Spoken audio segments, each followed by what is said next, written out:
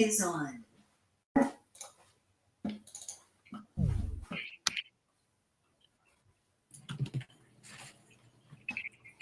Greetings, everyone. Hello, welcome to Sunday morning. Looks like the live stream is going. So, Shaun, take it away. Sure. Welcome back, everyone. This is day 3 of Complexity Weekend. This is the big finale. We're very excited to see all the teams that formed yesterday and really get into the weeds today with these teams. So one thing I want to highlight kind of right out the gate is, we are a global cohort this year.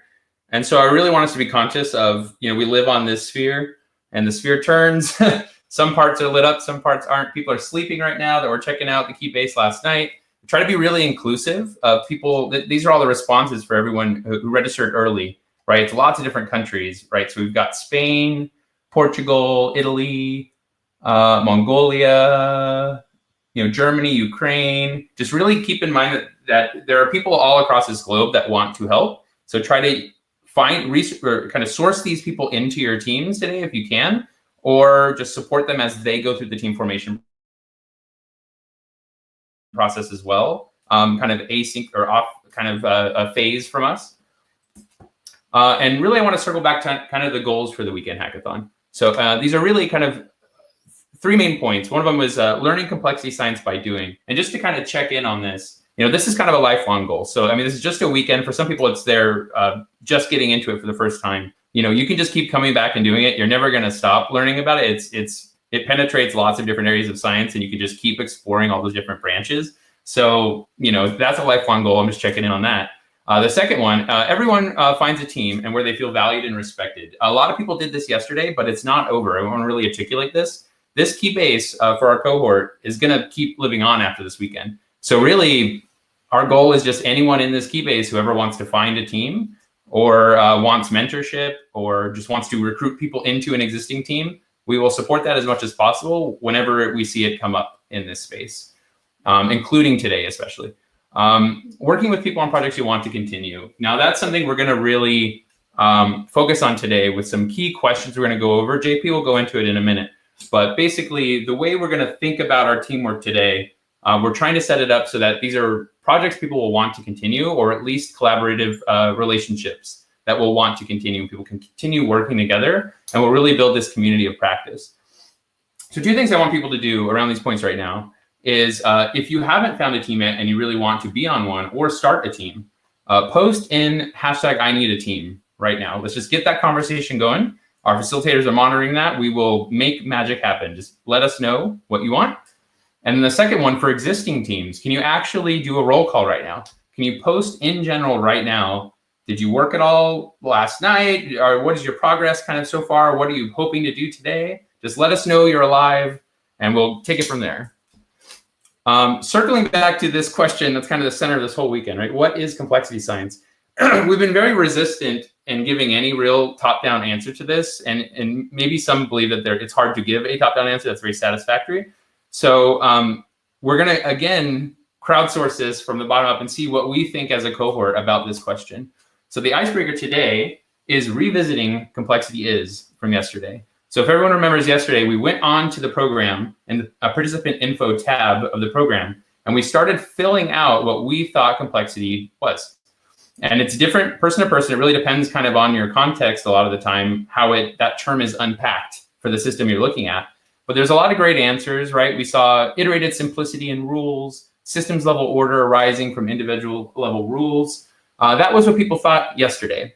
So really, after reflecting on the whole macro lens of what happened this weekend, the different people you interacted with, the different teams you interacted with, all those conversations, all those interactions with people, process that information. And I really want to take a moment now, not only to bookmark this program if you haven't yet, but to go into this participant info tab right now. I'm going to go there too. Let's do that. And then we will look together at this new column, reflecting on the weekend as a whole. I now think complexity is, and you don't have to answer now. You can wait till the end. You can answer now and change your answer, but try to think of any evolution at all of your conception of complexity, the concept, the way of practicing science, whatever you want to think about it, and start populating this column H.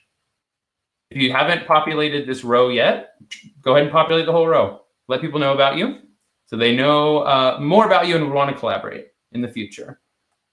So I'm going to leave this here for just 20 seconds. Go for it. Shaun, how have your perceptions of complexity changed while people are getting a minute to answer? Sure. My conception of complexity, I think really this take that it's hard to have a top-down satisfying definition of complexity that everyone just gets, and it's like, yeah, that is it, the sum totality of a lot of approaches, really just how to account for interactions in systems.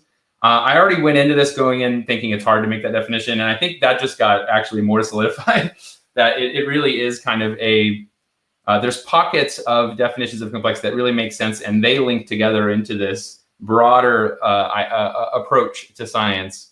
So I think that just got, maybe I just got more cemented in that. Let's see, anyone? Ooh, okay. I'm going to check back because I think we're really going to focus on this evolutionary understanding of complexity over time. So I'm definitely going to check back in with individuals and trying to make this delta happen so we can really learn from that. So going back to the presentation. All right. So now, one last time, I'm going to go over kind of some of the tech we're going to be using. We've used Jitsi for all 3 days now. But today in particular, you're going to be on Jitsi a lot with your teams. And so something I really want to make sure people do is change your display name to be your first name and your Keybase username in parentheses. That's a really great convention. It lets people know who you are on Keybase so they can message you on that directly. You can do that by either hitting the ... in the bottom right, settings, the profile tab, and then change your display name. Or you can go to gallery view and double click your image, and you can just change your name right there. Now, if you have any issues with Keybase, Jitsi, any technology your team is thinking of using, post in tech support, and we will have people there to help. Another bit of conference tech we've been in and having fun with all weekend is Online Town. It's still going. It's our virtual water cooler. You can be in there anytime. You can just walk up to people, say hi. It's super fun. Be sure to change your display name, first name, and then Keybase username in parentheses. It's a great convention across the board. And you can also bookmark Online Town just so you can go back there anytime you just have downtime, you want to break, you want to get feedback. It's a great place to be. Now, the goal today is going to be performing as a team and just really trying to gel and find common answers to some difficult questions and really solidifying our approach and our questions and our problems that we're really focused on addressing. And the thing we're all working toward today is a deadline to basically share what your team has been working on all weekend and what you want to do as next steps. So that will be at 1:30 p.m. PST. So all of our activity up until then will be focused on that. How will we deliver this, and what feedback could we obtain to optimize that outcome? So with that, I'm going to go ahead and pass it to our co-organizer, JP. Take it away, JP. All righty. How are we looking today? Looks great, JP. Great. Nice to see everybody. Nice to hear from everybody. So today, we're going to, carry on the thread from yesterday, and then wrap it all up with a nice bow, so you can go on and do the performing part of the team formation progress. So today we'll have office hours continuing. Each team, I think we have more facilitators than teams, so each team will get at least one facilitator, and start from the Complexity Weekend Office Hours Hub, drop in there, and then we will create new Jitsi rooms as required. So that'll be our general background or backbone for the day. And again, as your teams are continuing on and as you're brainstorming ideas, remember to bring in or talk to relevant stakeholders.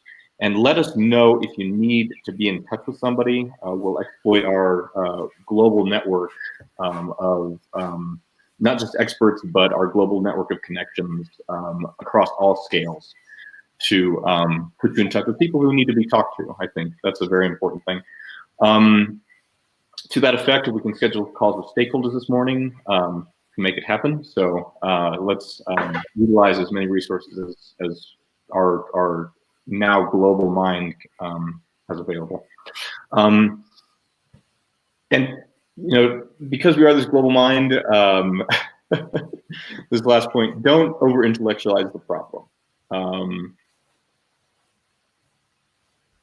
I'm a fan of complex systems modeling from bottom up. So you have simple rules leading to more complex things, instead of the other way around, where the best model of the world is the world. So don't try to don't make assumptions about how things are. That's a generally good framework for complexity modeling. Instead, take a more curious approach to things. This is also relevant for grounding, and as you can tell, complexity gets a little bit heady. So the relevant grounding is to actually give yourselves a concrete impact, something that's relevant for something that's relevant and useful to everybody. I think we could describe something like, what is the space of all possible mutations of biology in one way, but get down a little bit more. Get down a little bit more specific to that. Remember, we're trying to couch this all in the COVID-19 crisis. So that's probably the most important thing to remember. We are in the midst of a global pandemic here. So try to get down and make it relevant to those who might not be interested in the giant heady questions that some of us complexity theorists kind of go into. This is where we're actually going to get to some definite ideas. So this is where everything will come to be with what we've been doing over the entire weekend. We're asking that everybody, asking strongly, not requiring, but asking strongly that everybody answers these questions for the end of the day. So we'll split this into two sections. This is the research and development focus. This is serving to get your work on track. So the first one to answer is, what is your question, problem, or exploration? What are you actually trying to do? Answer this in a couple of short sentences. Describe your approach, be it modeling, data analysis, a meta study, or anything else you can think of. Editorial, something to that effect, and getting even more disciplined. Describe your plan to workflow for your team. What are your key deliverables? What do you actually want to accomplish by the end of it? Do you require assistance? What kind of assistance do you require? What kind of troubles do you think you'll encounter? We've met together for, all in all, less than 72 hours. So what additional things going forward do you require? And lastly, what's the point? What is your impact? What is your target audience? What do you want to do? So at the end of the day, let's answer all 5 of these questions for the research and development side. And then we also have something going forward for the team logistics side. So this is for you all. This is the inception of all of our ideas, and we really want you to go out over the next month to years to actually really work on your project. So also give us these. Who are the members of your team? Jitsi names, as well as any relevant real-world contact you wish to share with each other. Break it down into what are the component contributions of your team members. Who is splitting the workload? What are people expected to do? What are people good at? And what do people want to do on your teams? This is another key thing to formalize. What is your plan for team check-ins? Do you want to schedule a weekly or bi-weekly call? Do you want to have your checkpoints, and then do you want to have a crunch time for actually wrapping everything up? And the last point is related to number 3. Set an end date for reporting out to the rest of the community, checking back in with us. I don't have this as a question mark because I really want people, or we really want people rather, to set just a date where you're finished and you can report back to us on how things are, what you've accomplished.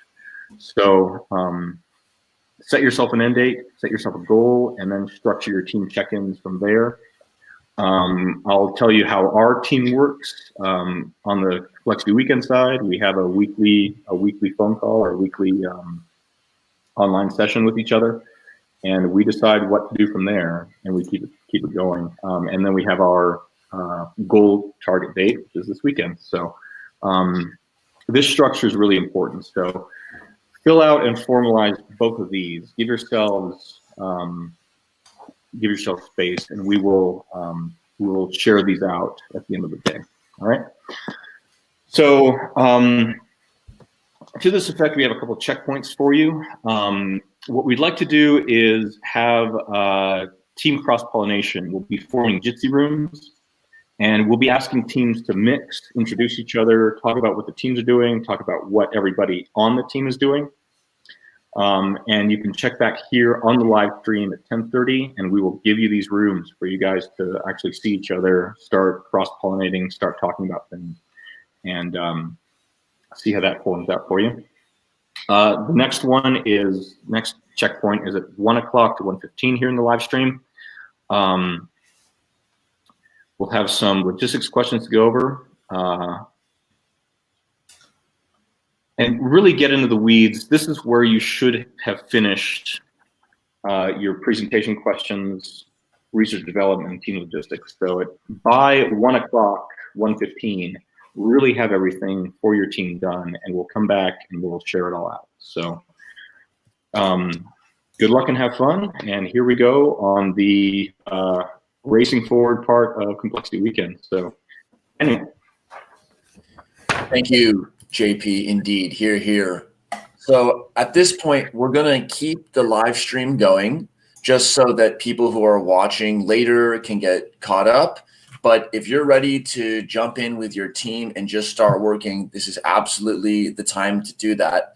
And I think it would really be helpful for maybe those last slides to come up again, JP, just so we could talk through the details as a reference point as to why some of these specific questions are being asked, and then also address some of these long-standing questions. You said don't over-intellectualize it, but at the same time, I have this reflex, but if we don't come to a holistic understanding of the problem, then we're just going to be making these solutions. We're going to be trying to brute force with a hammer, and it's going to be a problem that requires a different kind of tool. So those are the kinds of things I want to address in this next section of the conversation, which again is totally optional. So if you're looking to join a team and you're live right now, post in I need a team. If you're asynchronous and you need a team, also go to I need a team. If you're on a team and you just want a place to relax and listen to a little bit instead of contributing, we're going to stay live here. So let's just keep talking about these really important topics. And then also, again, everyone always knows that they can reach out to the facilitators who are there to help them. So JP, go ahead. All right. Yeah, I agree. There's let's see where it was. There's always this constant push-pull when you're getting to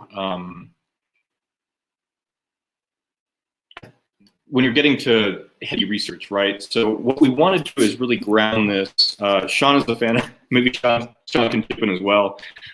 Shaun is a fan of actually asking questions and having problems that we can solve instead of kind of your typical complexity-based approaches, which I like to say are more exploratory. So, Shaun, what's your take on how to ground a project? How to ground a project? Is that what you asked? Yeah. Yeah. I think the easiest way to do it right now. And what are good metrics? No, go ahead. Ask again.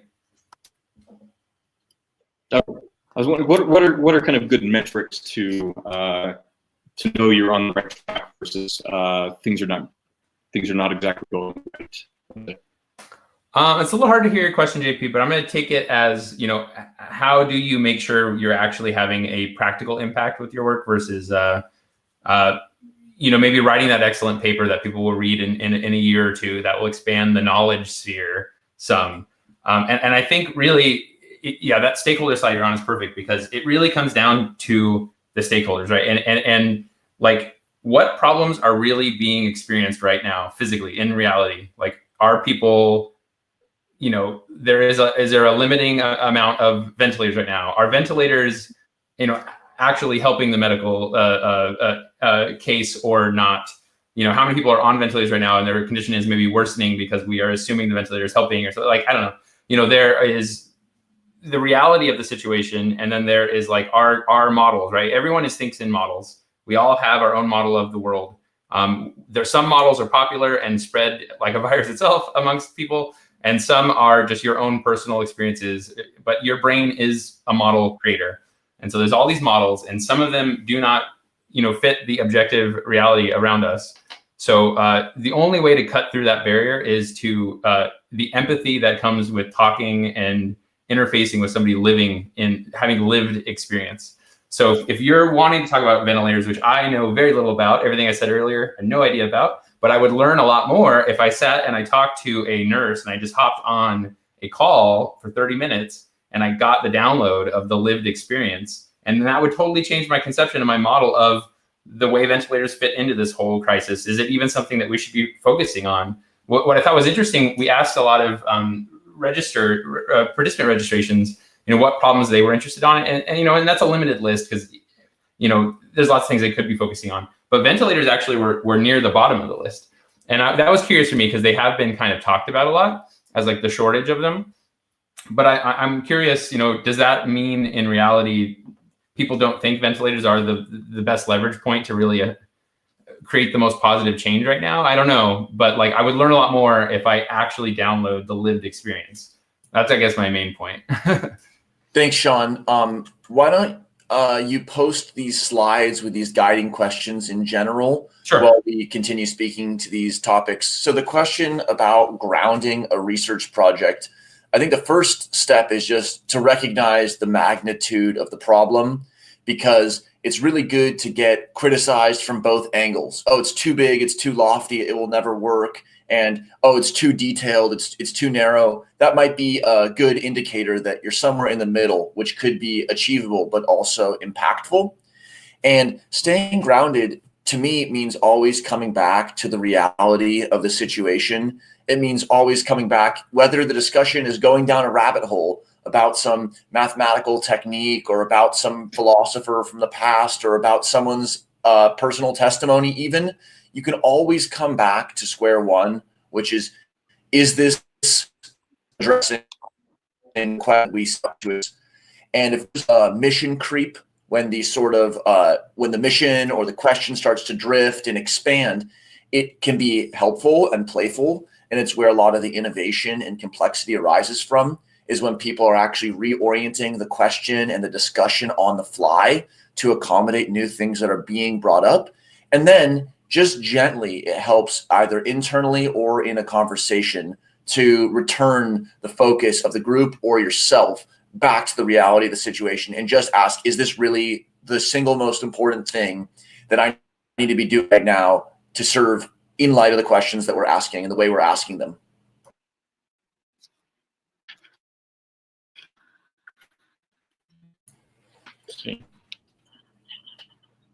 So, I mean, go ahead, Dan.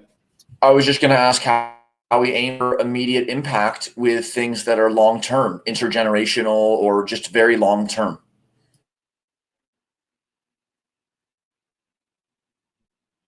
How we aim for.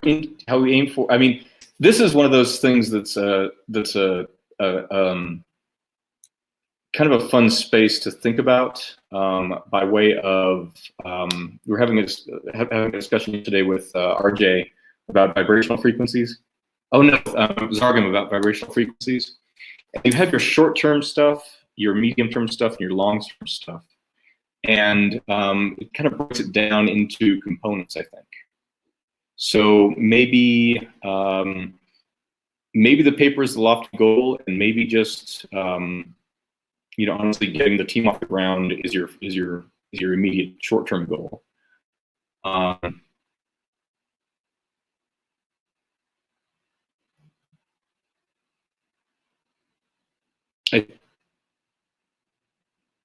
I think the specter of a global pandemic is kind of interesting because there's something out there for this is relevant for everybody. This is relevant for everybody around the world. Whether whether COVID is hit, whether it's passed, whether this first round is passed, whether people are waiting to see what happens in their communities, either by way of immediate effects or long-term effects. So that's what really strikes me about exactly what we're going through right now, is that this is one of those events that happens on many scales, many vibrational frequencies, not many, if not all. So I think this is, even now as I'm talking about it, like this is sobering and grounding to me. So as for exact methodologies and tool sets for that, I'll defer to the experts in the room. One thought on the balance between immediate impact and long-term outcomes is just thinking about the definition of chaos, which means sensitivity to initial conditions or sensitivity to small changes. And so the kind of vision there is when you have a stream that's just flowing in a straight line, if you put a little piece of wood in here or just an inch over to the side, they're going to end up an inch apart, a mile down the river, because the stream is going in a straight line. But when you have a turbulent or a chaotic system, two pieces of wood or two particles of dust in the air that start off really close can rapidly diverge. And so that's summarized mathematically by a lot of work in complexity science, but also qualitative work on historicity, on the importance of time dependence for complex systems. All these threads come together. So what we can do right now in this weekend is we can make the small changes that prepare us to end up in a really different place. So for example, if you make the small change, you decide with just a few button clicks that you're going to say hello to one of our other participants, you're going to start a new collaboration. The small change that you're making today, the immediate impact is you're reaching out, you're saying, hey, thanks so much for sharing what you shared in general or in Explore Bias or in Explore Cognition. I really hadn't heard it that way. It's really powerful what you said. That's a small change. It's just something you type into a box, but it can be that little difference that puts you onto a different track where the long-term consequences can be just a world apart from where you would have been if you didn't make that slight change. So I think we don't need to think, okay, we have 100 feet to go, so we need 30 feet this weekend, otherwise we're not going to get to 100. It's more like you're starting with the small changes now that are going to really prepare you and your team for the long road ahead. And the long road ahead is really divergent depending on what you do right now. I absolutely right what you're saying. And I think one of the more important things to keep in mind during the day is actually our mixer here. This is where maybe if you talk to somebody or talk to somebody you wouldn't talk to otherwise, don't be afraid to speak up at this point. This is where some of that chaotic mixing happens, and I think is really from a complete organizational standpoint, right? We try to apply our principles of complex systems to actually what we're doing. So everybody out there, this is our project. As complexity monks, this is what we do for in the space. So this is one of those moments where maybe somebody takes the risk or takes the chance and speaks up, or maybe somebody, you know, in online town walks up to somebody and actually cross-pollinates. This is where some of that magic happens, I think. So really take advantage of these times while we are all together, you know, for the last time in a while, first and last time, and then first time again. Take advantage of these times to really mix and really cross mingle, and the pollination is where the magic happens, in my opinion. I agree. I think. Go ahead, Shaun. I just want to bring up attack the model at this moment. You know, so when we are in this mixing between the teams, it's really a great opportunity to try. As far as we can write, we'd say pitching, but this isn't such a business-oriented, you know, context. But you know, what is your pitch? Like what is? Tell them the problem you think you're solving, what you think you're doing, the way you're approaching it, what your modeling approach is. And if the other person, I know it's kind of like it feels like it might be rude or something, but it's really helpful. Get into this attack the model mindset, which is like really get in and dig in some key questions that are going to make them question their approach, because that feedback is so essential. And the earlier you get it, right, you're talking about little initial condition changes. That little nudge there will like so quickly and dramatically change the outcome and the value. And it feels uncomfortable doing it. Attack the model feels like I'm being very rude, or I'm like, you know, bursting their bubble.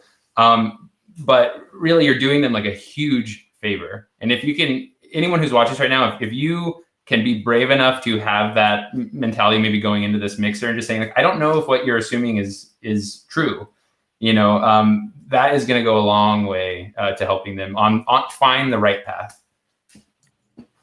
And it kind of goes back, JP, it goes back to the computer science example you brought up where the computer scientist had rediscovered some basics of some other field. And I'm sure this happens so often. We can prevent 30 years of wasted work. We can everybody getting aligned on a project that just simply cannot succeed because it's not intercultural, or it doesn't account for nonlinear consequences, or it doesn't have a total perspective on the system. We can preempt that. And so those are really where complexity science perspectives from everyone come into play. Because if you're in this cross-pollination period and the team is talking about supply chains and you just bring up something that you're curious about, maybe to you, it's just a small question. It's like, but did you think about refrigerated food versus non-perishable food? And it's like, whoa, that's a dimension we can now consider. And so then they'll take it and run. But it's the question and it's the insight there that really are going to provide value and prevent this wasted energy and effort that's just from non-total thinking. JP? Yeah, I'm part of it at this point. We don't intend on, or I don't think this should be intended on just team as entity, meeting the team as entity, talking about the ideas at this level. Talk about what your teammates are doing as well. So add cross-pollination there. Maybe somebody is doing some data research and somebody else is doing data research on the other side. Talk about what the commonalities are. Talk about what the organizational structure is. Talk about, you know, our research development focus, as well as the logistics questions that we've now posted in the general. Talk about these things in your mixing, what you're going to do as well. So these are all relevant and important questions, as well as relevant and important topics and objectives for each individual within the teams. Dan, can I bring up some questions that Depicentre, right, on Keybase, everyone on Keybase right now, at Depicentre, CW and Probal are two facilitators from India who are awesome. They had some great questions that I want to work into maybe the questions we're going to have people address in their presentations. I want to just bring some of them up. You know, they're really good at, they have a lot of experience with just hackathons across the board and how to actually avoid this innovation theater where you're kind of showing, oh, look, I'm innovating, whatever, but nothing really happens. They're good at cutting out through that. And some of the questions that they wanted to our teams to reflect on and ask themselves were not only, you know, the 5 W's and, you know, how like the specifics, get specific, that's a key one, but also, you know, what is the guiding question around which your team is aligned? So for them, they were saying, you know, what is the central inquiry? If it is difficult to frame it, the central inquiry can be can be formed by interconnecting many inquiries. So they're, what is really the thing aligning your whole team together and keeping you connected and passionate and working? Because teams aren't always easy to be on. The work isn't always easy. And if you have some principle that's keeping you aligned, you will make it through those rough patches. So that's a great question. And then another one they brought up was, let's see, the appropriate level of an. Sorry, what was that again? Let's do the first question. Sure. The first question was about framing the scale or the scope of the problem and balancing sort of the vastness and the interconnectedness of the world with the specifics. And so they really showed us the high and the low end, so to speak, of that. They talked about using simple organizational tools and clarifying questions like the 5 W's and the H, which are who, what, why, where, when for the 5 W's. And then the H is the how. And that's sort of a way that you with 2 letters. I mean, you use one of those 5 times, but there's only 2 letters. With just those 2 letters, you can always refocus back to the fundamentals. So that's at the very practical level. Just before you even move forward as a team, you really want to make sure that people are talking about the same who, what, why, where, when. They can have a slightly different perspective if the who is medical professionals. And so for someone, that means in their country, their experience is a certain level or a certain type of medical professional. But if everyone's aligned on medical professionals, you've already gained a lot of information. You've zoned in a lot. And then they also a lot about making larger or smaller context as needed. And that's really where the facilitators, as well as the natural and emergent leadership styles of these groups comes into play. Because if we think about framing quite literally and reframing, as Monica discussed, framing like a piece of art.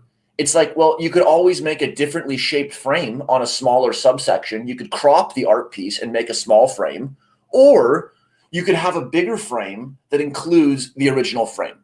And so part of the fun in complexity is we're always putting frames around our frames and keep on building out, breaking out of the box, asking what is the implicit frame that actually all these questions are in.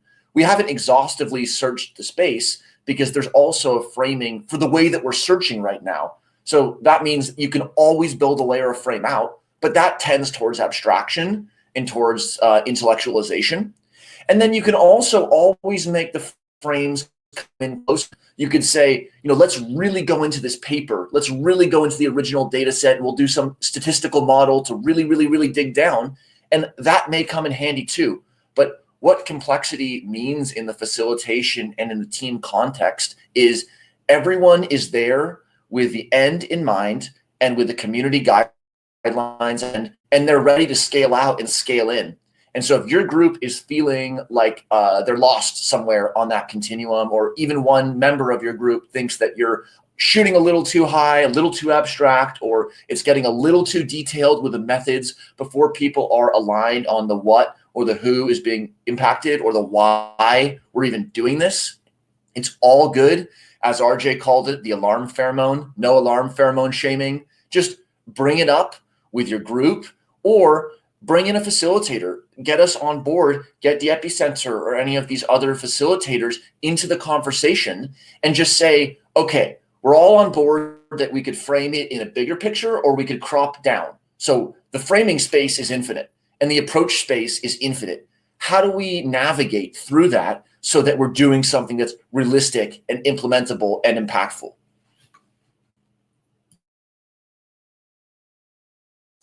JP, I'd love to hear your thoughts on that. And then I have another question I'd like to bring up after from Depicentre.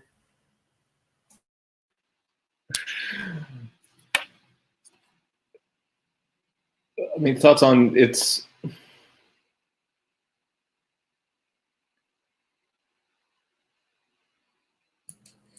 My general thoughts are, they're going to the place of what I had mentioned. I have some common things I always revert to, is iteration, right? And I'm a big fan of the percolation model of team activity or team genesis, right? So we're going along. Monica really enjoyed this. She called it a pivot yesterday, right? You're going along and you're exploring your you're going, and suddenly you encounter some resistance. And I like things working out, or maybe teams have to divide, or maybe things have to change, or maybe, teams themselves are a dynamic process. So it's not just about, committing to the beginning and committing to the end and then keeping everything together. Allow things to evolve, allow things to adapt, not just on the team level, but on the individual level. I mean, I'm very much a fan of bottom-up organization. I'm very much a fan of what I call emergent leadership. Leadership is an intrinsic property of groups. So, which is why I like relatively flat hierarchies without titles. And it's always the balance between structure and imposed structure or roles and kind of a can-do attitude towards things. So if somebody, if somebody's having problems or somebody is encountering difficulty on, just at any level, be it the team, be it the individual, don't be afraid to ask for help. Don't be afraid to modify roles. Don't be afraid to splinter and find out what is a realistic goal for a subgroup, if that's where things have to go. Be lofty, or if during cross-pollination things seem to be really, really working out, expand as needed. So I mean, it is this. We are adaptable entities, and that's kind of one of the cornerstones that we're working with here. Did that answer your question, or do you have any? Oh wait, no. Actually, we also provide was a great segue actually to the next question, which is I want to talk about roles. Depicentre brought up a great point, which was basically like you're saying. A team is composed of individuals. It is itself a complex adaptive system, and like these individuals have properties that can through interactions. Help with this emergent leadership, emergent purpose, like all these other macroscopic properties that can kind of emerge. And basically, they were asking, is the team balanced in terms of the roles present, and then whether another property of the individuals is the bandwidth they have to work. Obviously, that's an important one. And then, but going back, and their skill sets and their experiences. But going back to role, does anyone out there play, role-playing games, right? Like Dungeons & Dragons, something like that, right? It's great just to sit with your team, think of them like a D&D party. And be like, okay, who's our like berserking barbarian? Who's our healing? Okay, definitely Dan, you gotta pick that up. It's a funny point, and RJ and I have talked and joked a lot about where does complexity and role-playing games and gamification come together. And we talked a lot about gamification in the educational sections of the proceedings. So Rose's talk, as well as just a lot of the discussion and around education, remote education. So gamification can have a double edge, absolutely, because the sort of grinded out mentality, like you're level 79 paladin, and what's next? You become a level 80 paladin. Complexity really isn't like that. The skills and the approaches that we take, they're not just drilling down and gearing up and empowering yourself as an individual by, an amulet here and a cloak here. All these things are not only within an individualist mindset, they're within a linear and accumulation-based mindset, whether you're accumulating experience points or skills or objects. It really is a gamification and a little bit of a lightly encoded critique of our society in many ways. And so we've thought about, well, what is the role-playing game of complexity? What is complexity RPG? And it has a lot to do more with people's flexibility and their ability to be a part of teams that are highly functional. And so we see some of those things coming back together in the high-level role-playing game communities. So in World of Warcraft or in Dungeons & Dragons, where you have people who are really good at one task, and then they can come together. And so that can make a team where the team function is certainly larger than the sum of the parts. But the way they got there was through extreme division of labor, extreme specialization, and often the roles are very fragile. So, okay, the team's functioning really well when the wizard is here who's really good, but then once the one wizard drops out, it's like the linchpin gets pulled and the team can't function. And so complexity teams, we aim to have that high level of function, but at the same time, not make it conditional upon individual excellence alone or objects and accumulation of wealth alone. But what is it that makes teams functional that isn't about hyper specialization and rather thinking about getting to that performance level, but through what kind of approach? Well, kind of what we're thinking about and talking about here. JP or Shaun? I just got a quick thing, and then I'll pass to JP. You're talking about, when the wizard is there, things go well, and then they leave. One thing we talk about is redundancy of roles in teams or multi-classing. Make sure all of your party members have a couple of levels in some other classes there, so there's redundancy in case the wizard has to step out. And also, Zargham just posted in our chat, raidguild.org. He said, I know some people who have adopted the RPG narrative for real world collaborative projects. And yes, it's something to unpack and explore. We don't know about this platform. It's just kind of a project within the space of thinking about how could we move role-playing games first into the realm of individual improvement. There's probably a lot of habit tracking and fitness applications that gamify the process, and you're leveling up in push-ups. It sounds better to say that you're leveling up in push-ups rather than you're trying to increase your one set max. And so it brings that sort of dopamine-related goal accumulation in a way that's transferable, because these games are transferable. Winning a game is kind of winning a game across games. And then it's the game of life. And the game of life has a lot to do more with complexity and making it work with teams than it has to do with, again, finding the right weapon that's going to make you more charismatic or something like that. Yeah. So as I think we're all closet geeks here, but I mean, the other thing that I'm thinking of as we're discussing on this thread, if you will, I'm a fan of I'm actually a fan of rules, and I'm a fan of constraints, and I'm a fan of your substrate, and I'm a fan of what kind of bones you impose or bones you sink down so that things can develop on that. So that's why I really wanted to push that last point on, I'll share my screen again. Oh, it's gone. Anyway, the last point about, give yourselves an end date, give yourselves a goal where you can definitively say, in 4 months we'll have this done. In 6 months we'll have this done. In 2 weeks we'll have this done. Give yourselves just a realistic expectation of when things are finished, because that will kind of orient all of your structure around that date. At least for something as relevant as and applied, if you will, as working on these COVID-19 projects or problems or questions or things like that. I think that's for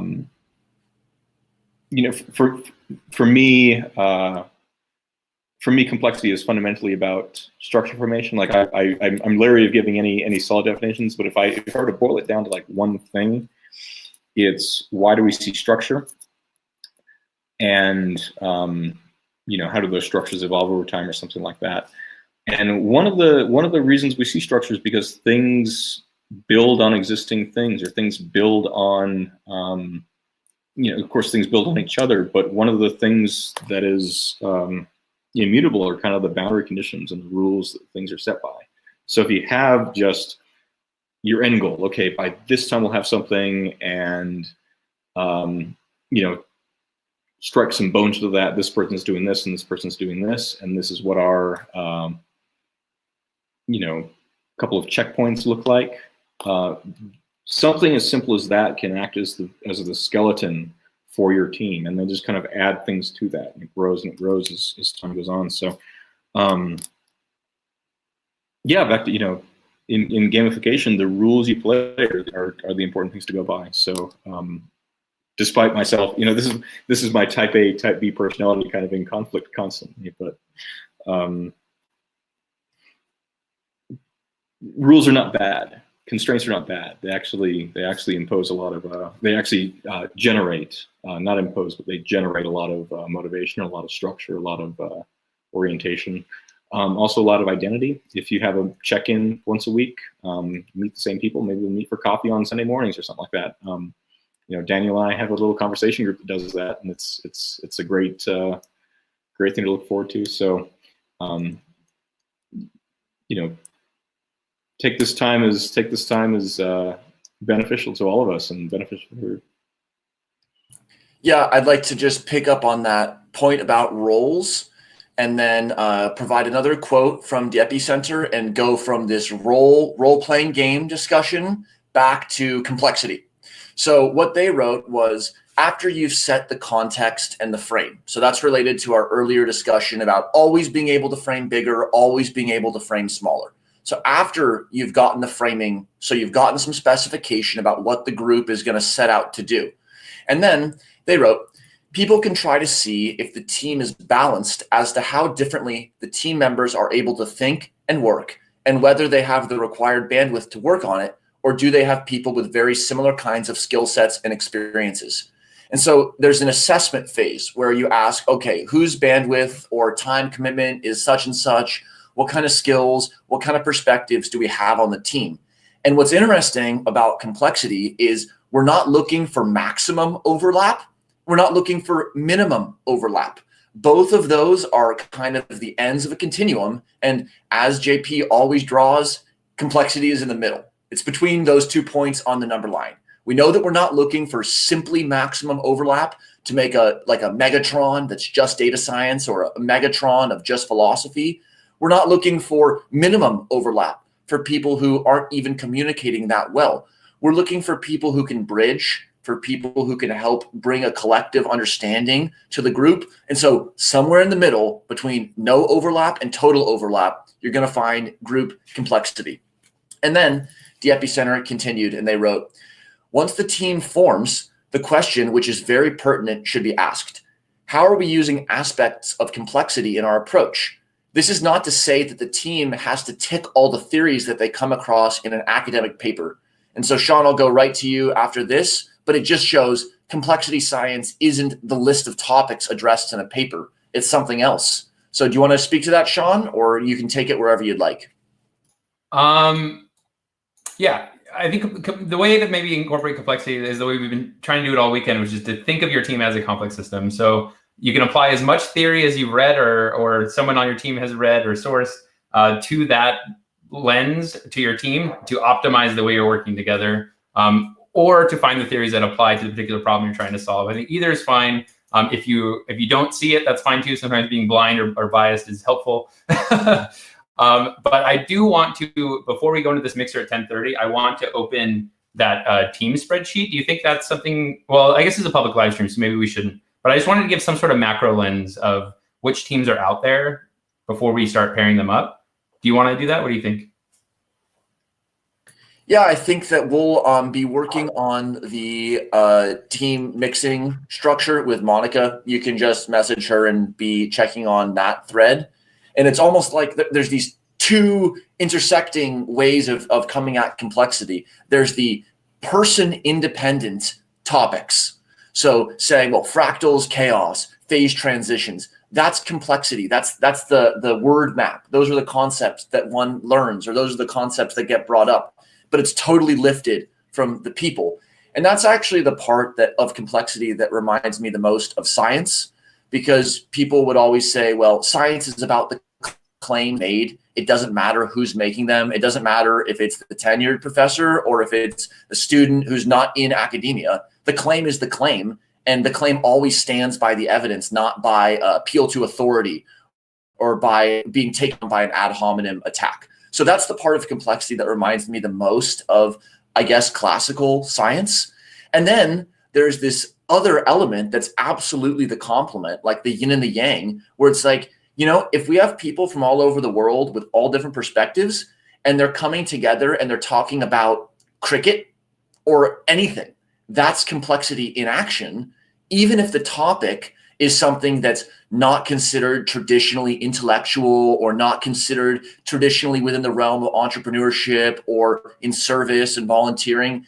There's the personnel aspect and the personal aspect, and that is so independent of the topics. And so it's like we have these two parts that are semi-modular in a sense, because the topics are free-flowing and the people are always connecting. JP? I've got a friend in the complexity space who's a big fan of competing fields, and one of his theories is most of the interesting behavior that is generated out there is because of competing fields. So lightning strikes or ant colonies. Food versus, what's the other one? Food versus nest pheromones or something like that. So you always have this like tensions between all this.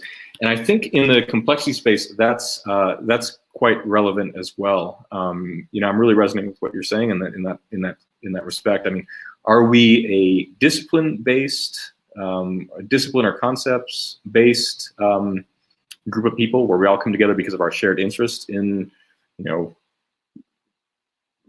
chaos theory? When I first learned about like a strange attractor, I just imagined this strange attractor like going across the sky, and that's why you see a cloud's kind of bubbling. There's a cloud edge that you can't really predict, but the cloud is still there, right?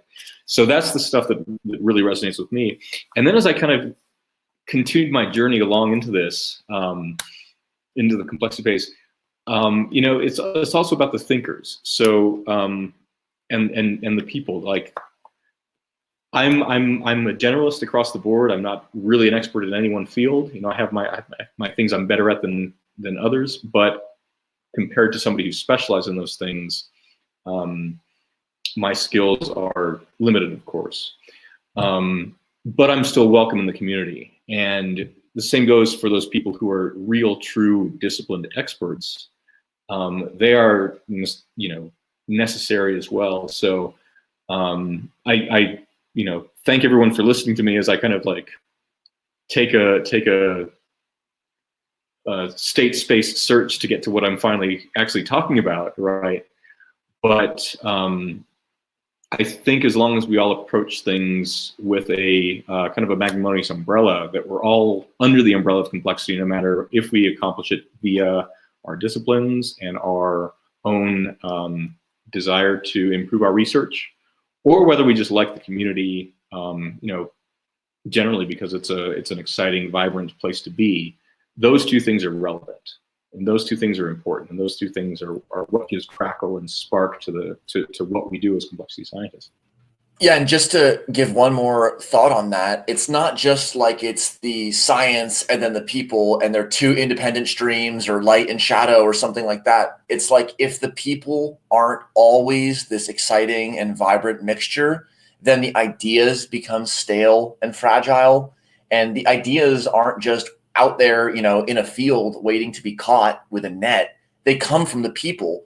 And so there's this feedback, and especially where it becomes magical, I think, with complexity is we're a community that's talking about these things like collective cognition and feedback and awareness of bias. These are things that we can actually implement. And so we have this really, really tight feedback loop between the topics that we're talking about and then the people. So instead of just the topic is unchanging, and then you're either coming into this simple attractor or you're not. Like if you're not on the main path of this academic discipline, you're just off the beaten path. You're not going to be on the career path. You're not on the knowledge path. You're out of the social network. You're just not playing the game. But with complexity, where the phase space approach that JP alluded to, the phase space is everyone and everything. We don't put an outer bound on what it means to have complexity or to do complexity thinking, because if there was something that were outside of it, we can just say, wow, now there's a frame of complexity that includes this thing I didn't really expect to be in it. And so for some people who come from a qualitative background, it means incorporating data. But for some people who have been trained very deeply in the quantitative areas, it means taking a serious look at how art or about how all these other areas come into play. Shaun and then JP. Can we talk about the environment and the system and the boundary between the system and the environment, and just in general, like how do you think of the complexity of the environment? You know, how that interacts with your system. It just, that all rung a bell in my head. Can we just talk about that? Well, one thing to finish talking about the individuals first before we actually get to talk about the environment. I like to think of I'm all about dualisms, right? I like to think about are you a connecting node or are you a processing node? And in the complexity space, that's what makes for fun research for me. Is you can have your team, and makes for fun research as well as makes for fun and interesting individual work as well as teamwork. You can have your own specialized discipline. You can be very productive in that, and then make some tentative connections. And other people might be specialists and generalists and have far and wide-ranging connections and are able to take your work to other places. And I think that's what we're talking about with, you know, as Complexity Weekend grows as an entity, it connects both people who are processing nodes, people who are connecting nodes. So that's a really, you know, a really powerful place to be. Shaun, environment and substrate. What's your? I mean, that's the other thing that's, you know, the other thing that I think is, you know, essential to complexity. It's not just the things that are there, but it's where the thing is, right? How important is it for it to be in your model? Do you have to model the environment? Does one have to model the environment in order to consider a complex system? Is that the question? Yeah, more or less. I think that just with so many other questions, the answer is in the question or it's in the phrasing. If the complex system is the cloud, then you've already given the ground, which is the sky. And so when you're thinking about a complex system and you say, here's the boundaries of the system, it's kind of like, you know, is the lock on the door to keep them out or to keep us in? When you define the system, you've also defined the context of the system. And then when there's blurriness, for example, there's 4 people in a room. And so from a spatial perspective, that's the system, but they're each informationally linking out. So what is the complex system? Is it based upon physical edges or is it based around informational edges? What happens when one system is intersecting with another one or when it's embedded entirely or partially with another one? There's so many ways that systems can interact, which is why, especially when we look at that map of the complexity sciences, which we can have up on screen in a little bit, there was almost a quantitative branch with thermodynamics and computer science. And then there was actually a very qualitative systems branch. People who were really making clear that there were systems level properties that simply couldn't be addressed through reductionist analysis, whether molecular reductionist analysis or analytical techniques. And then what we're seeing now, and hopefully with the blossoming of complexity science with applied complexity, is where the branches are coming together. And that represents people recognizing that we're going to need the systems modeling approaches like Zargham's CAD, these dynamical and generalizable system modeling tools. And we're going to always need to be within a qualitative frame for this iterative modeling and making sure that we're correctly accounting for the way that the environment of the system is its own system. You're here. I mean, I almost took the. I'm very glad Daniel answered that one to begin with, because I was about to say, you know, it depends. I think you know, some of the more interesting, you know, certainly canonical agent-based models don't include environmental considerations. You know, it's only if you want to talk about.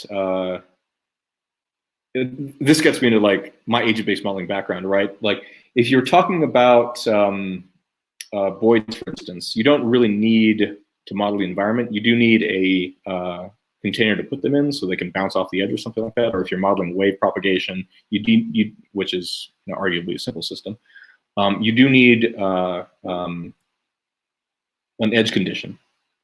But if you're, you know, game of life, these things can just go off forever and fall off the edge and da da da da. So you do need an environment for the most part. I don't know if you need to necessarily model the environment. But again, it depends. So I want to go concrete. So let's say we're managing a Starbucks, right? We need to understand how many people are going to come into the Starbucks at a certain rate per week so we can have the right products in place and whatnot. We have the door that we can define as our analytical boundary of people entering into Starbucks, assuming we can all go to Starbucks at some point. How important is it to understand the event calendar for the park next to the Starbucks so that you can understand, there's soccer practice that occurs every Tuesday and Thursday. That might lead a grouped network of people coming in at certain times. Do you have to have a conception or understanding of the local environment or different shells or onion shells of the environment? By having more of those shells, does that improve your ability to make predictions? That's kind of general thought. This is where this is where the seniors who are the veterans, the people who've actually been working out there who are listening, this is where they kind of tune out to me, and this is where the people who are just beginning their complex exploration might want to hear. Until it becomes relevant, I'm a fan of the complexity modeling approach. Is you add pieces until you get interesting behavior, and then that's where you go. The other one is to start from the best model of the world is the world, and that's why you have these data-driven approaches, and you have these other things where you just have your sample, your sampling way, and then you can infer stuff from there. But for real modeling, and yes, it's important to understand where people are moving, and it's important to understand when they are coming in. But at what scale are you addressing that? I mean, are you actually modeling how to evacuate the Starbucks, or how to make people go through the line fastest? Or are you looking at, for your general business plan model, let's only open those days. And then we might as well just have a pop-up Starbucks stand. So I almost don't want to say it depends, but it's important to, and we see this all the time with kids when they're building models, for instance, like a NetLogo. They'll just want to throw everything in, and then you have a model you don't understand, and then it just all goes to the mess. So I say, from simplicity arrives complexity. That's what, and that's my bias. But there are many people out there, and it's fun to work with people who take the opposite approach. So. Thank you, JP. Zargham, welcome to the live stream. Please take it away, whatever you'd like to. So I have so many opinions on this, but I think I'm going to try to constrain them to reminding us of a couple key complex systems concepts. One is that when we start with the all models are wrong, but some are useful, remember that useful is to some end in some context. So this other concept that's really important is sort of separation of scale, both in space and in time. So when you're trying to actually build a model, you have to figure out which time scales and which spatial scales you care about and the questions you're trying to ask and answer. And I think with the Starbucks example, this means am I planning the staffing schedules? If I'm planning the staffing schedules, I probably care about the sort of local demand profiles, and my model needs to include some demand profiles because that's how I'm going to plan the staffing schedules. If I'm modeling whether or not to open a Starbucks here at all, maybe that's a little less of a thing, and we need to look at the population and their sort of level of demand for coffee, and is there a Pete's nearby, et cetera. And again, we might have a demand model, but it might look very different because of the sort of temporal scale. And I think in general, when it comes to modeling the environment, what it's really about saying is what concepts are actually going to make my model useful to the ends I'm creating it for. And I think that's often what gets missed, is that there isn't actually an objective right answer. Everything is sort of connected upon connected upon connected if you keep saying, well, what does this affect? Oh, what does that affect? And it's easy for things to kind of have these kiddie models where you're just ooh, I have a new idea. Let me plug that in and that in and that in. And obviously that becomes very difficult to understand and use. And it's not useful to any particular end besides maybe the exercise of thinking about how interconnected things are, which is actually useful in its own right, but not so much for making a concrete operational decision. I don't know if that helps, but the decision you're trying to make matters a lot, or what science or what you're trying to research. Yeah, just one about what you said about all models are wrong, but some are useful. Everyone brings it up in the talk, and then you say, well, some models might be useful to disinform somebody, to mislead someone. So is it really a saving grace of statistics to say that people can use this where it's useful for them? Is science or is complexity or is statistics about right makes right? Yeah. So this is actually super important, and it's part of the reason why like every talk I give includes components about ethics and about the sort of engineering institution. And like I come from systems engineering and like control theory, and very like you embed models in systems. And because those models are also wrong, you're actually managing the gap between the model and reality. So there's this sort of concept of algorithmic realism, and the idea that like due to computational irreducibility, even these models that we build are always approximations. And ultimately, when you choose an approximation, a model, and you embed it in a system, and it becomes performative in the way that system acts, like you've changed the way the world works because you've made this decision, made this model based on, and then made this decision based on it, that you can't actually punt the question of model scoping actually at all. That's where the challenge runs. You have to be able to sort of say this model is useful for this, and with this end in mind, and it's useful because, and in doing that, you sort of own your own assumptions and subjective choices, thus sort of alleviating the sort of problem of, well, I can say anything with data and with a model if I want to, and I could further use that to sort of manipulate perception. I have to basically step above that and say, yeah, we actually understand that that's possible. But then on the flip side, good scientific modeling process is about sort of identifying what assumptions you are making. And even, I have a friend who likes to say you version control your assumptions. Really good computational methods are run with a variety of assumptions and can actually test the sensitivity of the results to modeling assumptions, which is, I think, a really, really important technique to combat this sort of storytelling aspect where you can effectively pick the assumptions that tell the story that you want. But a really robust model that captures a real phenomena in the world is one where you're actually going to observe a similar phenomena for a wide range of sort of equally feasible assumptions. Hey, JP wanted to speak also. Let's get him in there. You had something you wanted to say? Well, I'd like to know, so as we're discussing, complexity as, well, here's like, before I add like my structure to it, before I add too much of what I'm talking about, like I'm working with this idea, complexity is this, it's a discipline, but it's also a community, right? It's the, our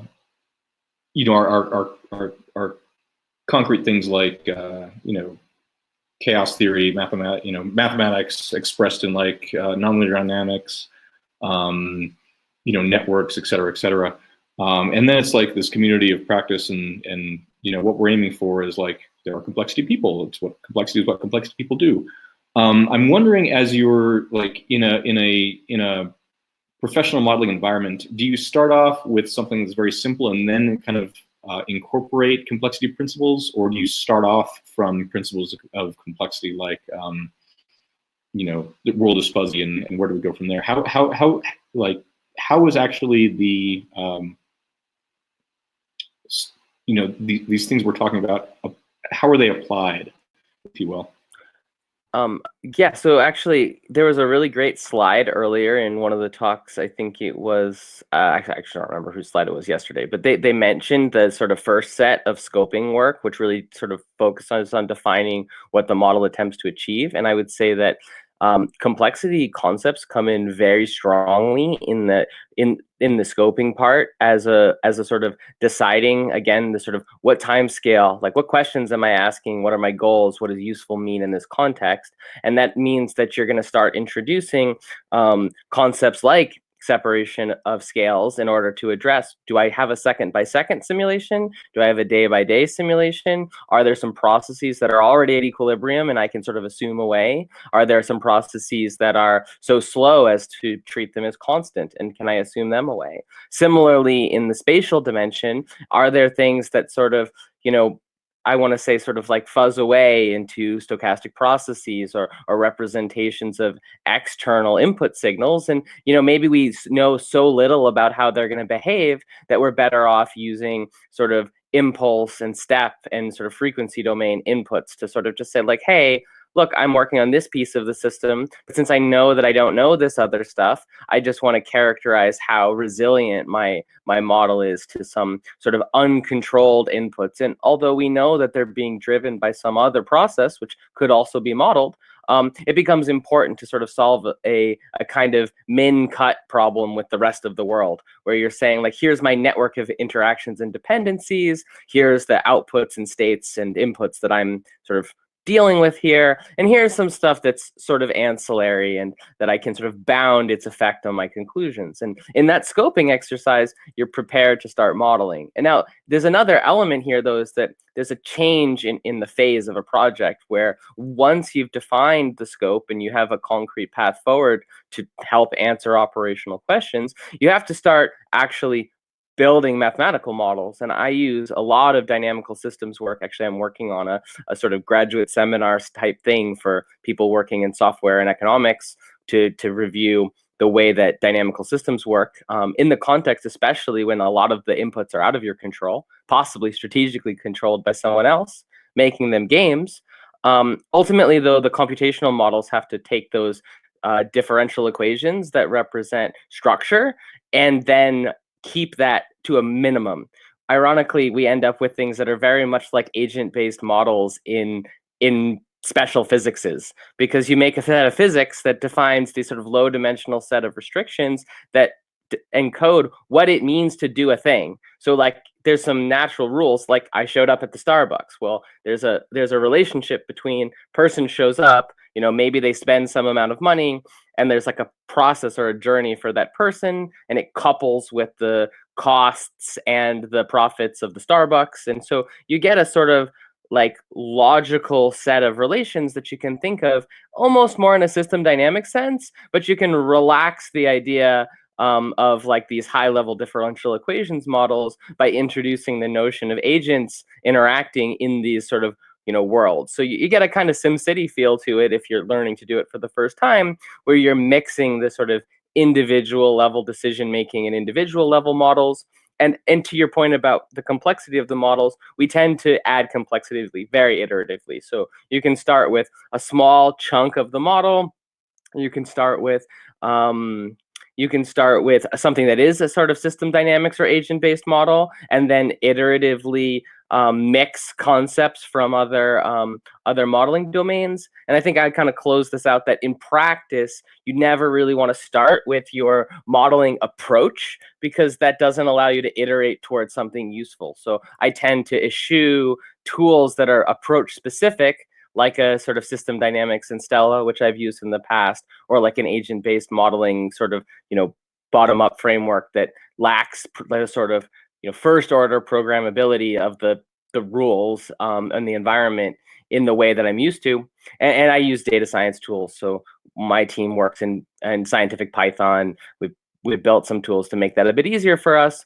But ultimately, we're dealing with networks that provide some structure in some of these rules. We're dealing with what I would call like differential relations. It's not like differential equations in their entirety. It's just that we know something about the way the change of one thing affects the state of another, and to forgo those would lose something important. And yeah, anyway, so the nuts and bolts of it is that it's lots of effort in scoping up front, then sort of iteratively working on models and choosing what to include or exclude, maybe trying to include something and then choosing to remove it because it's shown to be not particularly sensitive. And really at the end of the day, you want the model that's as simple as possible, but no simpler. And that's the really hard part, because it means you are constantly kind of introducing some complexity and analyzing what, learning from it, and then deciding whether or not that like stuff that you added is actually improving the usefulness of your model to the ends that it exists for. Righteous. Nice. Dan, do you want to share your screen just because we're getting into the 10:30 thing? Do you want to kind of give a macro lens on the team so people can start to have an internal model of the other teams? Sure. So we're enjoying this sort of free-flowing conversation while most of the teams are still in their working phase. It's 10:23 a.m. PST, and at 10:30, we're going to have Monica rejoin us, and she's going to lead a team mixing and cross-pollination session. And so when that comes, I will be sharing, and we'll have some information up about the different teams.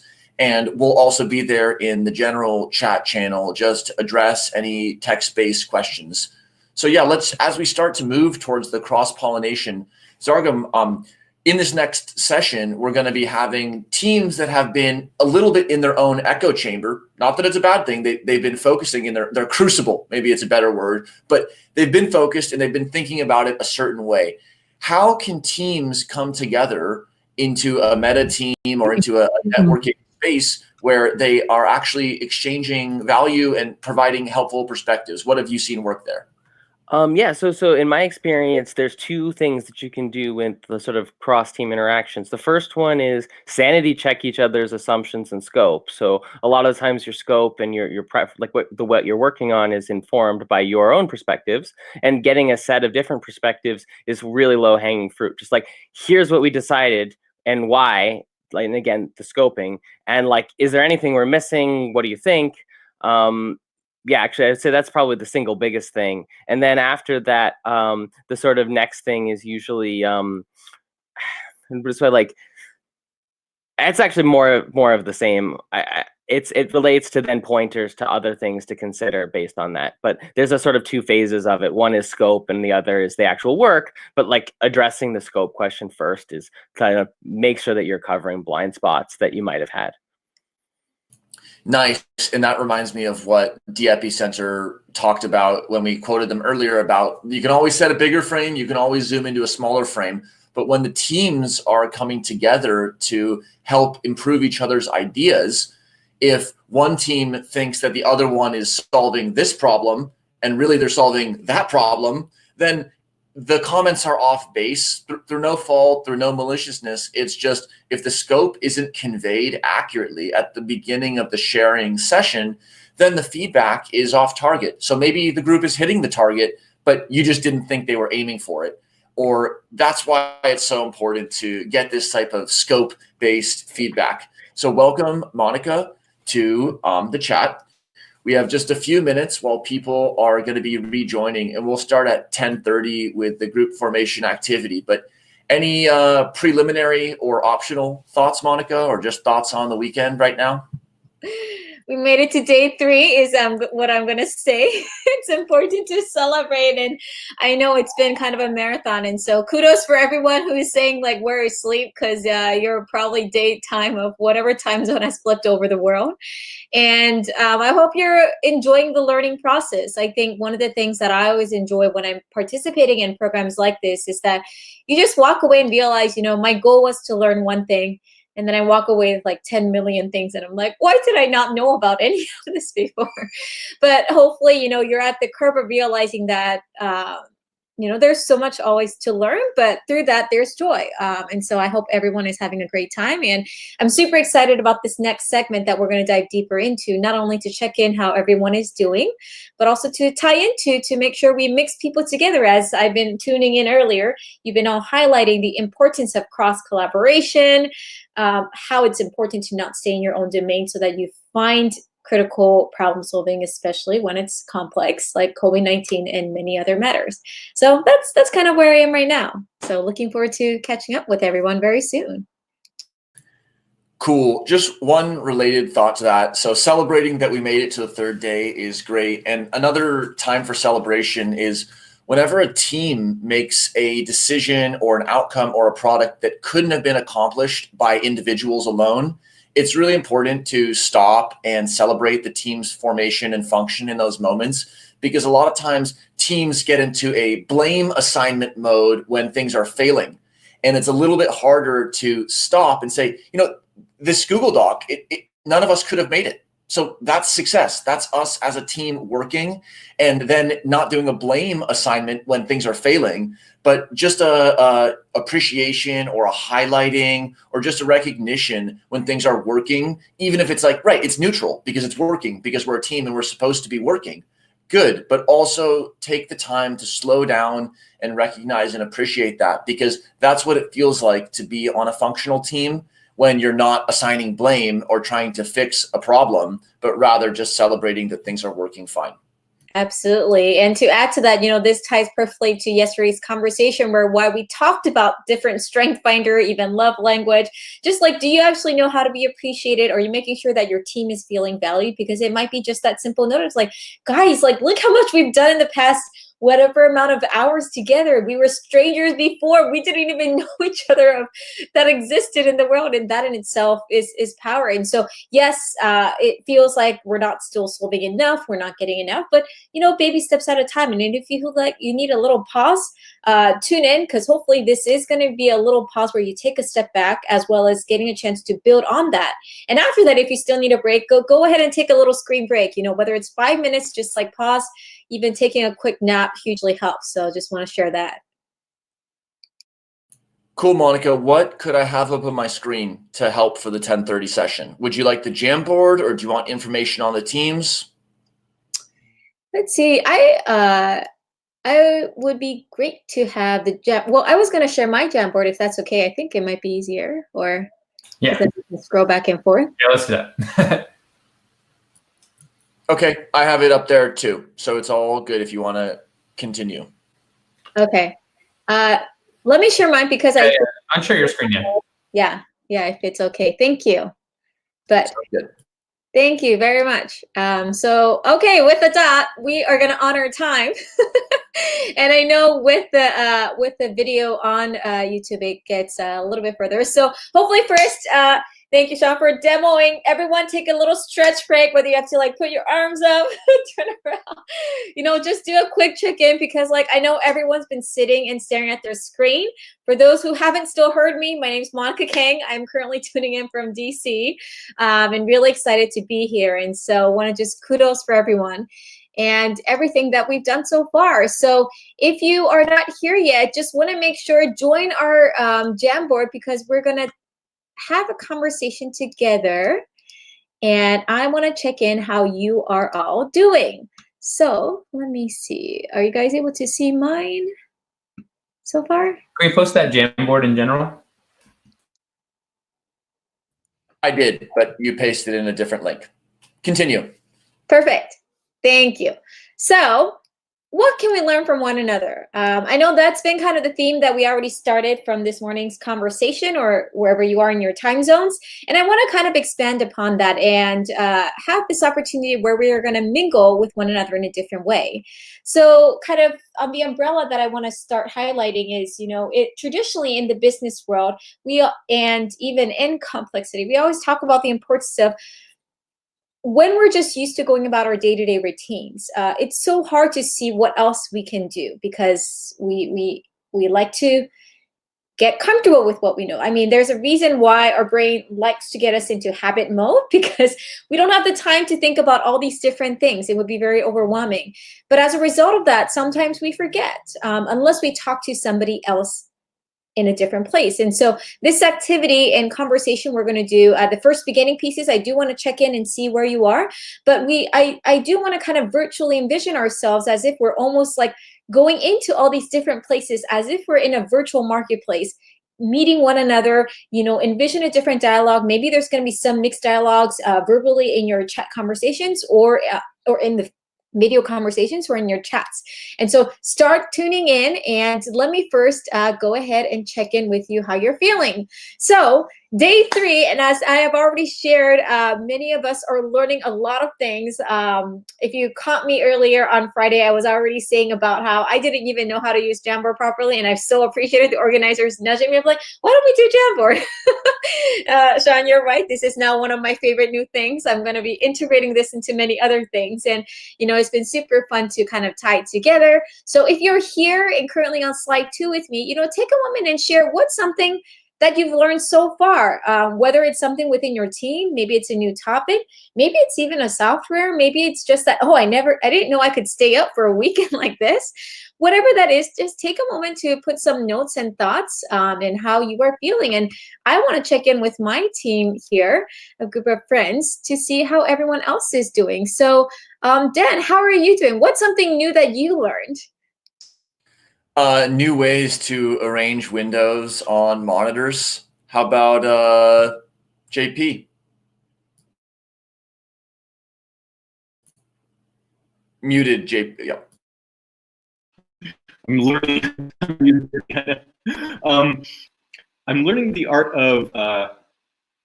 I'm learning the art of like conversation and improvisation and like adaptation very quickly with a live, remote live group. So it's been a time. I haven't done much in my professional life. I haven't done actually much virtual space. I know there was like all this stuff before, but now I'm really learning as we're adapting to our new world of remoteness. I feel actually a really strong sense of connectivity to wanting to be here. So it's fantastic. Love that. And Shaun, what have you learned? I've learned that the Earth is spherical, and that people aren't always awake, and that it's interesting. One thing I was thinking of last night, I was trying to activate the other side of the Earth, right? And I was like, how can we develop global teams that have people on both sides of the Earth so that you can have 24/7 progress? I mean, this isn't novel. Like, people do this. They have, remote teams in other countries. But how can you take something you're trying to work on and kind of pass it to the other side of the Earth for a bit while you're sleeping, and then it comes back to you, and you just get this 24/7 kind of process of progress? That's what I've been thinking about basically since last night. Absolutely. And, I think the learning piece just never ends. And so I know folks right now, I'm seeing a little bit slower pace, which I take similar to many of what you shared as a compliment, because that means they are so deep down in their team conversations, which is about the right time. And so whenever you do come across this, when you are ready, do take a moment to share where you are right now, what's something new that you're learning, because this is still a whiteboard that's going to be alive, that you can go back anytime and continue to add your thoughts. And so whether it's new skills, and I know, Dan, if you're sharing that with all the 2-3 screens that you are sharing, it's super fun to hear. Oh yes, we're seeing some charts and comments coming in. Kind of continuing on that, to give a few minutes for them to share. JP, tell me a little bit more about what's something that you're really excited to see that you didn't envision happening by day 3. So I'm excited to see that I didn't envision happening by day 3. So it's difficult for me to answer that, because by nature I expect the things. I expect things to happen, and I don't know what they are. So I'm not. I mean, it's maybe it's like Shaun. Oh yeah, the world is round. Half the people are asleep. It's these things. It's kind of the accidents that happen, right? I mean, it's kind of like I'm used to setting up a Jamboard and like seeing the thing populate. But it's those happy accidents, I think, that come through that shape our culture and shape who we are in the best ways. So it's like, hi everybody, good evening. Like, how many out there are raising a toast to us right now because it's 6 p.m. and they're ending their day and they're just settling back into our space. So by nature of a lot of what we do, it's like inspiring, but it's not unexpected, because it's like there's no way to fail, right? So it's just I'm just happy to be here.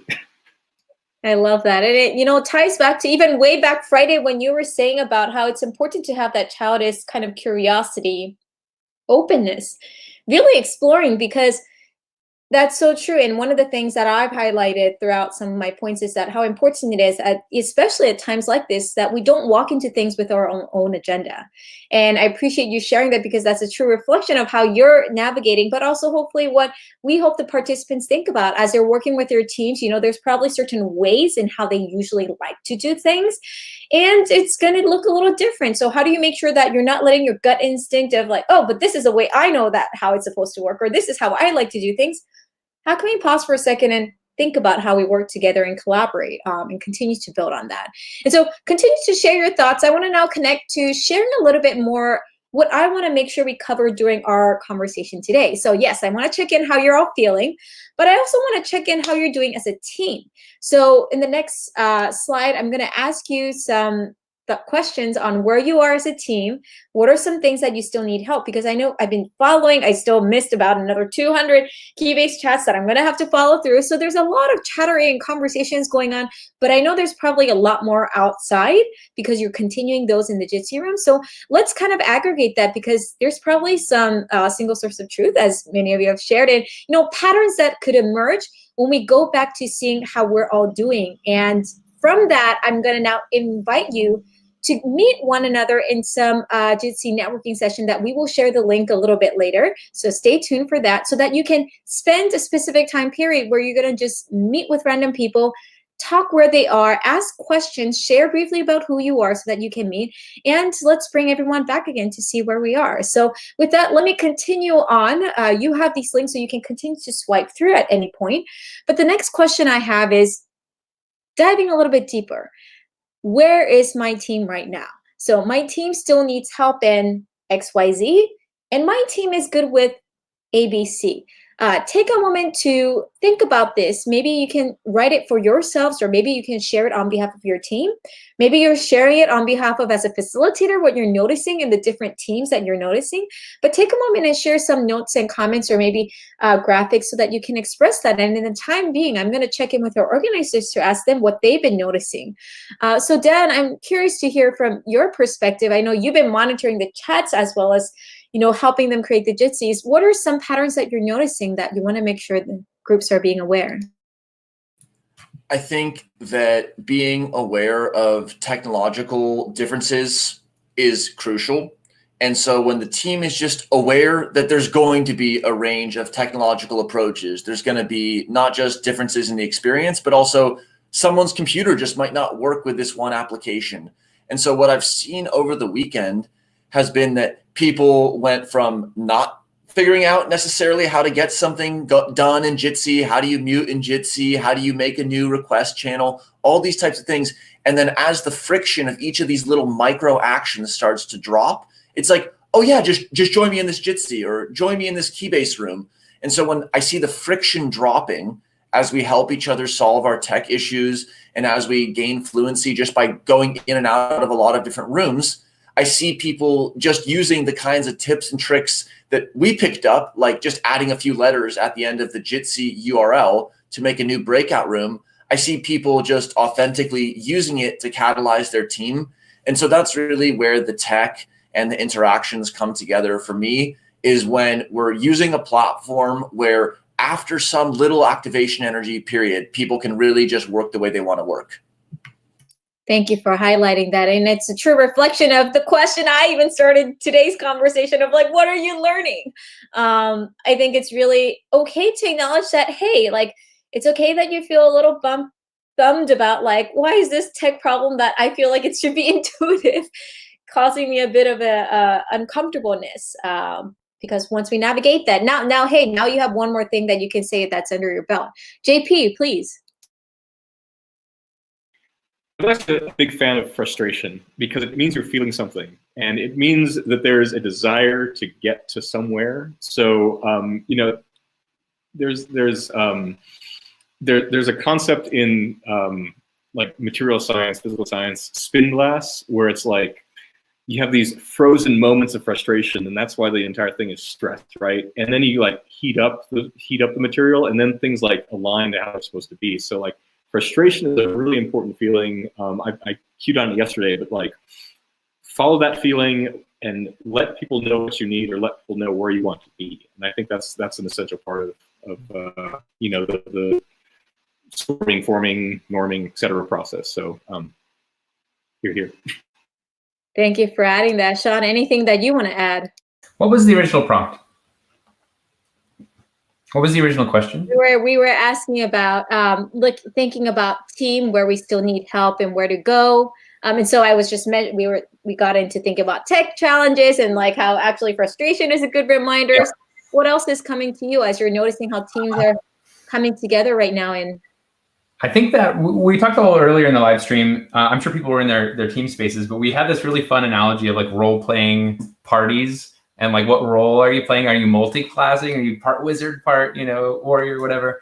I think like figuring out the roles with respect to each other and where you can have a respected, a valuable contribution to the team that's understood by others. That's really hard stuff to work out. And working out in a weekend is like really difficult.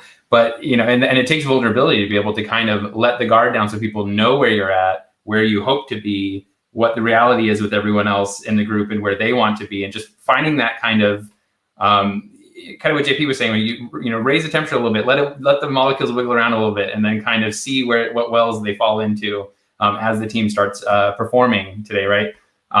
That is, I think, going to be a source of frustration, but also like a source of magic. So that's what I'm really looking forward to. And also, just to highlight one of these comments on the Jamboard, narrowing down the problem we would like to solve is in the my team still needs help. And then there's another one, figuring out the details. So it's the macro and the micro, and the complexity eternal problem is narrowing down the problem to what we'd like to solve and figuring out the details. And again, I always think, what's the reference point? What is the comparison or the null hypothesis? The comparison is, I wish I was just working on the perfect level of analysis. I think we're up here. I know it needs to be lower. I know we need to drill down, but we need to narrow it down, figure out the details. That's what complexity is often confronted with. But think about the opposite problem, which is like you're actually below the level of analysis that you need to be working at to make a solution that's going to work through time and across the world.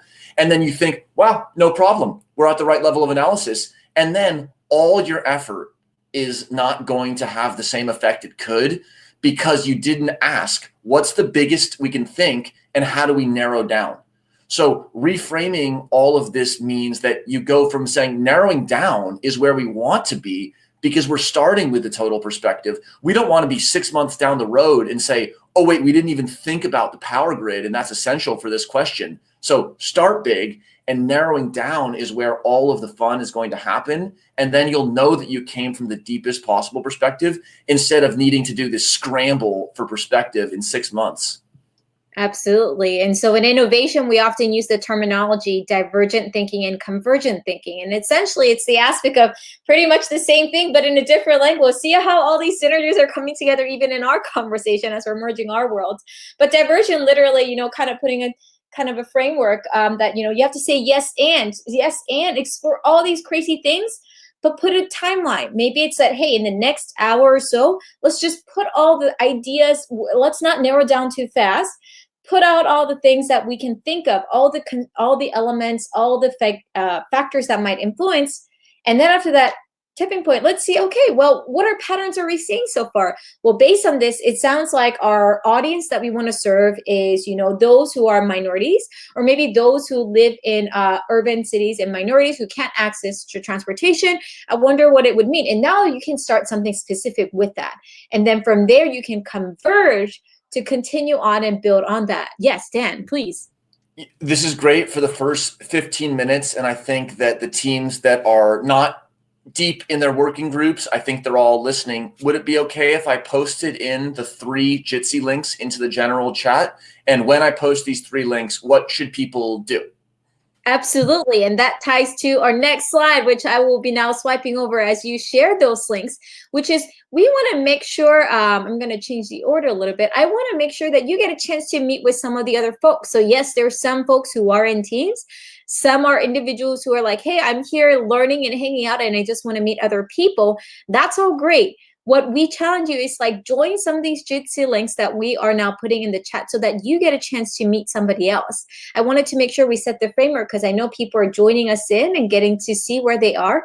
And so your mission that we send you off in the next 10, 15 minutes is for you to really join one of these Jitsi links.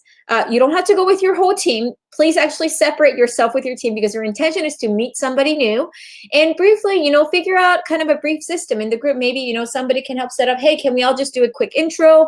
What have you learned? What is something that you want to share? And do a quick ask and give, because it might be that whether it's the tech or the knowledge piece that you're struggling with, there's somebody else in the room that actually could contribute and add to that. And so with Dan, that checking in with Dan, like, are the links now available so that the groups are joining? Yes. So what I did is I put 4 links in there, Mixer A, B, C, D. And then on the 5th slide of the Jamboard, I just wrote a few little lines. And so you can see that maybe just start out in the column of A, B, C, and D. So A, sick bugs and COVID information. B, lean food supply and resilience ontologies. C, socio-emotional education impact and COVID impacts mental health. And D, public policy and anyone else. So no strict boundaries here. You can join other groups, but the goal here is you're going to practice just talking to other people about what your team's been up to. And then you'll also get to meet people who you didn't get to interact with as much. Just practice hearing from other people and maybe taking on board some of their comments or thoughts. Absolutely. Thank you for sharing that. And a few tips that I want to share as you jump into these rooms, and that you probably mute this conversation, or you just keep it playing and you just put the sound down. Before you do that, a few things to highlight is, one, just take a moment to make sure that if you are coming from a team side, that, think about how are you articulating what you're solving and what you're working on. Is it making sense for somebody who wasn't in your team? Because that's a perfect opportunity, going back to the earlier point I made about the marketplace. This is a great time to test your pitch and your story. Does it make sense for somebody who's never heard what your team is working on to see how it's coming about, right? So take that as an opportunity to test out, share, and how people are responding. Are they asking questions like, well, how does that actually work? I'm like, oh, yes, thank you for doing that. And these are other things. Those are all amazing data points. Your mission, again, is to learn and collect those data points, because you want to bring all of that back to your team in preparation of the presentation that is happening in a few hours, so that you can pivot and iterate and add to that. The second piece of advice I want to just highlight is just make sure that it does not become a monologue. Let's make sure everyone in the room takes turn getting a chance to share their thoughts and perspectives, so that way you build on that. And if you feel like, hey, I learned a lot from this group, you can join on to another group, because now we have A, B, C, D. You have options. So say hello, learn something, contribute. But our goal is that you cross-pollinate so that you can learn something new by being out of your original group that you first started with. And for those who are not in a group, that's great too. Your mission is to meet as many people and learn from these different aspects. Shaun? Just wanted to say bye-bye live stream. I'm going to hop in these real quick and just start doing some micro adjustments. It'll be fun. It's been a great time. Yeah, Shaun, just to add on that, just in general, answer any text questions and just go to the rooms, just make sure that it's happening. And we're just going to be chilling and talking. Thanks so much. Thank you. Cool. So is this something that you've practiced in another context with the mixing teams, and what kinds of outcomes have you seen in entrepreneurship or policy or anywhere? Yeah, no, this is one of the favorite approaches that I love doing, because what I found, especially even in my experience in innovation and entrepreneurship, it is so easy for us to stay where we are comfortable with our own group of circle of friends, right? Like, oh, I already know what my team looks like. I already know what my industry people thinks like. And, it takes time even navigating that. But when we do so, we kind of forget to see what actually works elsewhere. And so the first wake-up call, even for me, was actually when I kind of transitioned from nuclear weapon security to entrepreneurship. I realized how tricky it was for me to not only explain about my nuclear work, but to explain my entrepreneurship work to the nuclear. And the number one thing I constantly went back to was just thinking about, like, is there any activity or like a way, not just improv or role play, because some people don't like that. If like it's a great process, but like, how can I take an additional yes and approach? Like, how can I integrate that so that people who don't like that traditional, improv or theater kind of work to still cross-pollinate, so that they get exposed to different opinions, meet different people, but have fun in that process. And I found that an activity like this, whether it's through a weekend event like this or in my teaching that I do when I was an adjunct professor teaching entrepreneurship, I found this to be a powerful way, because it pushes people to think about, oh, wow, now that I have to explain this to like Dan or like JP, who has never heard of it, like, and they're raising their hand and they're like frowning, I'm like, uh-oh, that's customer feedback. Like, I'm not articulating well enough. But if they're smiling, they're like, okay, something's working. How do I make sure I find more people who's thinking like that? And so it inspired me to think about, how do I keep adding that framework while for other things that it continues to do. And every time, whether it's something like this, the structure has slightly changed. And that's where the beauty is. And so, yes, please. Dan, do you want to add something? JP, any thoughts?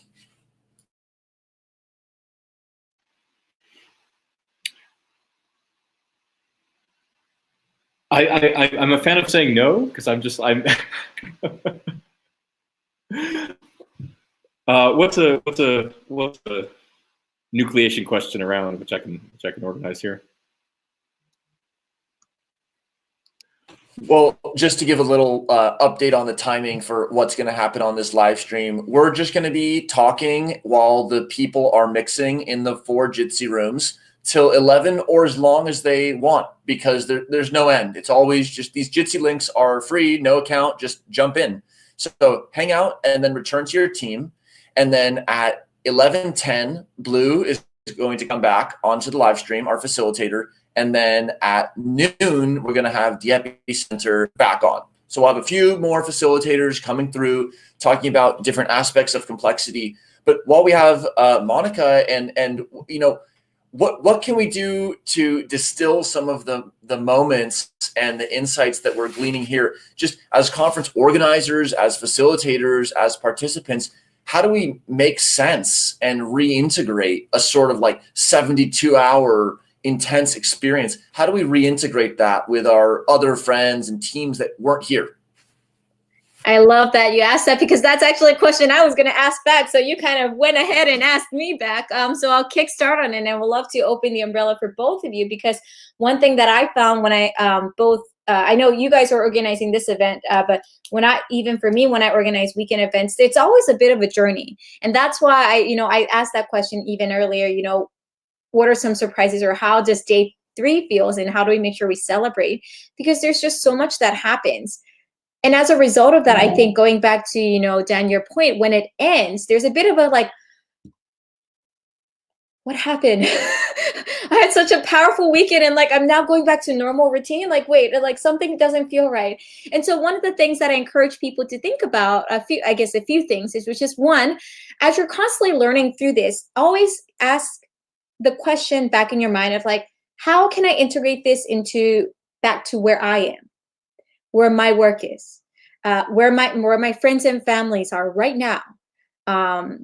And of course, number 2, how would I continue to build these relationships that I met and build on what I'm learning this weekend to expand upon that, right? Because yes, like that's great. You had a fantastic weekend. We are having a blast too, but this doesn't stop, as all of the organizers and facilitators have highlighted. This is part of your journey. Life does not stop just because you like ended one day. It's like a river. And so one of the things that I hope you constantly think about is that whether it's from your team, maybe it's somebody you had a really blast conversation in one of the Jitsi conversation you're having right now, and you tune into this later, or maybe it's somebody just connected on Keybase, whatever that form is. Build on that, grow on that, because that's, I think, where the long-term magic is. And I think, frankly, it's moments like this where you walk away and like, not only do you feel enriched, but you find really enriching relationships. And I feel like I've made some new friends that I'm super excited to stay in touch. And I think that's something that it really empowers to think about. How do you bring that back and to contribute? But JP, curious to hear your thoughts. Yes.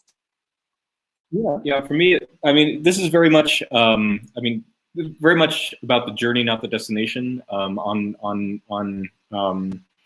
kind of a what do we learn and what do we gain and what do we gather in. I mean, for me, and it sounds like for you as well, like you've learned how to use Jamboard, right? I mean, that's one of these valuable skills that we go forward with. And like in this space, I'm learning how to be a host for which I've just suddenly realized, like that's like where the there is, right? I'm kind of used to I'm used to talking with people one-on-one and like jumping down. Like Shaun is out there right now jumping down into the groups, and I think that's a really, really neat space to be. And it's like for an event like this that we've done as a project, right? This is like our complexity space project. It's what muscles are you building? What skills are you learning? And even if it's like one takeaway where, oh, suddenly, you know, you can use Jamboard to create groups, or you can use Jamboard to help coordinate groups, or Jitsi is a really nice place to be because da da da da. You don't know how those things are going to impact what you do later in life and later in your projects, later in your professional space, later in your personal space. And that's where a lot of the important and cool stuff, important both in the sense of professional development, but also just important for like a healthy approach to doing things. Like this is staying with the times, right? So it's very much the journey as well as the destination.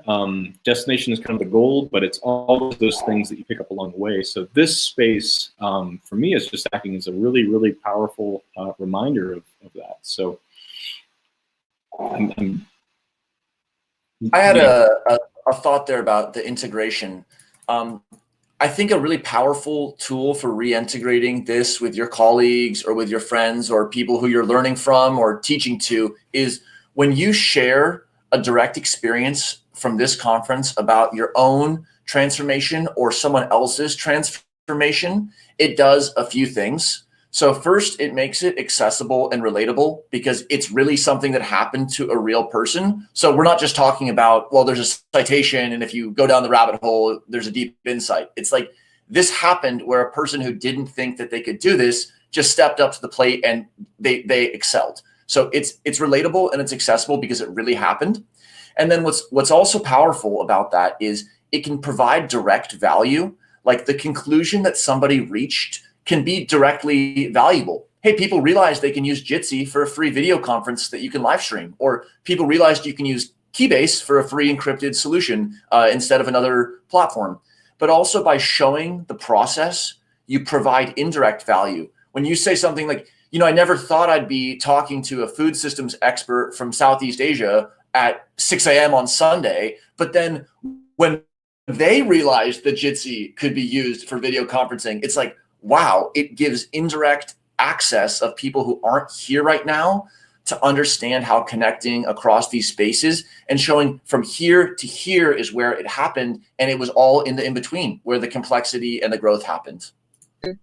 Absolutely. Absolutely. And so, you know, I know groups are still in their conversations, but I want to show this page because whenever you do get a chance to come back, take a moment and stop by and share some of your post-its and thoughts and, you know, how did it go?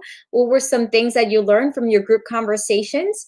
And what are some interesting insights that you found? And I know it's really great to see that you'll be thinking about how that ties into your personal and professional life experience, as well as the people that you tie together. And so I'm kind of checking in. I want to make sure for those who are hanging out here by chance and like, okay, what else would you be able to share? I thought it'd be great if maybe we take a second and talk about presentation tips. If I know teams are kind of split in dividing up work. So I want to take a few minutes to highlight on that because that's kind of my jam as well. And something that I want to check in from the organizers, what other things they have to share. But a few things that I want to start with is that I know there's not a lot of time. So one advice that I share is even before you read any of these post-its, is just think about, start with a deadline and go backwards.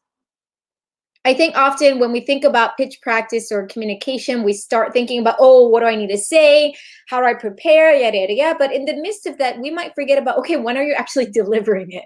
Who is it for? And so I would even start with that, like, okay, thinking about whatever time you're looking at this by the time you come across, how much time do you have left before you present? Is it 30 minutes?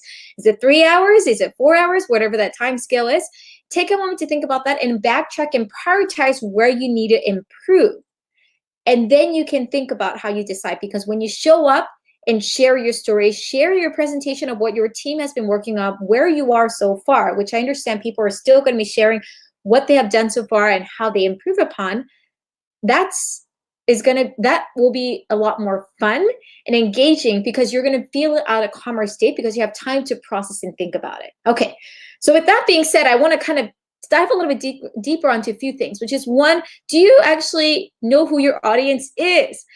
Yes, it is a virtual event. We don't know who is watching, but you should potentially actually speak to a specific audience when you're presenting, because you are solving your problem for a particular audience. So state that at the very beginning. Maybe you're saying that, hey, I am challenging, I am working on child education for ages, who's in elementary school, who's with a single parent. Okay, now even for those who are listening, even if they don't qualify, they are not your audience, they can think about that avatar and think about, oh, I wonder what this avatar or this person would think about this solution or this challenge that they are about to share, right? So it makes it easier, but it makes it clear for you and how you're communicating, which goes to number 2. Are you making sure that it's storytelling?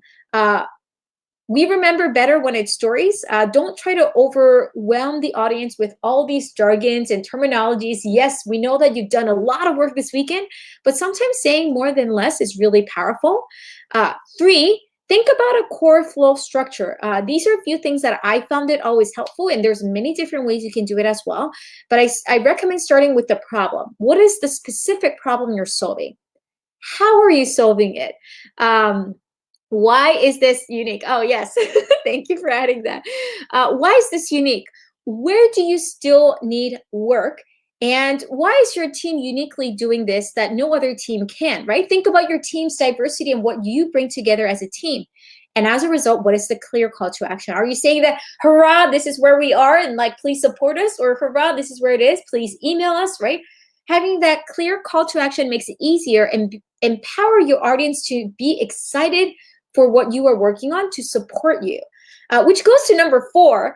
I could have done any of these conversations. If you have seen me since Friday at any point, I've tried to be intentional about the energy that I present. I care about having fun, and I want you all to have fun and share that energy when I show up. And that's something I think a lot about, because, I could do this very same conversation with a complete lack of energy. I feel like, yep, okay, so guys, we're going to just talk about number 4. Your energy matters, right? Now that's even for just a split second, that just feels so different. So you're working on a serious problem. You have solutions. We want to hear how exciting that is. So express it. We understand there's still lots of loopholes that you want to fill in, that you need to navigate. But think about, through that energy of expression, we can learn where to be improved. And at times that means you share that through visuals, like me, just putting that in text. But sometimes I like to usually put like just an image and say, look at the $1 billion problem here. And people are like, whoa, look at that image of that billions of trash or trillions of trash. Where is that? Now you've echoed, and that's another way to say more with less. And as a result, make sure, who are you, right? Who are you as a team? How are you showing your strength? Because with all of that, if you are just saying and trying to copy what other people are doing, or like, trying to sound as if somebody else, then it's probably not going to come across the right way. And so I hope these are tips of advice, whether it's this presentation or any other presentation you continue to do, because we are doing a lot on video with where we are right now with COVID-19. It's so important. So yes, we're seeing some additional things. Be authentic is so crucial. And, just continue to practice.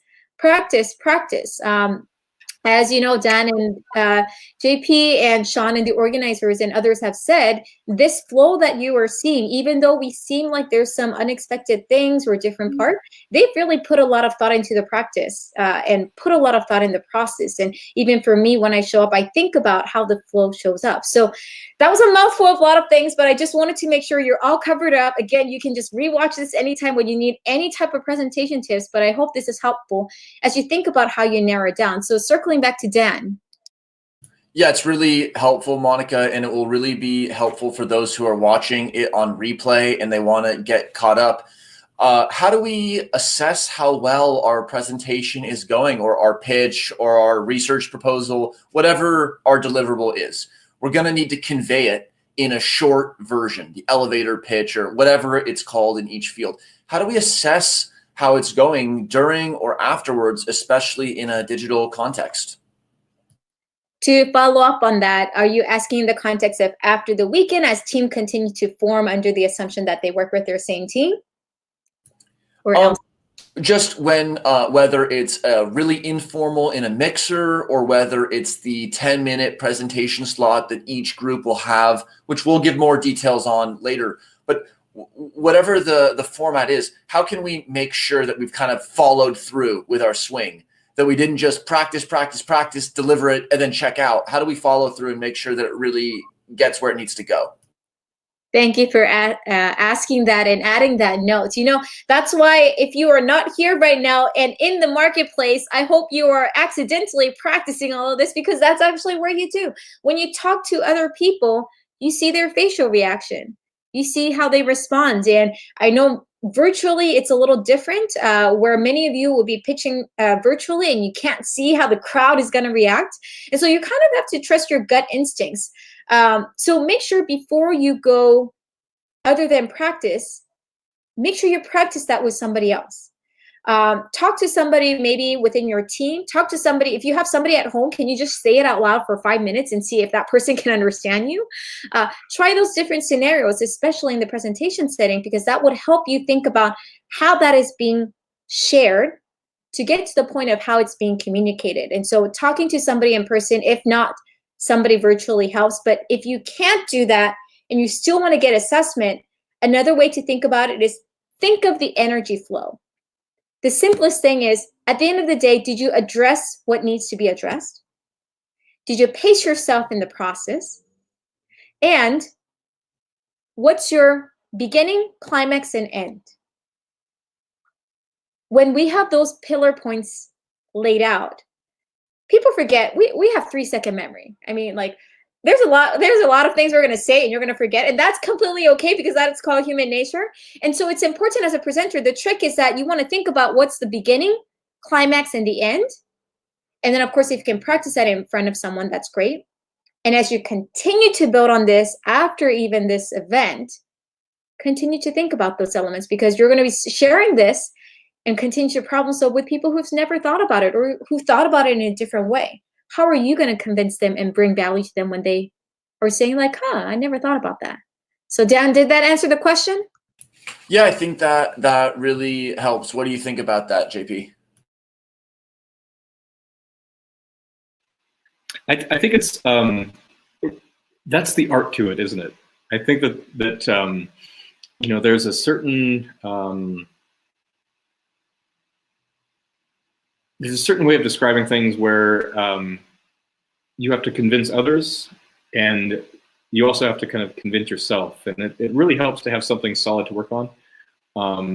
As I look at this from a I guess the team complexity standpoint, right? That's the moment where things actually kind of hit the ground and you commit to it. So I think that just that we were talking about different wavelengths or different frequencies, different timescales, right? So that's your first time when things actually kind of become what you're going to channel into and what you're going to commit down into, is when you actually kind of formalize it into like, well, here's kind of what we're doing. So I'm looking forward to seeing what comes on the pretty shortly, what comes out of all of that kind of formalization process. So. Thank you for adding that. And I want to be mindful of time, because I know teams are still in conversation and individuals are in conversation as they're exploring mingling, and I hope they are learning something new. So be able to come back and check in and see what comes to mind, because everything that we're going through, this is not just for the weekend. These are all things that you can continue to build on wherever you are and where you want to continue to go, because we need more people for problem solving with perspective. And so kind of two things to add on that is, I thought it was really great when we even thought about how much, why folks are feeling that it's taking a lot of time to even figure out what problem to solve. That is okay, because Thomas Edison said that is what the best way to problem solve, right? If you had an hour to solve a problem, I would spend 55 minutes thinking about the problem and 5 minutes thinking about the solution, because often when we jump too fast to the solution, we might actually be solving something that's not exactly what it is. And so think about that. And, through that process, take a moment to think about how are you tackling the root cause and just not the effect with it. And so with that, again, this link would be live and I'll be around. So ping me if you have specific help needed, whether I'll stop by some of the networking sessions to see how you are doing. And with that, I think circle back to you, Jonathan. Thank you for having me back. Thank you, Monica. Thanks, Monica. So. Welcome, Bleu. Welcome, Bleu. Hi, thanks. Hello. How are you doing? I'm good. How are you guys? Good. Riding the adrenaline wave? third wind, fourth wind, etc. Is there anything you wanted to lead off with as far as what you've been experiencing or thinking? No, I mean, just like I'm impressed with the thoughtfulness of the group and how like the collective is coming together to come up with these different ideas and approach solving them. And I think it seems really neat and like a good seeding opportunity for lots of projects to go forward.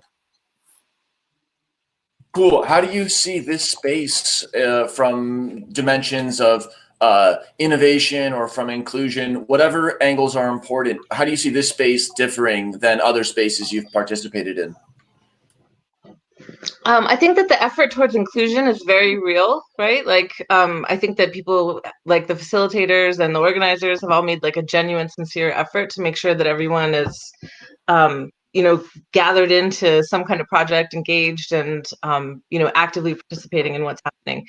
Where sometimes it doesn't always seem like that. It seems like I think that the outreach here towards that effort has been greater than where I've seen other places. But I mean, I think that the nature of the space, like being an online virtual space, like just kind of requires that, right? Like you don't always, in a physical space, you can see if someone is like left out or not engaged or out, like not participating with a group. But like in a virtual space, there's not that same kind of ability to visualize it, right? So it's different in that sense, I think.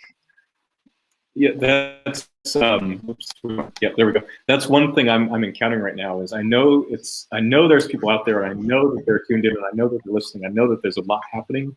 It's just I see about that much of what's going on right now, and so it's really refreshing to know that like there's a whole galaxy out there, kind of like of productivity going on. So I'm really excited to see what's gonna break in the not break in the broken sense, but break in the wave sense, right, in a couple minutes here. Yeah, super exciting. And where the generative model, this idea we've come back to again and again, that our brains aren't just taking in camera data, microphone data, doing some classification, and then selecting action. It's more like the sense data, the things that we are experiencing are updating our model of the world. And so we can actually just think really hard that, really what's generating all these Keybase messages are humans at their keyboard. And what's generating JP and Blue's face talking to me is really them having this conversation. And so it just wouldn't be plausible for us to be meeting for coffee right now, but we're really sharing the time.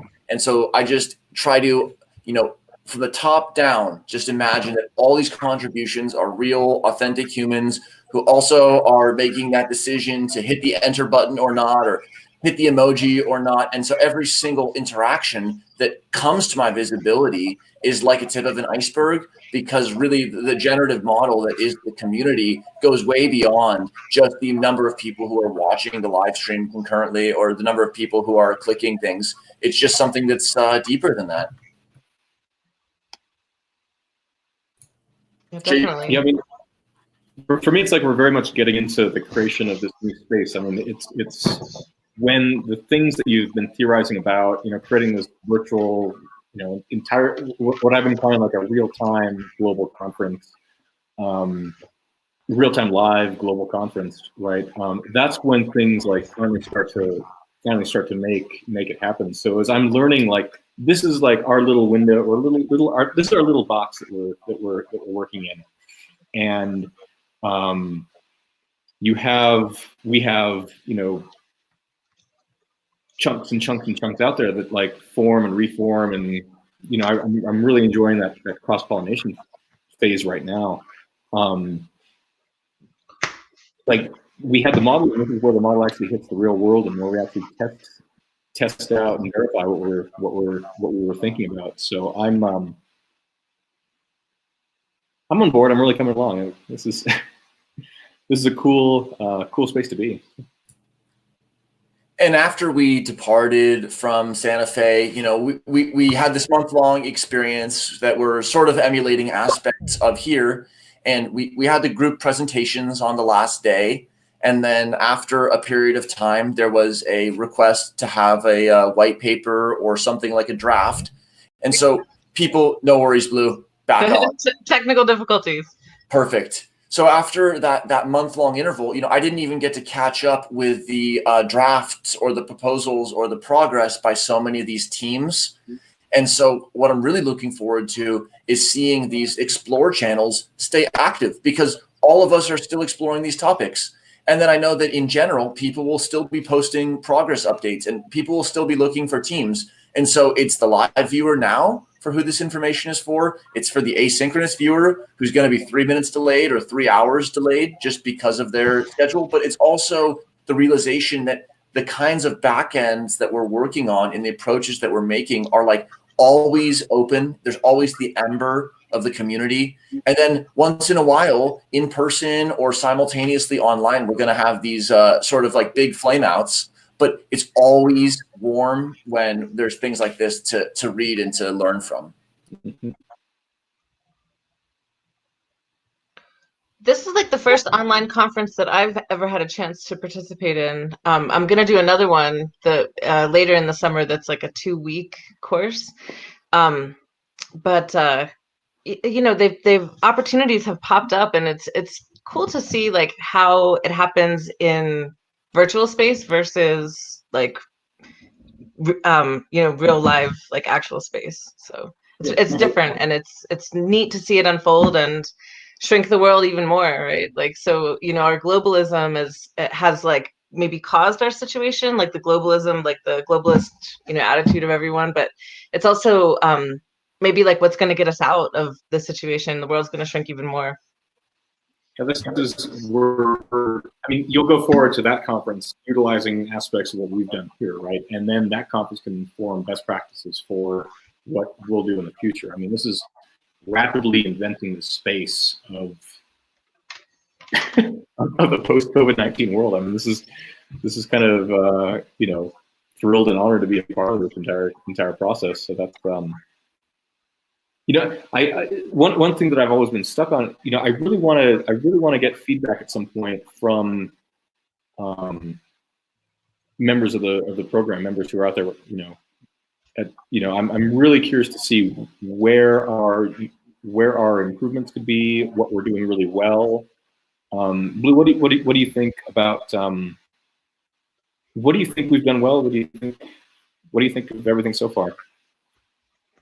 Like I'm not really participating, so I don't really know, like, right. So I carved time out of like my crazy work schedule to kind of come and facilitate, because I don't really have the opportunity to engage fully in a project, which requires like I would have to take time off of work, and like I just don't, I'm too busy right now. So I'm curious also to see, like, I mean, I think that from the participant angle, I don't know, like, it seems like we had a huge like sign up, and like maybe half of the people dropped off. So that's kind of like interesting to see and weird to know. But then I wonder like what the numbers are going to come out to be finally, right? Like, so it just seems like in the facilitation sessions, they were like, there was not as many people as I thought. And like even on the live stream on Friday night, like it was like half, right? So I just wonder like who's caught up and who's behind, and is there lag, and what the global community is like versus what I see. Like, is there like a whole bunch of stuff happening while I'm sleeping? I mean, I have a feeling that there is, but I just am curious to see like what that's going to look like. I mean, so, in terms of retention, it's like everybody has this good intention to sign up, right? Like, and then they sign up and it's like, you don't have time for that right now, or I'm too busy, or whatever, right? So I wonder what the drop off really is, or if that's reflected here. But I think that the people that are engaged and have been engaged from, the time that the live stream started, I think we're doing a really good job with retention there in a situation where this is all voluntary and everyone's coming together and trying to, work together to achieve different goals and get new ideas. I think that, we've done a really good job at facilitating that space, but I just wonder how like you could hook people and like reel them in for that initial, like, once you get people into the Friday night, they're like committed, right? But I just wonder like what that, there's like a breaking point there. It seems like we had a lot of drop off anyway. So yeah. I don't know. That's the interesting part about a virtual space, the online space generally. Like, there's studies and rules about this where it's like expect 99% of your expect 99% of people who go to a forum to not participate, and it's like this fat tail distribution of people who are lurking, people who are,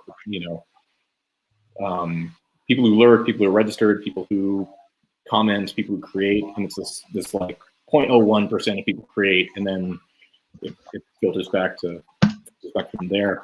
And that's like as the end of any online group goes to infinity, like expect that distribution to occur. So this is a really interesting space where, we had a great number of signups, for, honestly pretty short notice between the time we got out there, and a couple of barriers to, energy barriers to get to participating. So we have, join Jitsi. We have our kind of conventions in Jitsi. We join Keybase is the document for that. So there were a couple of things that people had to actively do to be a part of this. So through all those things, and this is like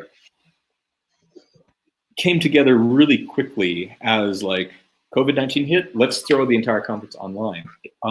So by that measure, I think this is the seed of what grows further. And having Daniel had said earlier, like the structures are robust from 4,000 to 4,000 people. Like we can scale it up and scale it down as needed. So I think that's a really neat place to be. And as a first pass, as a first attempt at what I've been describing as our project, I think this is a really neat space to be. So glad you could be a part of it. It's that, this is something we're actively inventing. Bleu, thanks for the feedback, and thanks for participating in all the ways that you were able to. And just to kind of expand on that discussion about retention, because retention and participation without barriers to accessibility is really the question in the online space. How do we go from 1,000 people on an email list to some fraction who are at the next level to the section of people who feel comfortable posting? That kind of drop-off curve and flattening that curve, if we must use that. That's really what so much of our thought process was about. And we discussed, okay, so in a physical located conference, the retention is kind of taken for granted, because if somebody has taken a plane and they already bought the return ticket, they're not going to leave early. And so really what's happening there is you have the financial and the logistical barriers to the person showing up. But once they're there, the retention is extremely easy. Right. But really the costs are distributed to the attendees. It's actually like a regressive way to pay for the conference, to pay for retention, because you're outsourcing the hotel and the travel and all these other costs to the people who actually need to make it into the room. So it institutes a lot of barriers, just financially, logistically. It creates a totally different space. So we had a lot of discussions in the weeks and months leading up to this, saying, well, should we do a deposit? And then if people contribute, then they get the deposit back. Or should we do a donation and then we'll split it up in some pooled way? Or we'll choose a charity to donate. Or people need to donate $20 to a charity, or we'll make it $5. And the reality is that for us, there was kind of two clear modes that separated out. One of them was money isn't an accessibility barrier. It will be free for everybody who can make it. And that's what we decided to do. Was for this one, just say it has to be free. If we have a PayPal button for $20, it's not like we're recouping even a fraction of the money that could have been happening through some other avenue. Not that that really matters, but once money is introduced, it really changes the game. And that's kind of like the idea, you ask your friend to help you move, and then you buy them the pizza, and they're like, wow, I didn't expect a pizza. But if you gave them $10 for 8 hours of work, they'd say, wait, what? Only $10? So really, you got to go free, or you have to ask what the value is. And one other thought that I actually learned at SFI about this was the experiment with the Israeli preschool, where some of the parents were picking up their kids late. And so it was taxing the support staff because people were showing up late to pick up their children. And so they instituted a fine. And they said, if you're late, you're going to pay a fine. And so what it actually did was, rather than disincentivize, people said, oh, okay, $10, but then I get to work for another hour or something like that. And so by making it something where it was quantifiable, it had this backlash that actually made it all about quantitative. And once it's $10 per hour, well, if I'm making more than 10 an hour, I just leave the kid there. And so how to create a space where we're having people that are retained, even though they're not traveling somewhere, so they're not physically imprisoned in a conference room somewhere. And there's also a tremendous breadth of the time zones and the experiences, the communication styles, all those spaces coming together. It's really that kaleidoscope and that critical mass and complexity that we wanted to stick with to the end and beyond, rather than kind of opting out to simplify it and saying, well, if someone pays us X amount of money, then it doesn't really matter if they're disengaged halfway through, because we got the money. So what? And then, there's a lot that could be said there. Well, so a different format on two fronts, right? Okay, so I've sent my kids to a daycare where they fine you literally $5 a minute, right? So like that gets pretty expensive. 10 minutes late is $50. Like, I don't know. I mean, I guess there are people that make like more than $5 a minute, which is like $300 an hour. I mean, I'm definitely like, I feel like I'm in the upper class of people that are in my region, and I'm not making that much. So I don't know. I mean, so the daycare, that was highly effective, right? The $5 a minute fine.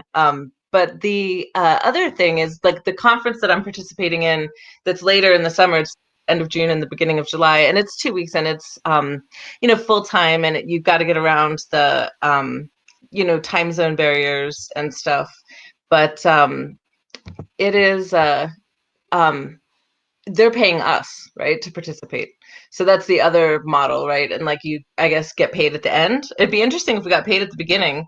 I don't know if like what the expectation is there. I've done this one before. Can you guys hear me, see me? Am I breaking up? Looks good. Looks good. Thank you. All right. So the one that I've done this workshop before, and it was like you said, paid hotel and paid travel and paid, they paid for everything for us. And they didn't pay us to actually be there. And it's interesting, 2 years later, because of COVID, they're paying us to participate because they're not giving us the experience of the airfare and the hotel and all that other stuff. So I wonder how the model will work. Before it was just like they just paid for everything and there was no, but it'll be interesting if we have to wait till after the program, because I wonder how they're going to get around that drop off. I'm curious to see. It's a great question. And also just a few more notes. You really brought up the right question, which is the Friday night where we had about, let's say, 75 people who were watching the live stream. Even for some, it was 2 a.m. or 6 a.m. when it was 5 p.m. for us. But that's how many we had, about 75 who were watching it. And that was from around 140 or 150 people who indicated that they could set the time aside in the 1 or 2 or 3 weeks in advance, which they had signed up. So that conversion rate for a free event, it's like we did some Fermi estimation. We said, should we expect a drop off of 10%, of 50%, or of 90%? And really, it's just all filters, because we're not giving a swag back. I mean, we're not giving you a certificate. You're not getting a gift. If you participate, you're going to get what you put in and 100 times more, because every minute that's spent during this weekend talking to these people and meeting them while their attention is also there, it's leveraged 100 times over because the connections continue so deep into the future. And so I understand that schedules come up and that things happen. And so rather than saying, well, how could we make this, 30%, a 10% drop off? I just think everybody gets what they get out of it. Even the people who had a last minute emergency and they just couldn't participate at all. Not only can they watch these live streams and still communicate with us and the facilitators as well, but like the community is now alive. And so now when people are ready, whether they just want to be consuming content, whether they just want a place where they're not going to get buzzword science, where they're not going to get buzzword inclusion, where we're just going to stick with the difficulty and try to continue the discussion in a really rigorous and also accepting way. The people who want to consume that type of content, I hope will find a niche for them. and the people who want to just throw a question or two to a live stream or to a text channel, there's a space for them. But as we're discovering around the world, there's a group of people who wouldn't have been linked up before. They wouldn't have been linked up in any conceivable way. But here they are talking about these really creative projects.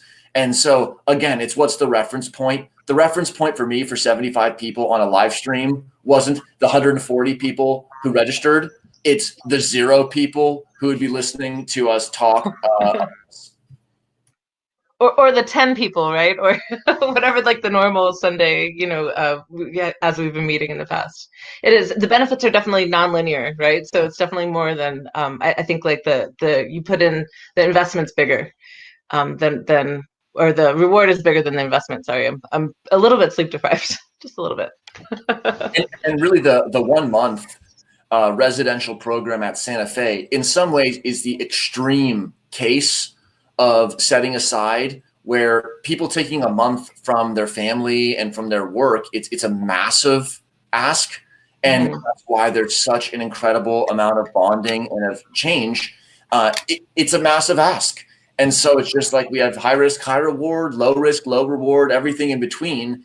What's cool about these online conferences, in one way, also to speak to the point about globalism and about what are the failings or what is the future of globalism, is it'll be possible to have this always active, dynamic and reorganizable community where if a crisis happens in an area, we had so many people speak about disaster response and about education and about supply chains, logistics, all these things that are, while they are long-term problems, there's also like, okay, but right now it's about this one place. And so to be able to have a network of people, whether it's their fluency in the tech or their fluency with the group formation and facilitation from a complexity perspective, where some people can be participating locally, they can be in a room and we can video conference in and provide the kinds of facilitation tips that are kind of just a dime a dozen in these live streams, but extremely valuable to groups that might be going about disaster relief from a perspective that's not informed by complexity.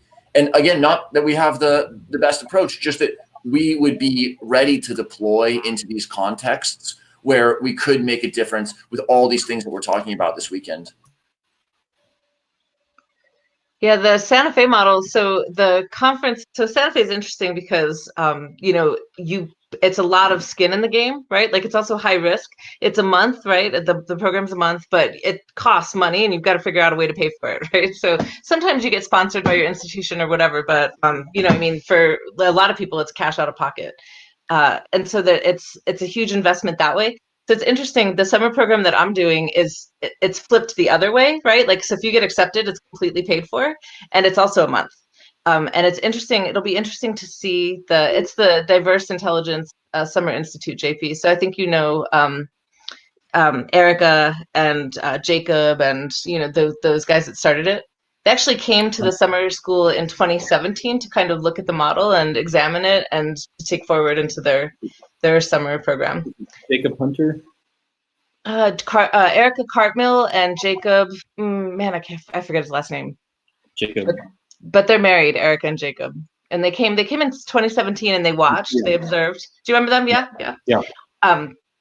So, but this program, it's interesting because they pay you, right? So it's also a huge commitment, and it's like the money is like, it's almost exactly the inverse of the Santa Fe Institute. But either way, it's like a huge reward, for your month investment, or a huge amount of skin in the game for your month investment.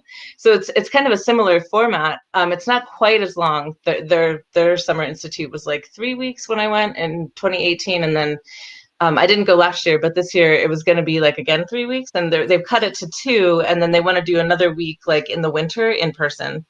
And they are going to give us some extra time, like Santa Fe, to work on the projects, at our own pace or whatever, in like a virtual space, I guess. So it'll be interesting because I know Santa Fe canceled their summer school. Like they didn't want to experiment with it. I guess, the thing about when other people pay you, like you kind of are expected to deliver a good product. Right? Like, if you're paying to go to the Santa Fe Institute, you expect it to be worth it, right? Whereas the Diverse Intelligence Institute is, they're paying us, so if they fail and it's a total blunder, like, well, at least we still got paid for it. Yeah. I guess it's like the attitude. So it'll be interesting to see like how that comes out, and I'll have to share that with you, JP, because I'm sure if this continues, it could go on for a long time. I mean, I know they're optimistic about a vaccine, but it could be, if there's no vaccine. I mean, we have yet to ever develop a vaccine for any kind of coronavirus. So, and the flu vaccine has to be redeveloped every year, right? So it's kind of like, these RNA viruses are rapidly mutating and, evolving under selective pressure. So, I mean, we'll see. This could be the new world order. Like living in or being in that kind of confined space is kind of high risk, right? I mean, I think there's a possibility of there's a possibility of success, there's a possibility of failure, or there's something in between. I mean, that's the way of addressing. I mean, but the neat thing is creation of new viable models as well. So like this fully online conference, for instance, is like, would I do this otherwise? I mean, frankly, yeah, it's a blast for a weekend. And even if I could go out and meet people, I mean, this is a really effective way of getting just a neat hackathon together. I can imagine this model being used for like, this is a hackathon. I could see it being used for educational purposes, etc. But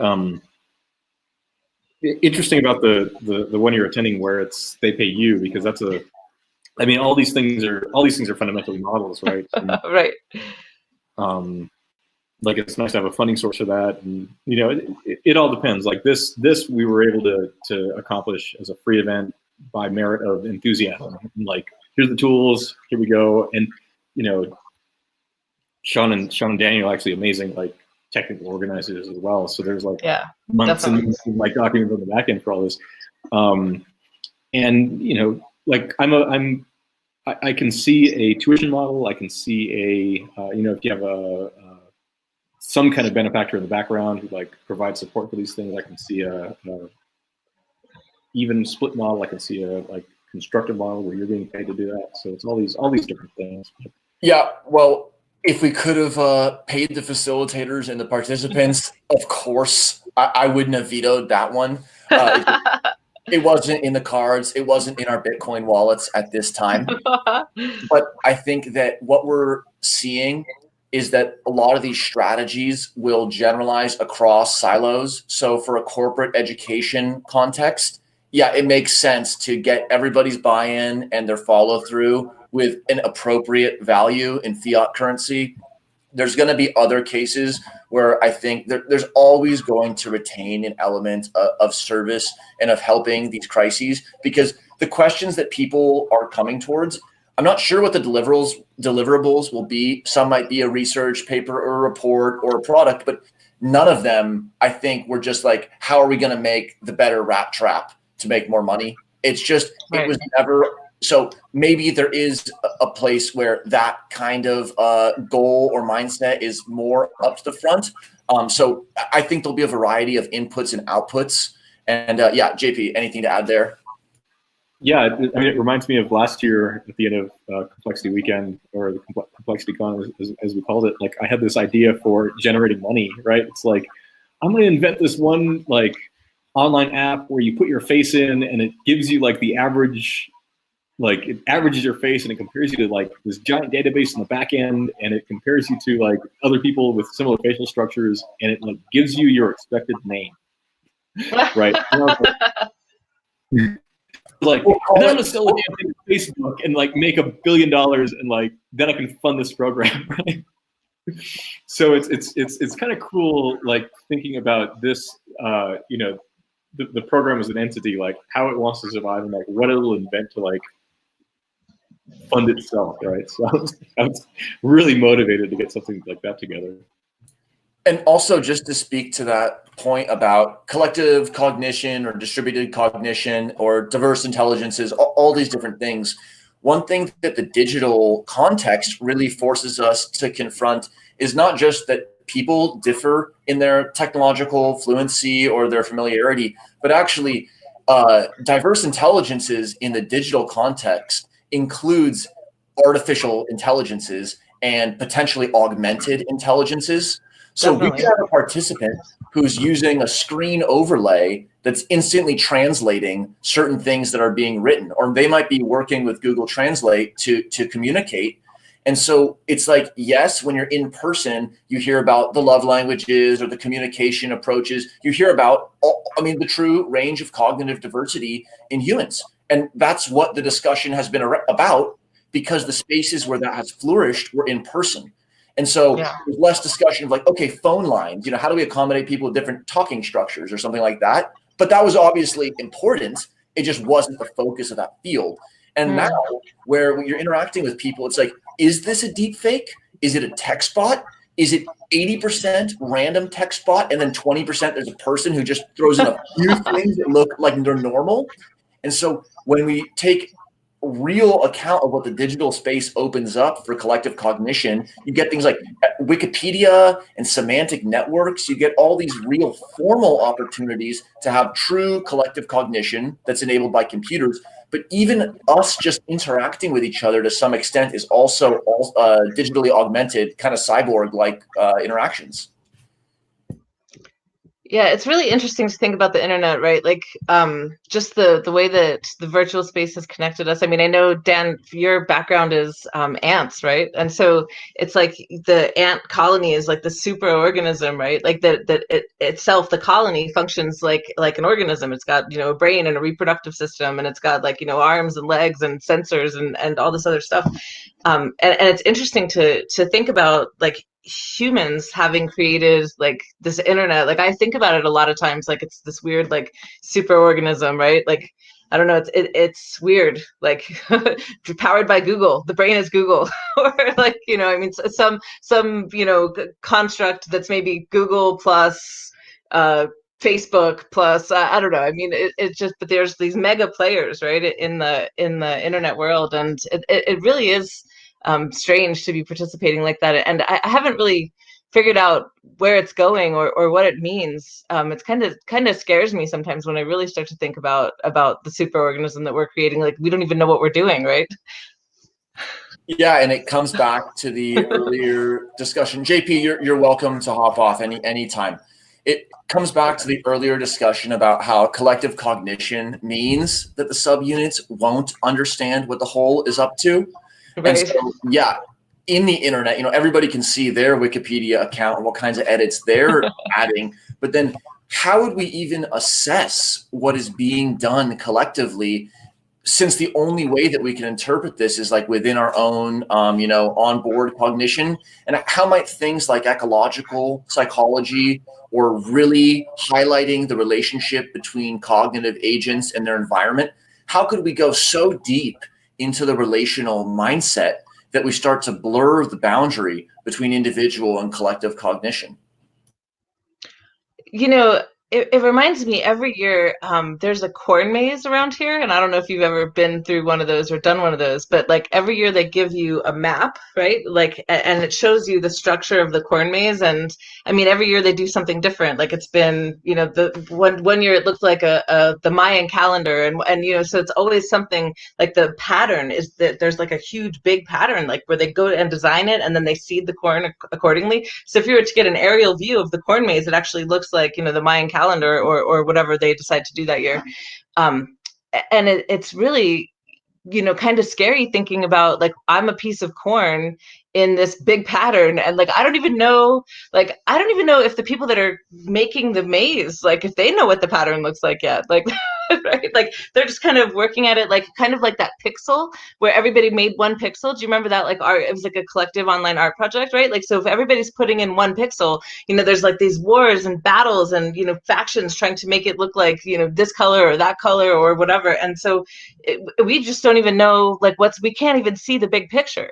That's really scary to me sometimes. And I wonder if there is some ultimate design, or if someone somewhere, one of the big players has like an agenda, right? Like an online agenda, or what that would even look like, or what they're trying to create. What's the ultimate space look like? A lot to think about there. One cliche that we haven't brought up is like seeing the forest in the trees, or some variation. And when you were talking about the cornfield, it's like, is there a complexity twist on see the forest and the trees? But it's not just macro and micro, see the hidden root network that makes the forest arise from the trees, something like that.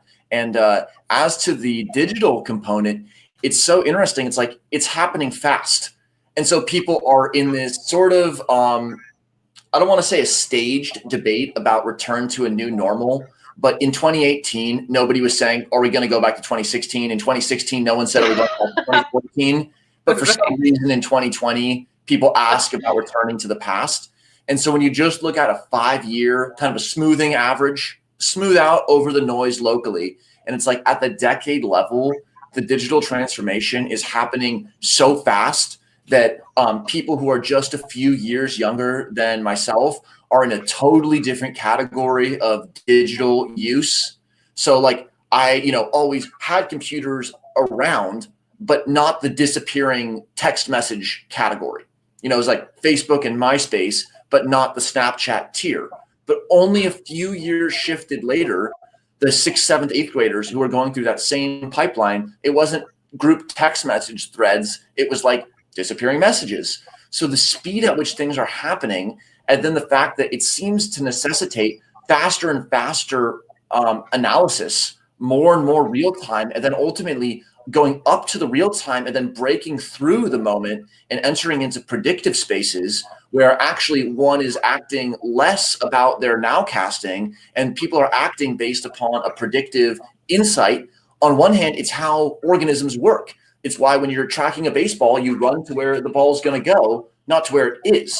So the predictive mode is really where we can all be the most, integrative of our environment. But at the same time, it just feels like it's this breakneck race that's just exhausting everyone and maybe even harming us in ways that we don't even know.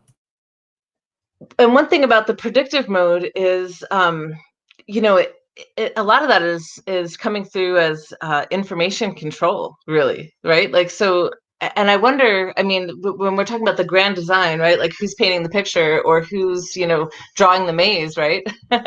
The information control is really coming through because it's like, oh, I predict since you bought this and this and this, I predict you will like this. Or since you clicked this story and this story and this story, I predict you would like to see this story, right? Like, so there's this underlying prediction to where like my news is not your news, and my shopping suggestions are not your shopping suggestions, and nor should they be, right? Like, we probably don't need the same stuff. Like, I don't wear the same size shoe as you, I don't know if you want purple roller skates. I've got some coming in the mail. But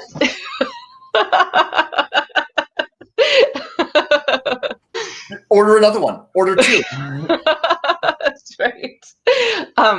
But it's really like I would like to filter my own information, right? And I know, like, I can go and I can Google purple roller skates. I don't need an ad popping up and showing me purple roller skates. And I would like to, have news. I've thought for a long time about, news that's contributed just by like everyday people, right? Like, the courier that delivers coffee to the Oval Office or whatever. Like, what news are you picking up on? Like, who did you see there? And how did the tone feel in the room? Like just news from everyday people, not from, big news companies or corporations or, did you see an accident? Like, I love the community watch, like stuff that's going on. And you can, get real people that are involved in the situation, and it's apolitical and it's, real life things that are happening that aren't controlled or filtered through some information control, center.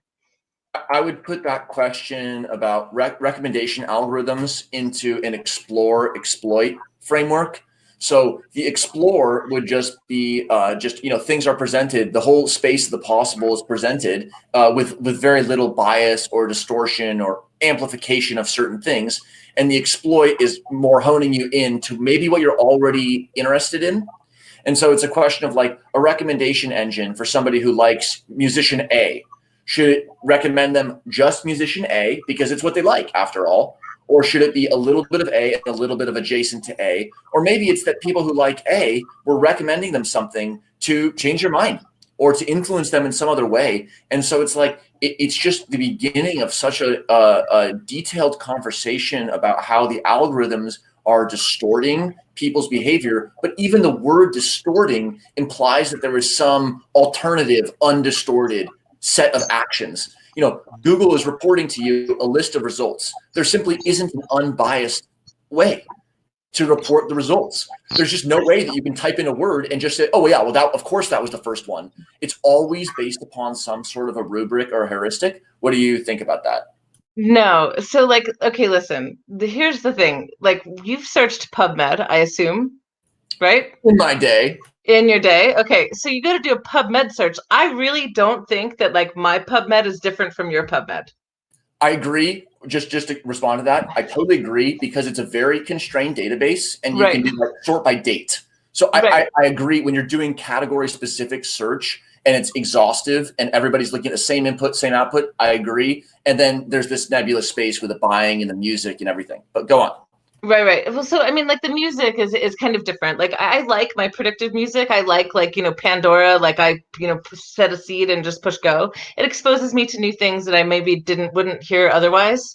I enjoy that type of thing. But I think like in a Google search, I mean, it's weird because the internet space has grown so big, right? And like PubMed is search. It says sort by relevance, and so it kind of goes in and decides how relevant a paper is for you or not, right? But I think that relevance, there's like a fundamental like skeletal algorithm that just says how many times did this word pop up, or like right, like your keywords, how many times are your 2 keywords in that one paper, right? And I think that that's how they do their relevance sort, or some similar, something similar to that. But the Google stuff, I guess, like if I wanted it to be like search COVID-19. If I wanted to have the website that was the most relevant for COVID-19, I would just hit repeat, put COVID-19 100 million times on my website, and that's the most relevant. And like then show a picture of, whatever, some dumb picture of my advertisement for my business or something like that.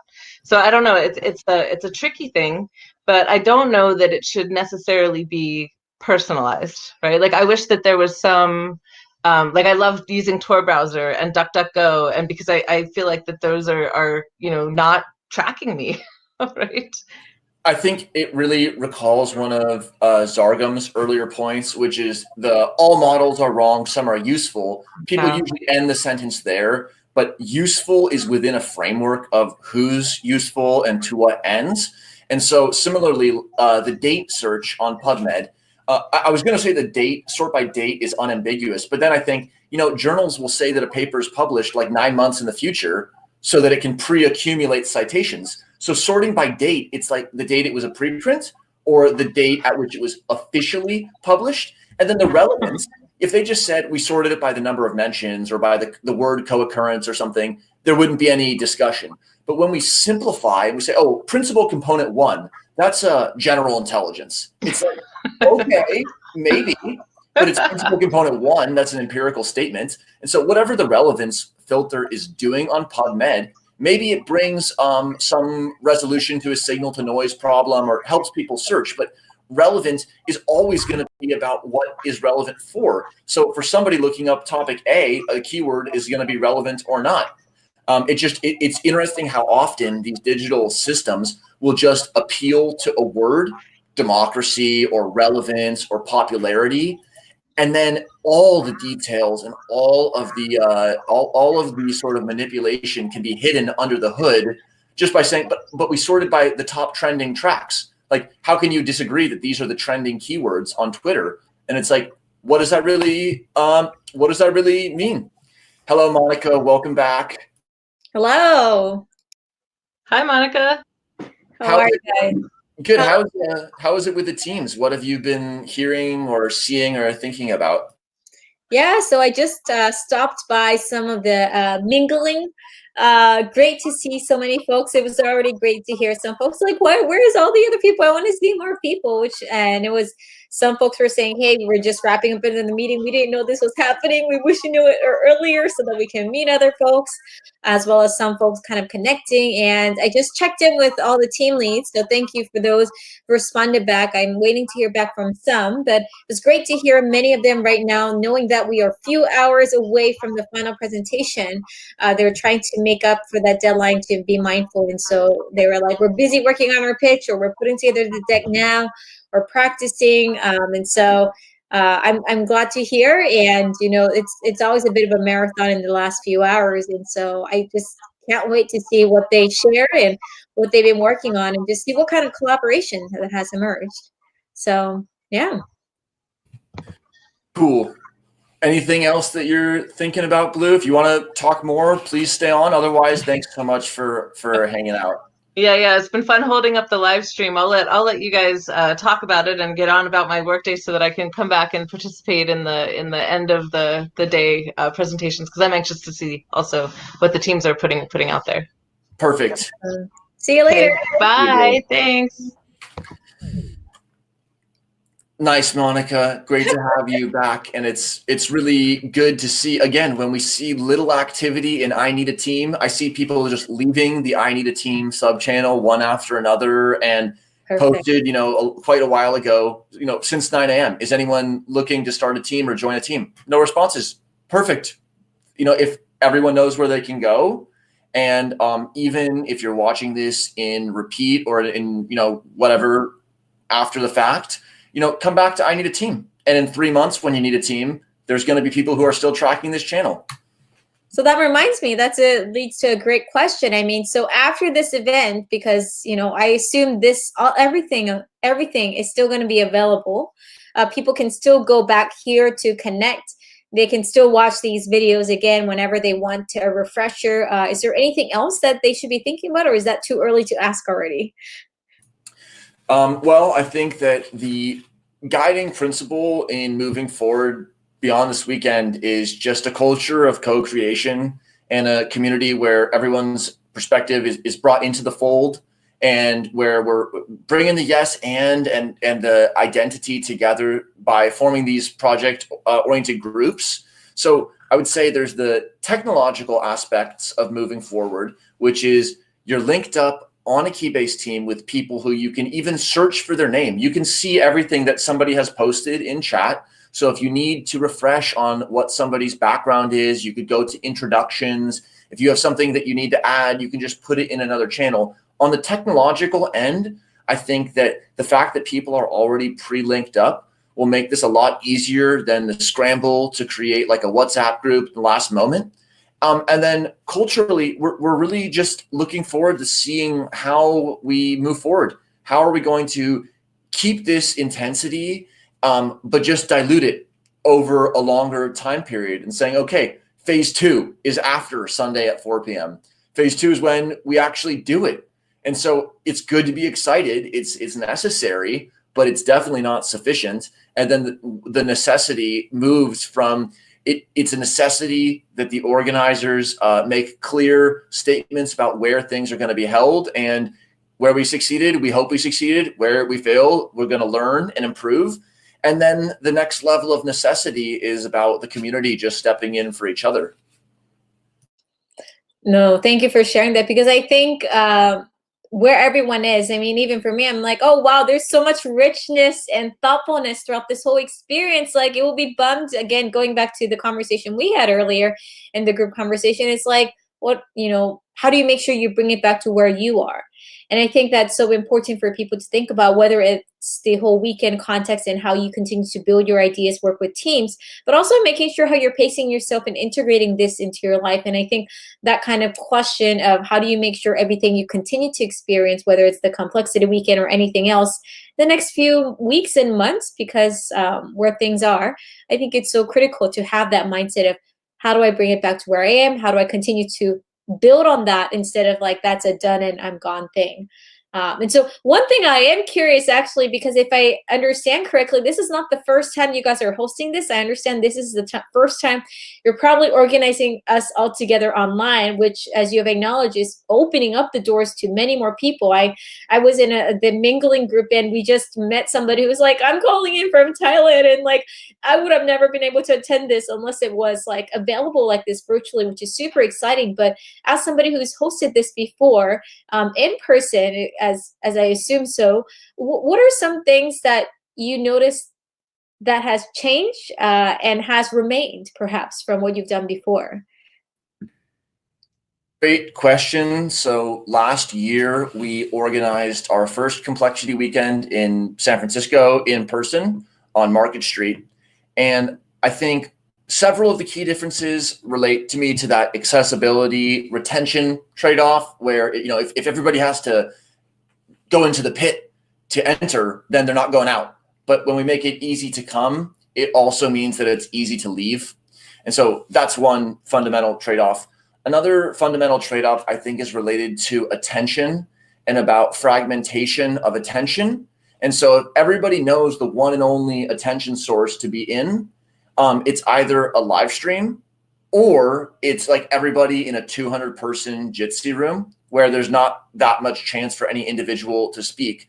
And so that all eyes on something, all eyes on the YouTube or all eyes on the Jitsi, it doesn't allow a chorus of voices to be participating. It's really one person participating at a time. So it's not really taking advantage of the format. And then you say, well, fine, let's fragment. So let's have the YouTube, but we'll have in general is where we'll have the chat. Or, okay, well, within the chat, why don't we split it up into different explore? Or if you have a cool idea, why don't you jump into the Jitsi? And so as fragmentation happens, more and more innovation can occur in these sort of tips in the tide pools where there's small groups that are coming together or focused discussions. So on one hand, there's more replication across chat rooms or video conferencing rooms. So more people are speaking at once fundamentally, and that can be an awesome thing. And the hard thing is in a digital space as compared to the physical, we can't just ring a bell and say, okay, clap me once if you hear, clap me twice if you hear. We did that last year. And there'd be people in the mixer and we'd say, okay, come back. And we'd physically be able to take them, say, yeah, okay, come back in. And we can't do that digitally. And so having a general channel is a great sort of collecting ground. But in the end, even if I posted 20 times, we're live at this live stream. How would somebody know to be looking at the right place at the right time?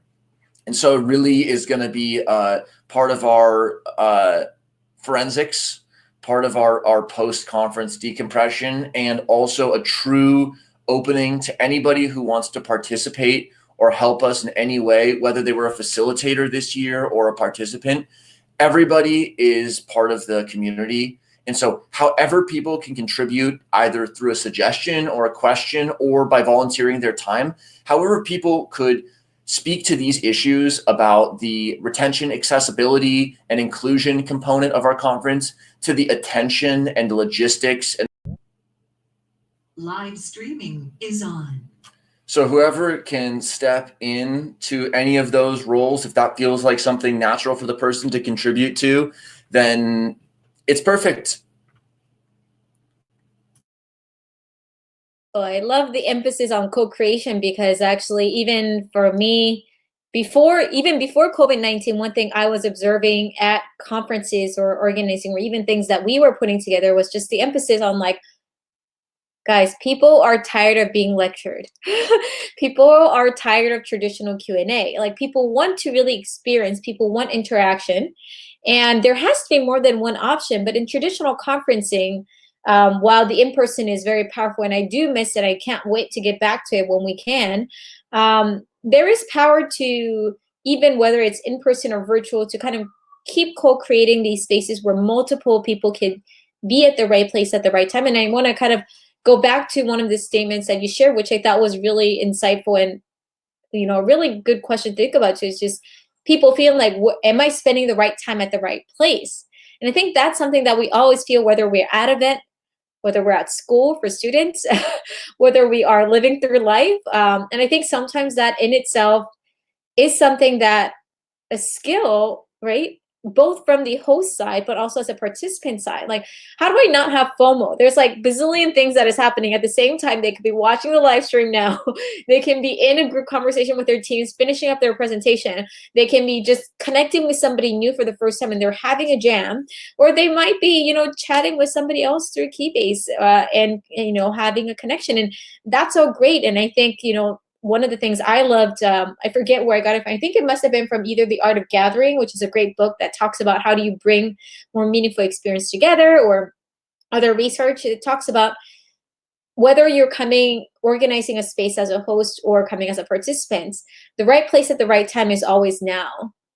The person that you're talking to at each time. And I think when each person takes a moment to think about being more present at each moment, then there's less FOMO. Then there's less of a distraction of like, if they are at live stream at the moment, that is where you are now. If you feel like, oh, okay, 5 minutes, that's enough, I need to go back to my team and do that, that's where you got to be. And I think in a way, what I'm excited to hear is based on your past experience and what I hope this experience brings is that, are we going to see even more exciting type of complex event type structures, like where we will now have the in-person and the digital component, and we're going to have even like 6 conversations going on at the same time, and people will ask that question, where do I spend my right time? And as they navigate that in itself is a journey, which is the keyword that I know you all have been talking for the whole weekend. What it makes me think about is very large events like Society for Neuroscience, which famously has like a 50,000 person neuroscience conference in person. I don't know what they're doing this year.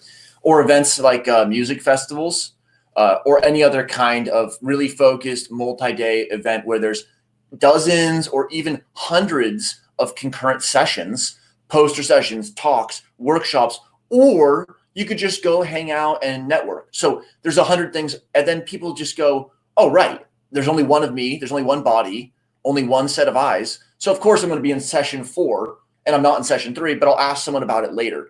But the twist with the digital spaces is it's like, they're all right here. They're all on my computer. So there's this feeling like I need to be like jumping in and out of them. But imagine if someone said, well, I'm going to jump in and out of session 3 and 4. You'd say, you know what, the switching, just the cognitive burden of switching is probably going to be too high, and just speak with someone about session 3, but fully be in 4, and then talk to somebody who is really in 3. And then you'll both be able to get something that's larger than splitting your time.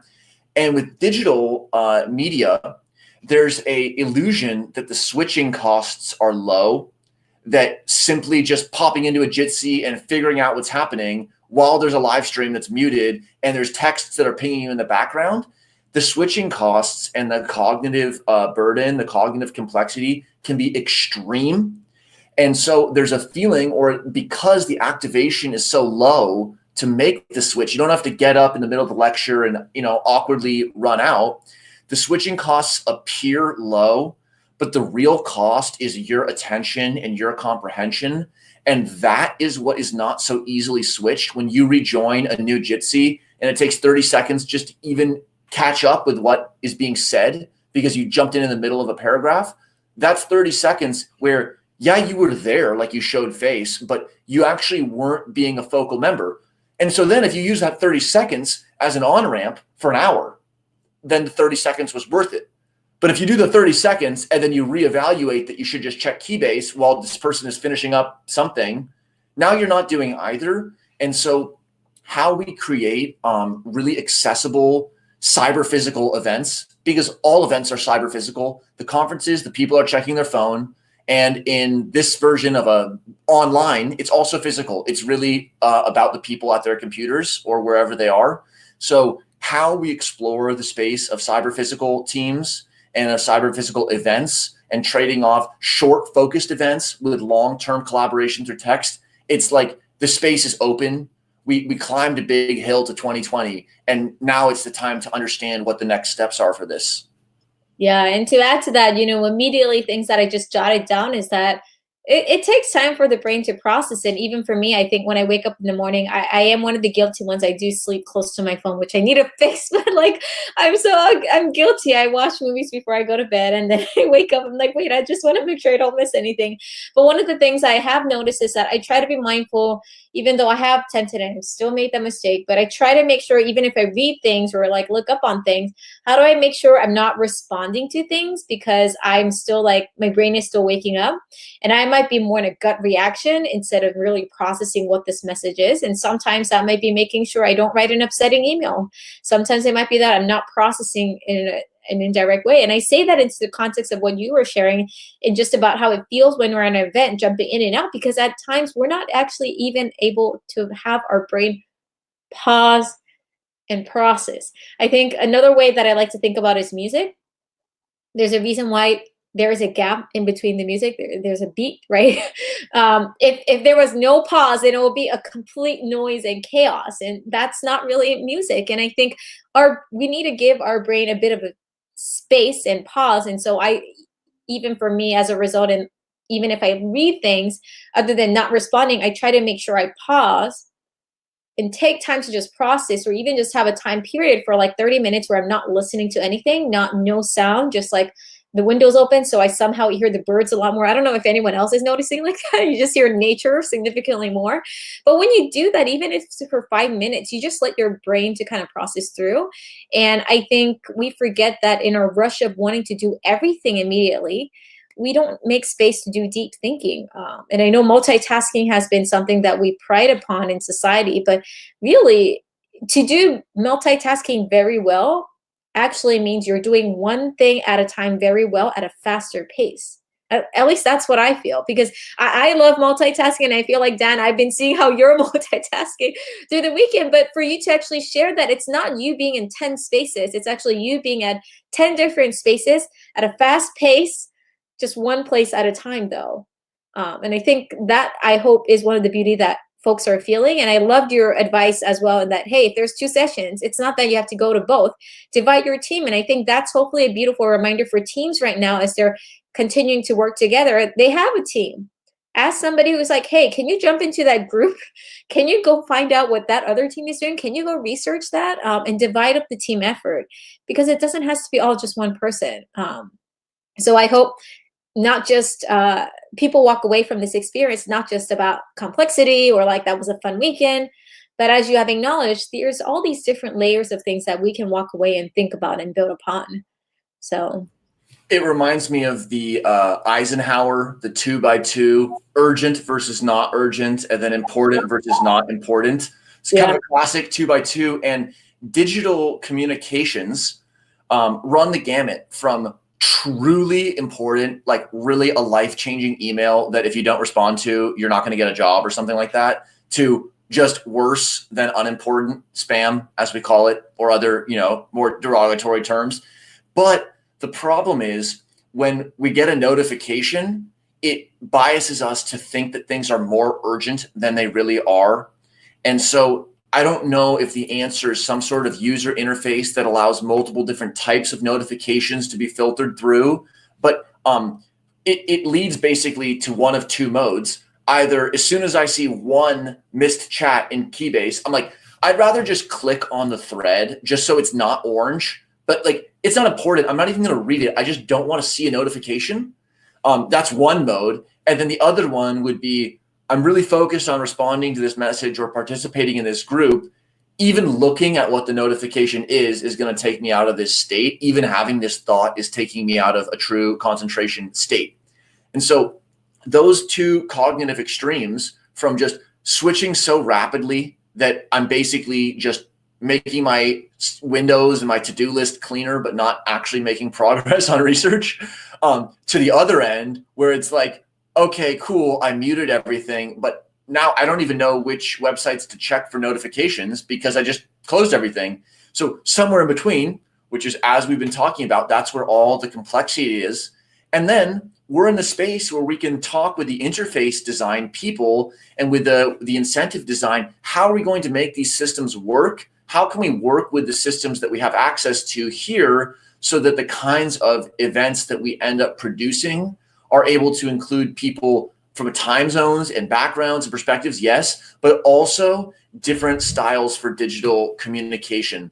So that's actually a perfect note for Depicentre to enter on. Welcome. Good Hello. to see you both. Hello. Maybe Hi, Monica. Hi. Hey, Depicentre. Just a starting question, just to sort of transition from this discussion about technology to your answer and anything else. Please take it away. But how can we make sure that from the whole spectrum of familiarity with digital technologies, how do we make sure that the events that we're planning are able to be accessible to all kinds of communication styles, digital platforms, etc.? Yeah. You have any thoughts around it?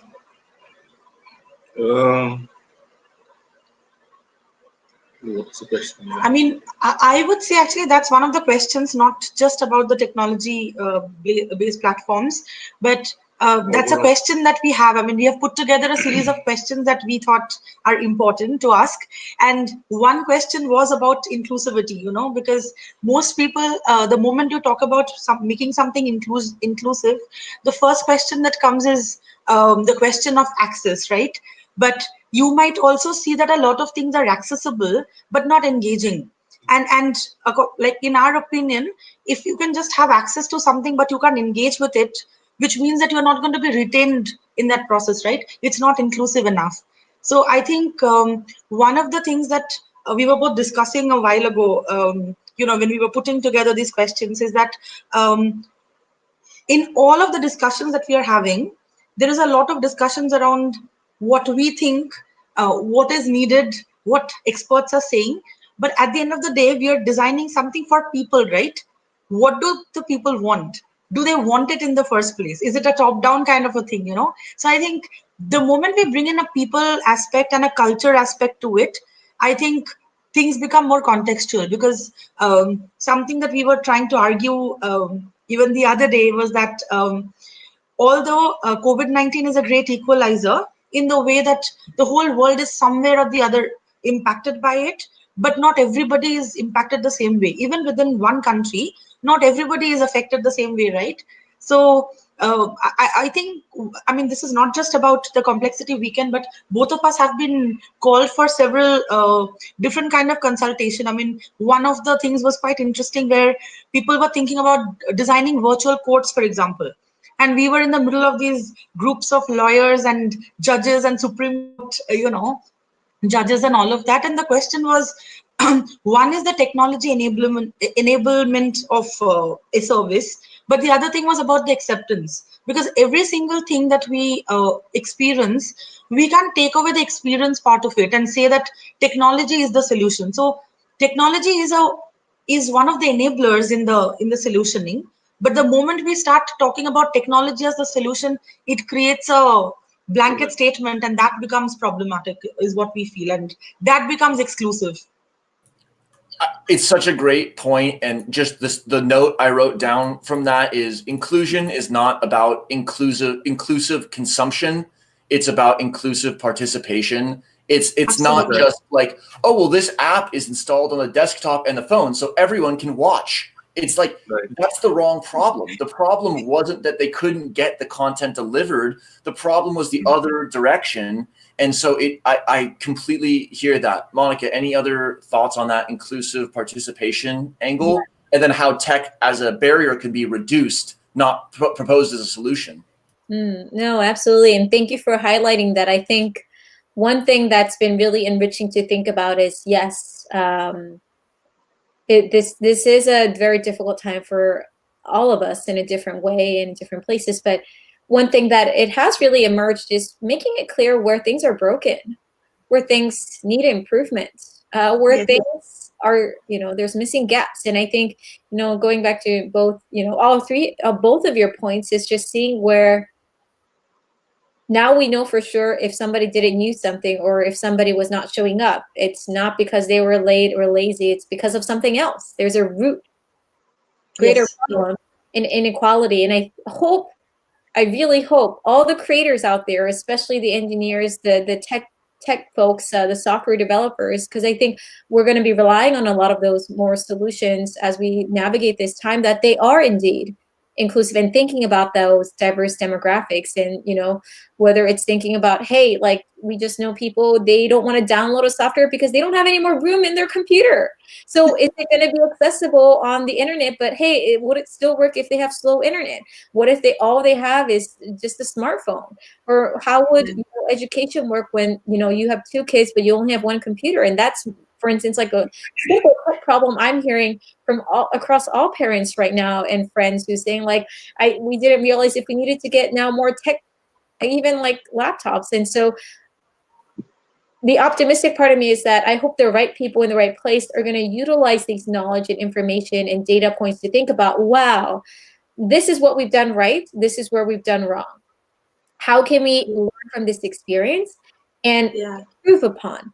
build things where there are missing gaps, wherever they are. And it's been exciting, I believe, even with online meets and a lot of these tools, like it kind of organically came out. And so I hope others who are watching and thinking about this, you don't have to wait until you're like, you know, at a billionaire or like a big company. You might be able to build a small project or have a solution that is immediately accessible, even maybe for your group of friends who just have a very difficult time, maybe for frontline workers. And so I hope one of the things that people think about is it's not, we can all be creators. We are all stakeholders at the same time. And there's always another audience that we might not know. So that's why you always want to spend your time with diverse audiences, because we're not able to see the entire world unless we meet another person.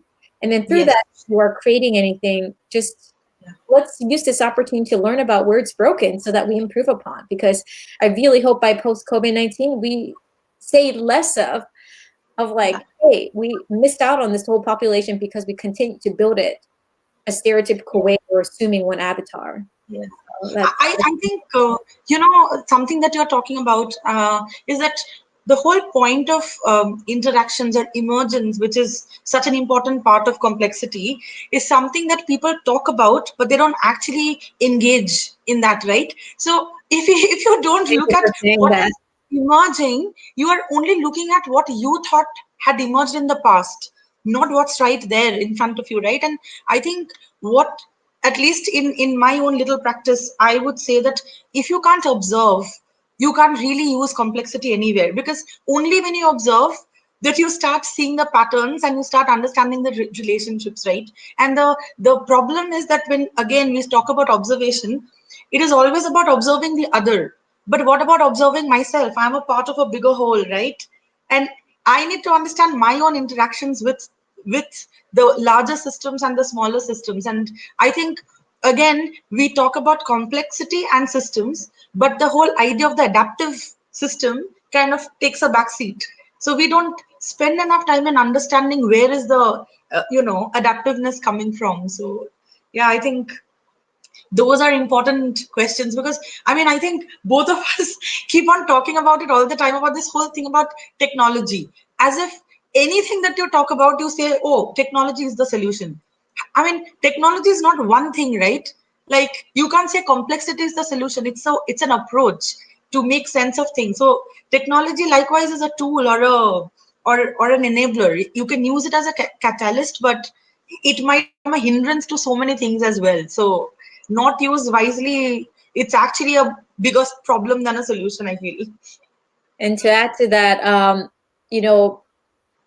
I hope folks think about from this weekend experience and, throughout their continuing weeks and months and years ahead, to think about how they continue to integrate it. And I think one piece of kind of advice that I would love to share, if I may, is that my mentor shared it with me when I was thinking about how do I make sure I'm intentionally spending time with people who think differently so that I continue to not stay narrow and in my own zone, so that I can be thoughtful and inclusive throughout this. And the advice was that, this was originally thinking into the context of the type of mentor you can have, but I think it relates to the type of people you can surround yourself, which I hope is helpful for everyone. Find people who think and look like you. Find people who think and don't look like you. Yeah. Find people who don't think but look like you. You see where I'm going? Find people who don't think and don't look like you. Don't look like you. And I think that's so important, because in truth, we stop at the first category. It's oh my gosh, you are like my group. I connect with you. I jive with you. We totally get it. Finish my sentence. That's exciting, and you should absolutely have those people. But I think when we only spend time with people that we feel like that way and not open to all these other group of friends who are amazing and fortunate as well, we kind of forget. And so hopefully that simple way is a reminder. Right now, think about the 5 people you spend your time most with. Where are they in that category? And if they are in one bucket, you might want to think about how you diversify that. So that's one thing I want to just add, an actionable thing you can do, regardless of your creator and where you are. That's really powerful, Yeah. And I think it's very relevant in the world today, be it in the US, be it in India, because we've all made our boxes, and we are always afraid of the other boxes around us. And this is so important. Thanks for making that point, Monica. Yeah. What about the Absolutely. next, Depicentre, next question or thought that you had? And explain it in however much depth to lead into the question. Sure. If you don't mind, we want to share our screen. So we have quickly put a deck together. It's not very well formatted because we didn't have the time, but it makes the point, I guess. So so we'll just go ahead and share the screen, Dan. Sounds good. Application number, right? Yeah. You can see our screen, right? I can see your screen, and then if you click the little camera, you can enable your picture-in-picture as well. But it looks great. Okay, we'll try to see. Sorry, 1 second.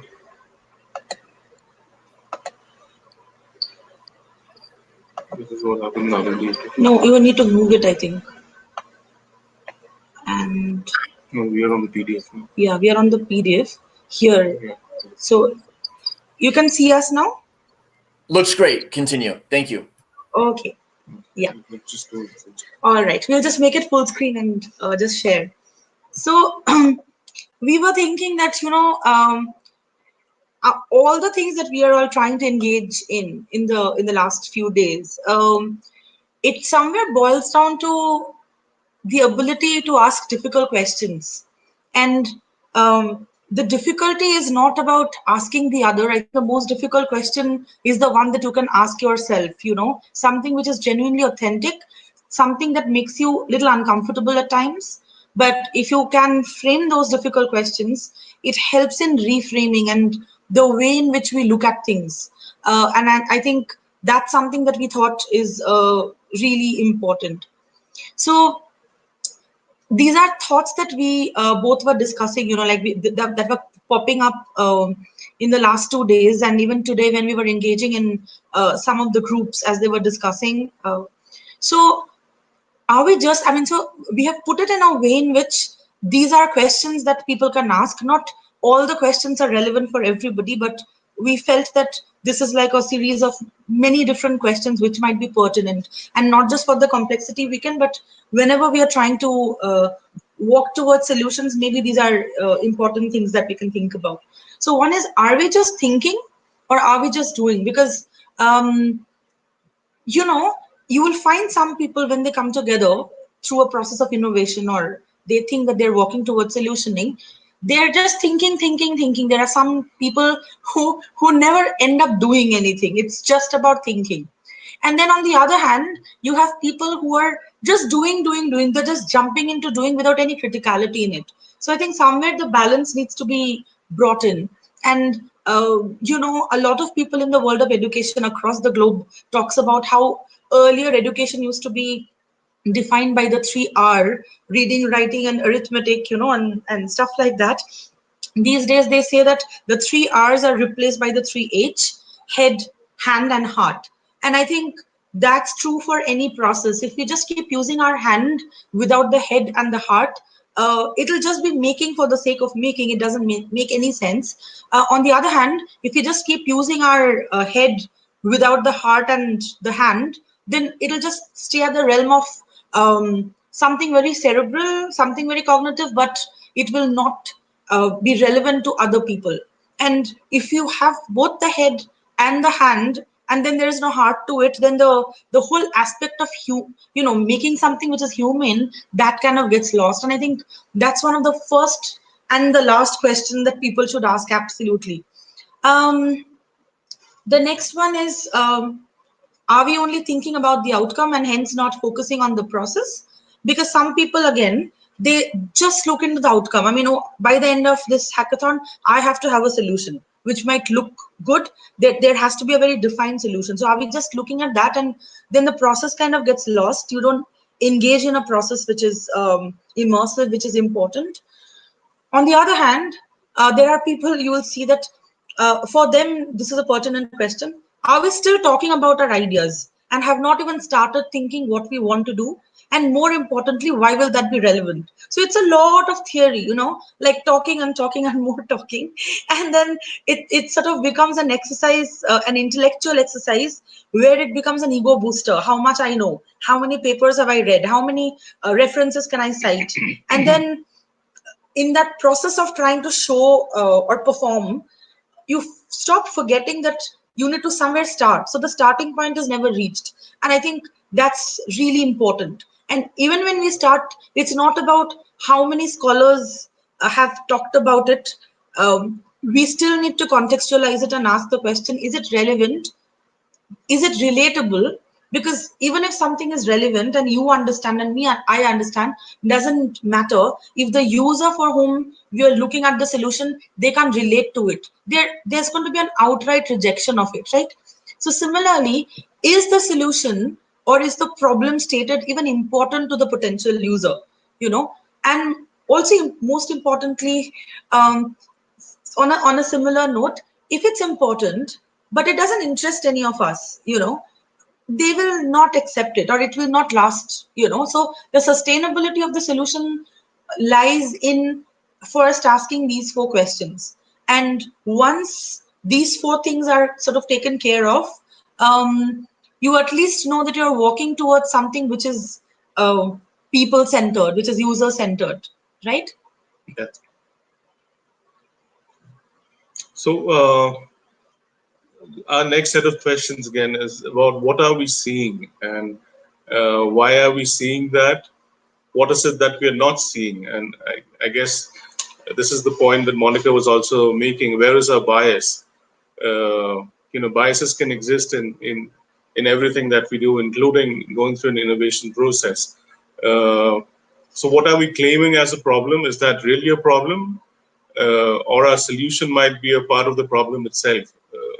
So this is something that we keep working on, framing the problem right. And whenever we go through, be it in an organization, be it in a university or a school, whatever problems people come to us with, I think the framing is the biggest part of the journey itself. Though a lot of times we'd be asked about, if we spend so much time in framing the problem, will we have time for the rest of the process? And we always go back and say that it is worth your while, because in the language of design we have a term called wicked problems, where primarily a problem which you keep on investing a lot of resources in, but you cannot solve. It's ill-defined. It's ill-defined, and this problem framing or problem definition phase is very important for any innovation process. So I think for us to introspect and for the team to reflect upon what they think is the problem statement is very important. That's very important to see whether we are looking at it from through our biases, or we are seeing things as they are. Similarly, are we doing something that we want to, or is there a need? Who defined the need? For any Shark Tank fan like I am, you would see this is the first question that they'd always ask you: is there a need? Even for academics, is there a need that they're trying to the point that Shrevi was making on the previous slide? Are we indulging in an intellectual discourse for ourselves?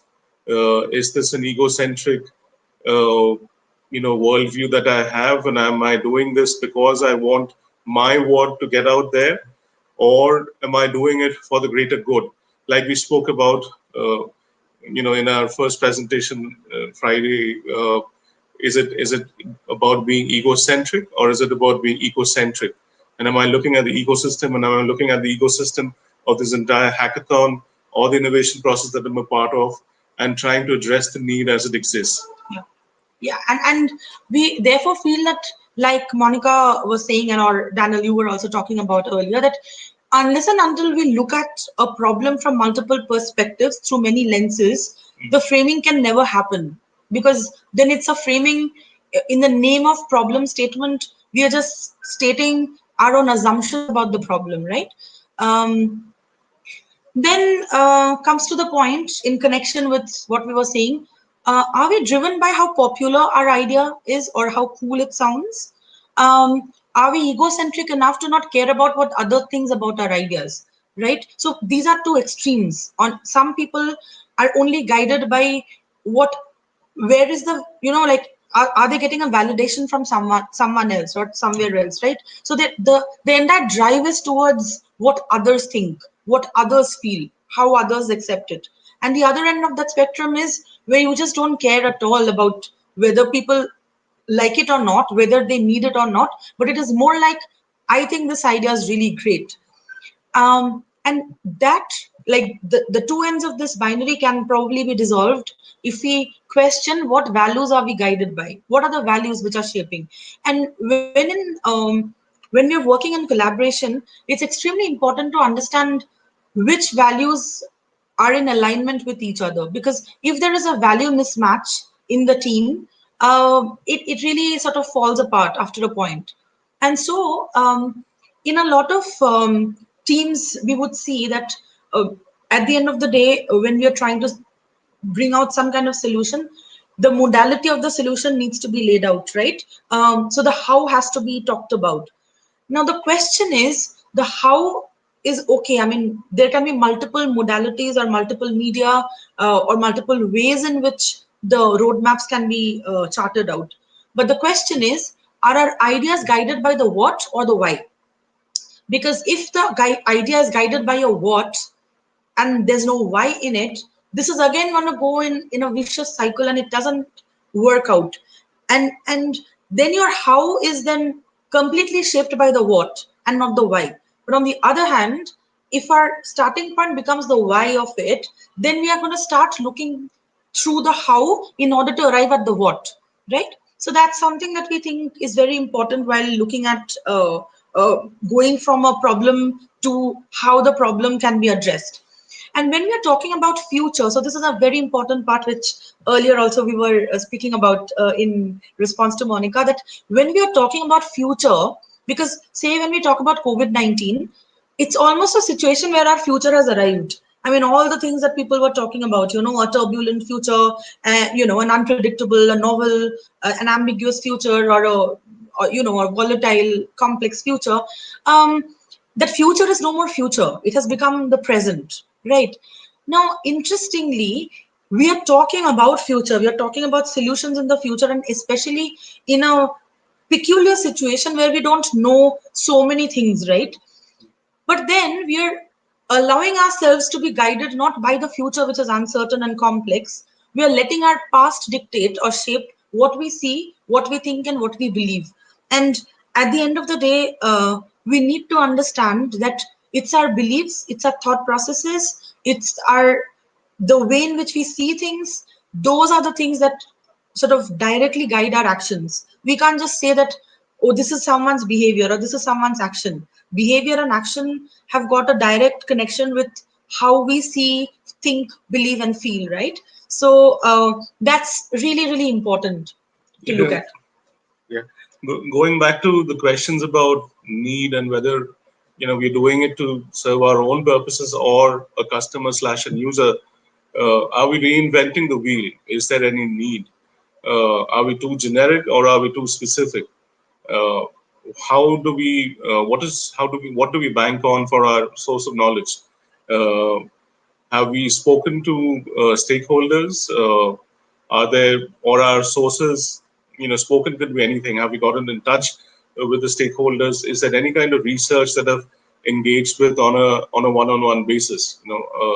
Especially with a subject like COVID, which is all around us now. There are so many people we can speak to, we can listen to, there are so many sources of information already available which we can tap into. Are we doing that, or are we primarily looking at whether it's our academic papers or whether it is secondary research that we have available to hand? Primarily, is there any primary research that we're doing before we are taking this problem on? In fact, I'd like to mention here about something interesting.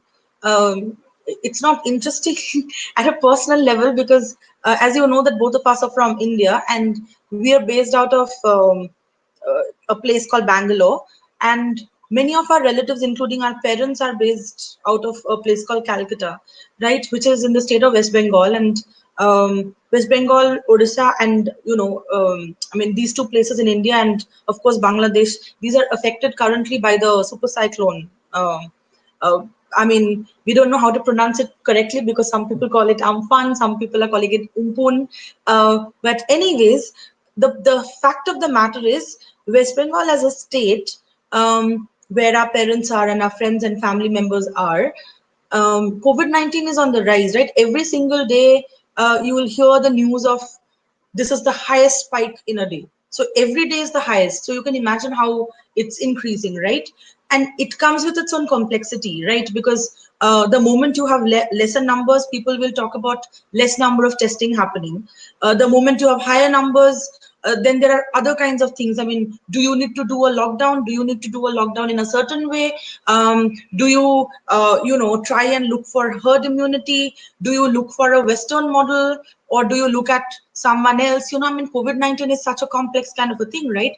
And even when we talk about examples, I mean, good examples, you don't know what to draw upon, because even the sources of knowledge talks a lot about the kind of inherent bias we have, the hierarchies and the power games that we have, right? Because, for example, you will constantly hear about, please don't get us wrong, we are not against or for any country, we're just telling you what happens, that on popular media, you will probably hear a lot about European countries, right? Like, say, Germany, or you might hear about New Zealand, and you're constantly talking about these as examples.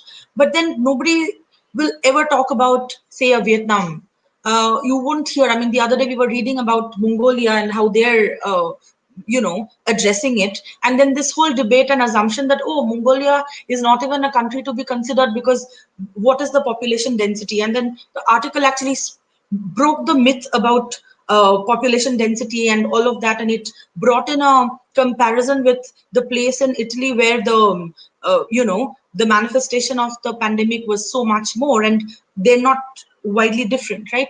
So why we're talking about it is that within COVID-19 itself, there is so much complexity, so many things to consider. You don't know what works and what doesn't work.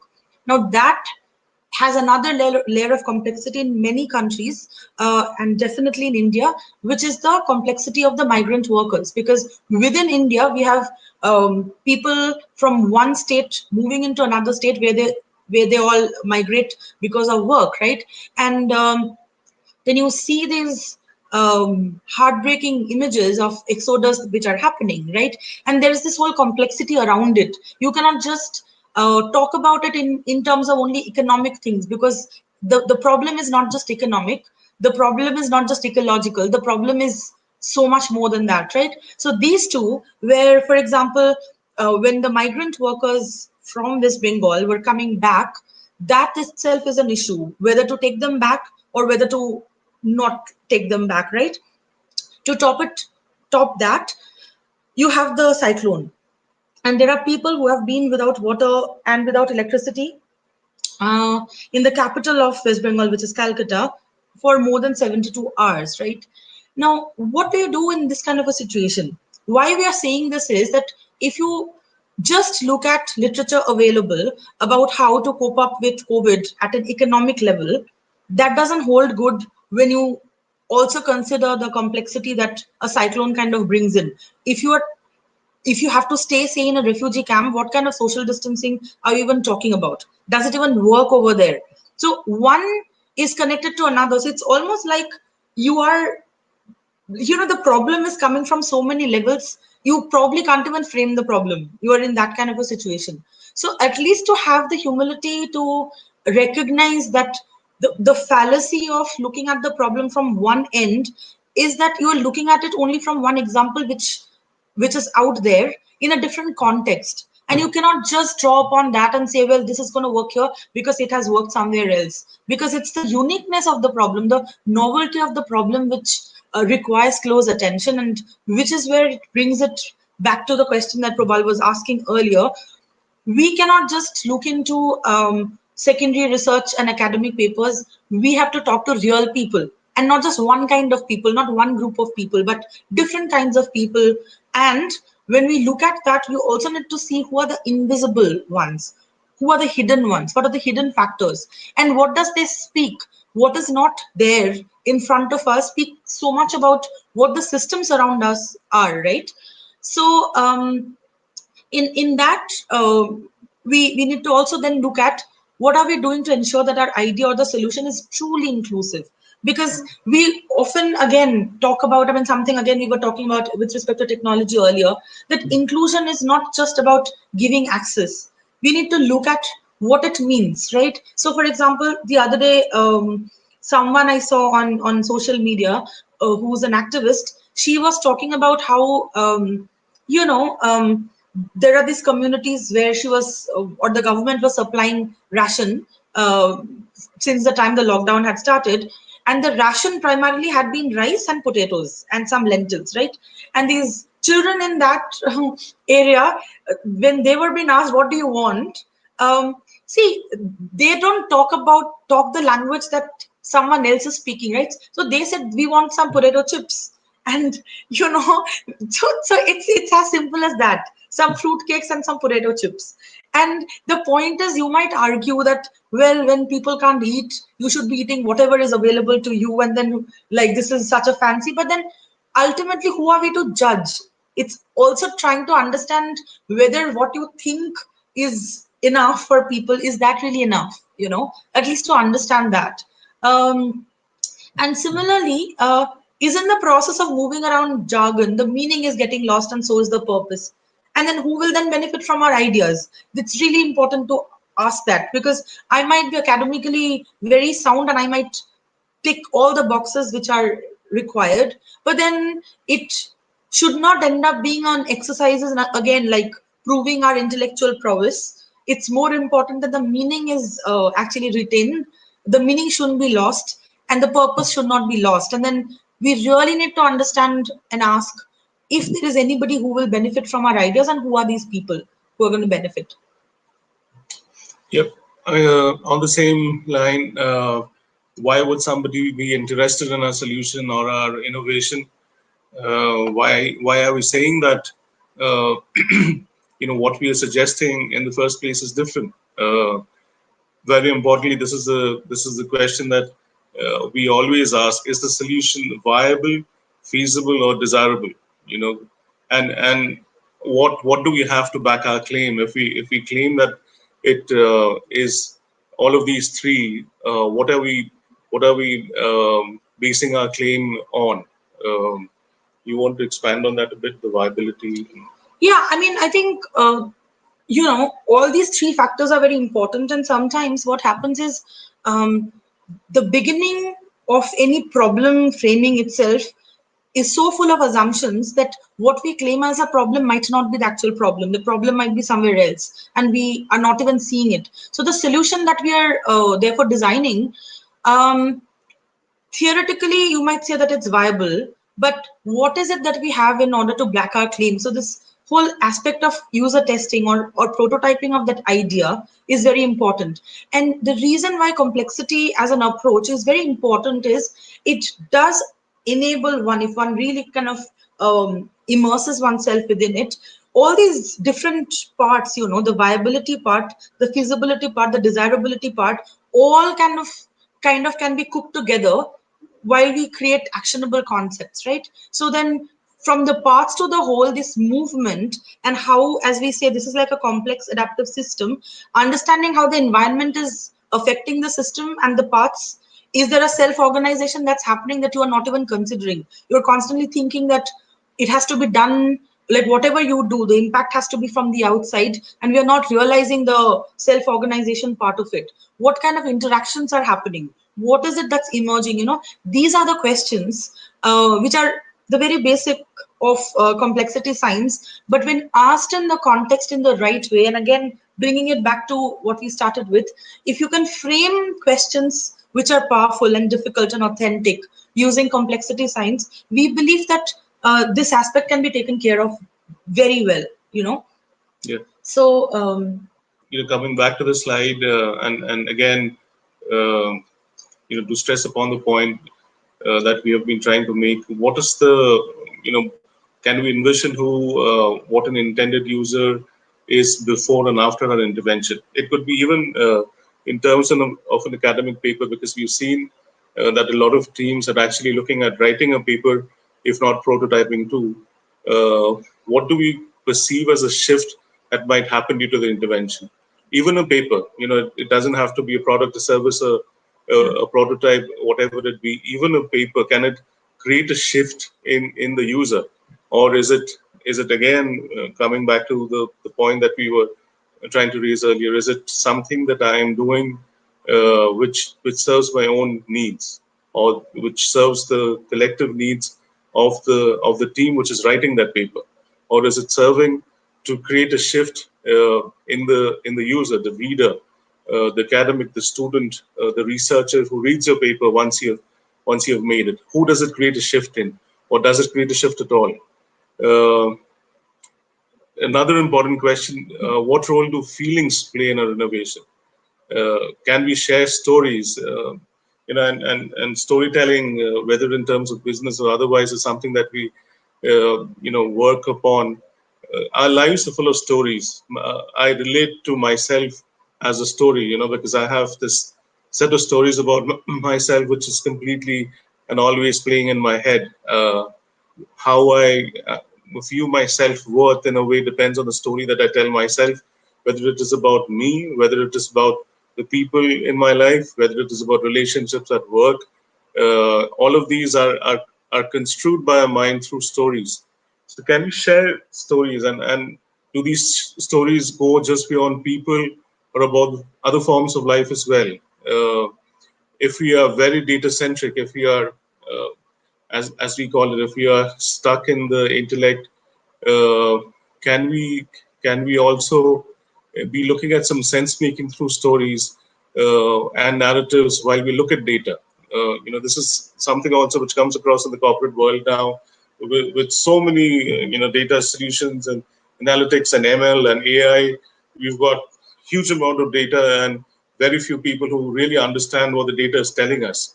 Is there a way that we can tell that story? What is it that that byte of data wants to say? And can we, since the data cannot speak for itself, can we speak for the data? What story do I tell? Yeah, also the patterns that come out of the data, right?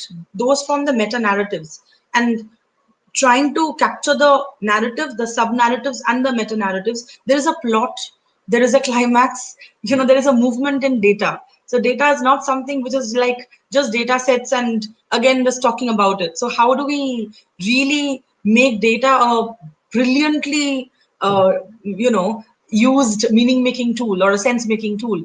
And yeah, do we have a roadmap in place? That's something which is really then important. That and this is particularly in connection to today, that we don't have too much time, and there is so much energy, so much of experience and knowledge, such kind of diversity. I mean, I was so excited when I was going from one room to another to see the kind of conversations that were happening, right? So it's really going to be a pity if there is no roadmap which is drawn, because it's time bound today, it's going to end. So is there a vision behind that for the teams to sort of think about what now, then what should be the next steps? I mean, and it's okay for the teams to not have all the answers today, but what's very important is as they're together, this is a brilliant we would say a communion or a marketplace where we have a variety of different perspectives, different contexts, different experiences are all coming together.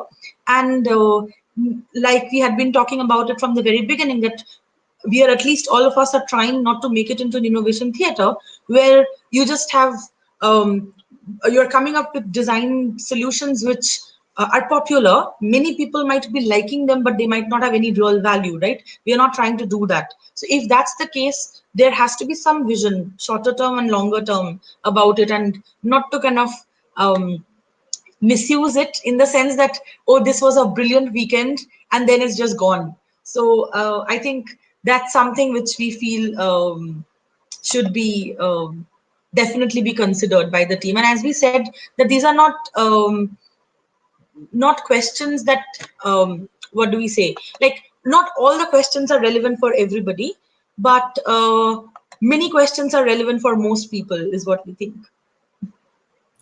Thank you so much, both.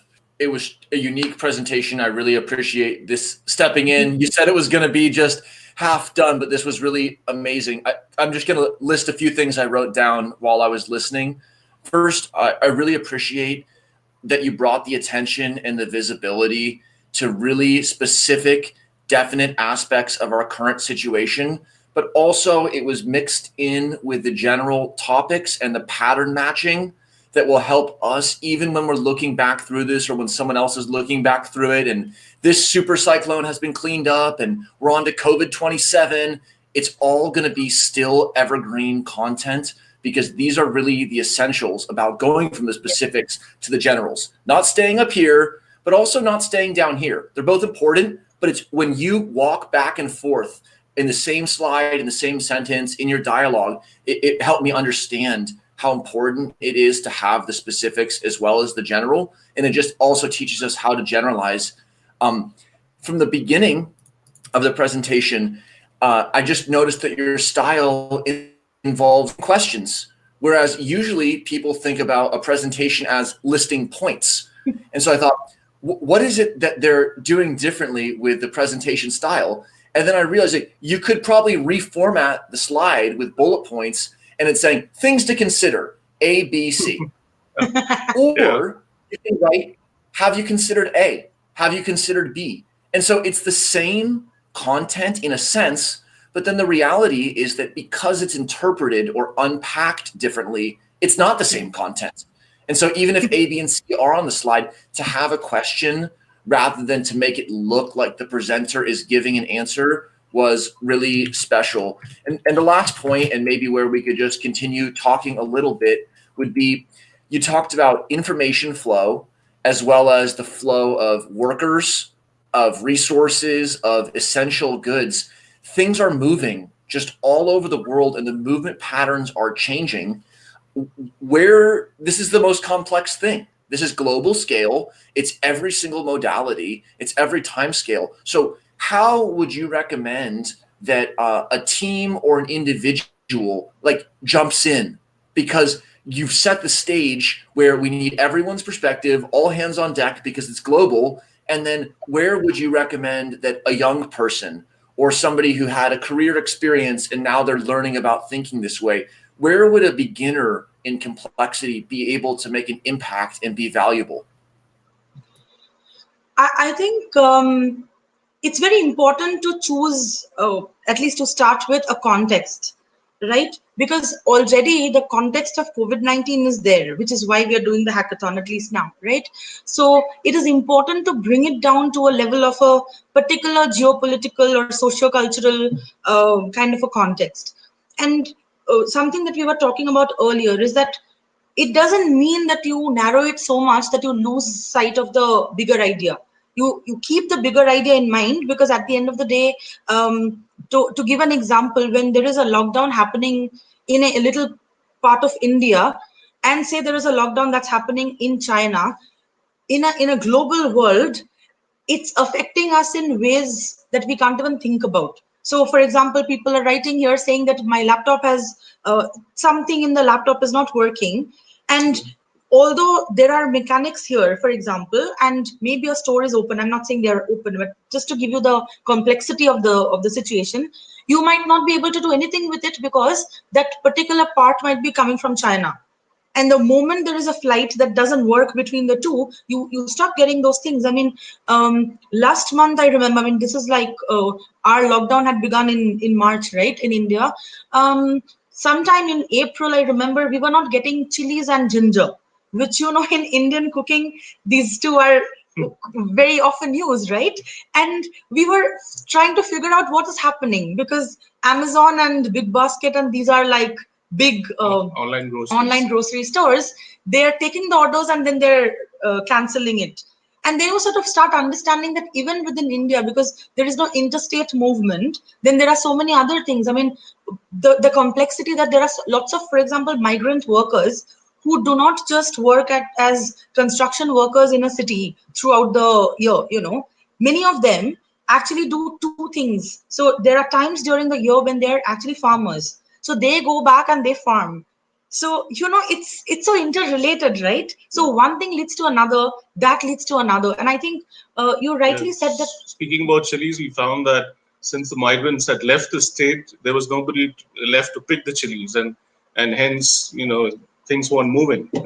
So, yeah, I mean, I think what we are trying to also talk about is that you will see that beginners in systems thinking, they start understanding feedback and loops and probably draw flowscape. Now you can try and understand it in a mathematical modeling kind of way or computation and etc, and again keep it at a very a theoretical level, but it can have a socio economic kind of a context within which you can use it. And to us, using complexity science is that you take one thing, one aspect of complexity science, put it in an actual context as a group, use your multiple perspectives, multiple experiences to unpack it. It really doesn't matter. So say if you're in a group where you and I are teaming with each other, you do not need to understand everything in India. In fact, the fact that you don't understand everything about India, and yet being a global citizen and a human being, you do connect to me, that's good enough for you to ask questions to me, which I might never ask because I might be taking it for granted, right? So we feel that that's really important, but starting with the context, starting simple things like why, what, who, where, when, and then moving bigger, because then some questions, some problems, some challenges are going to be universal.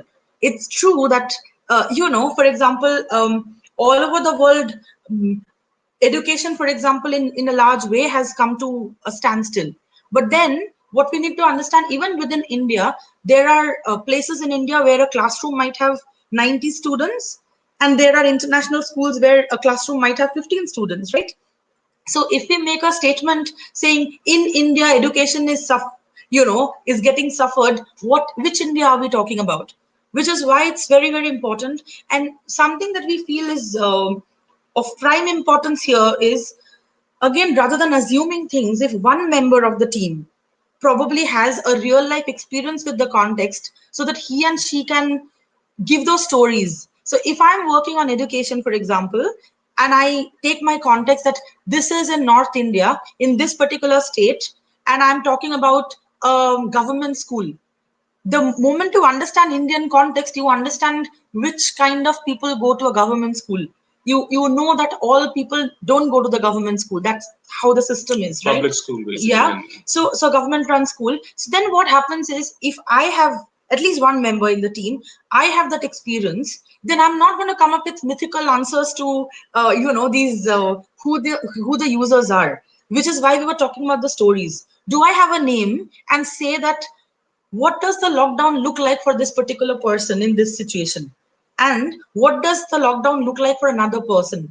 And I think that becomes a very tangible, real kind of a context, because then when you use some of the methodologies or approaches of complexity, even a particular mathematical model, when you try use that in a sociological context, it's real. And you know what works and what doesn't work.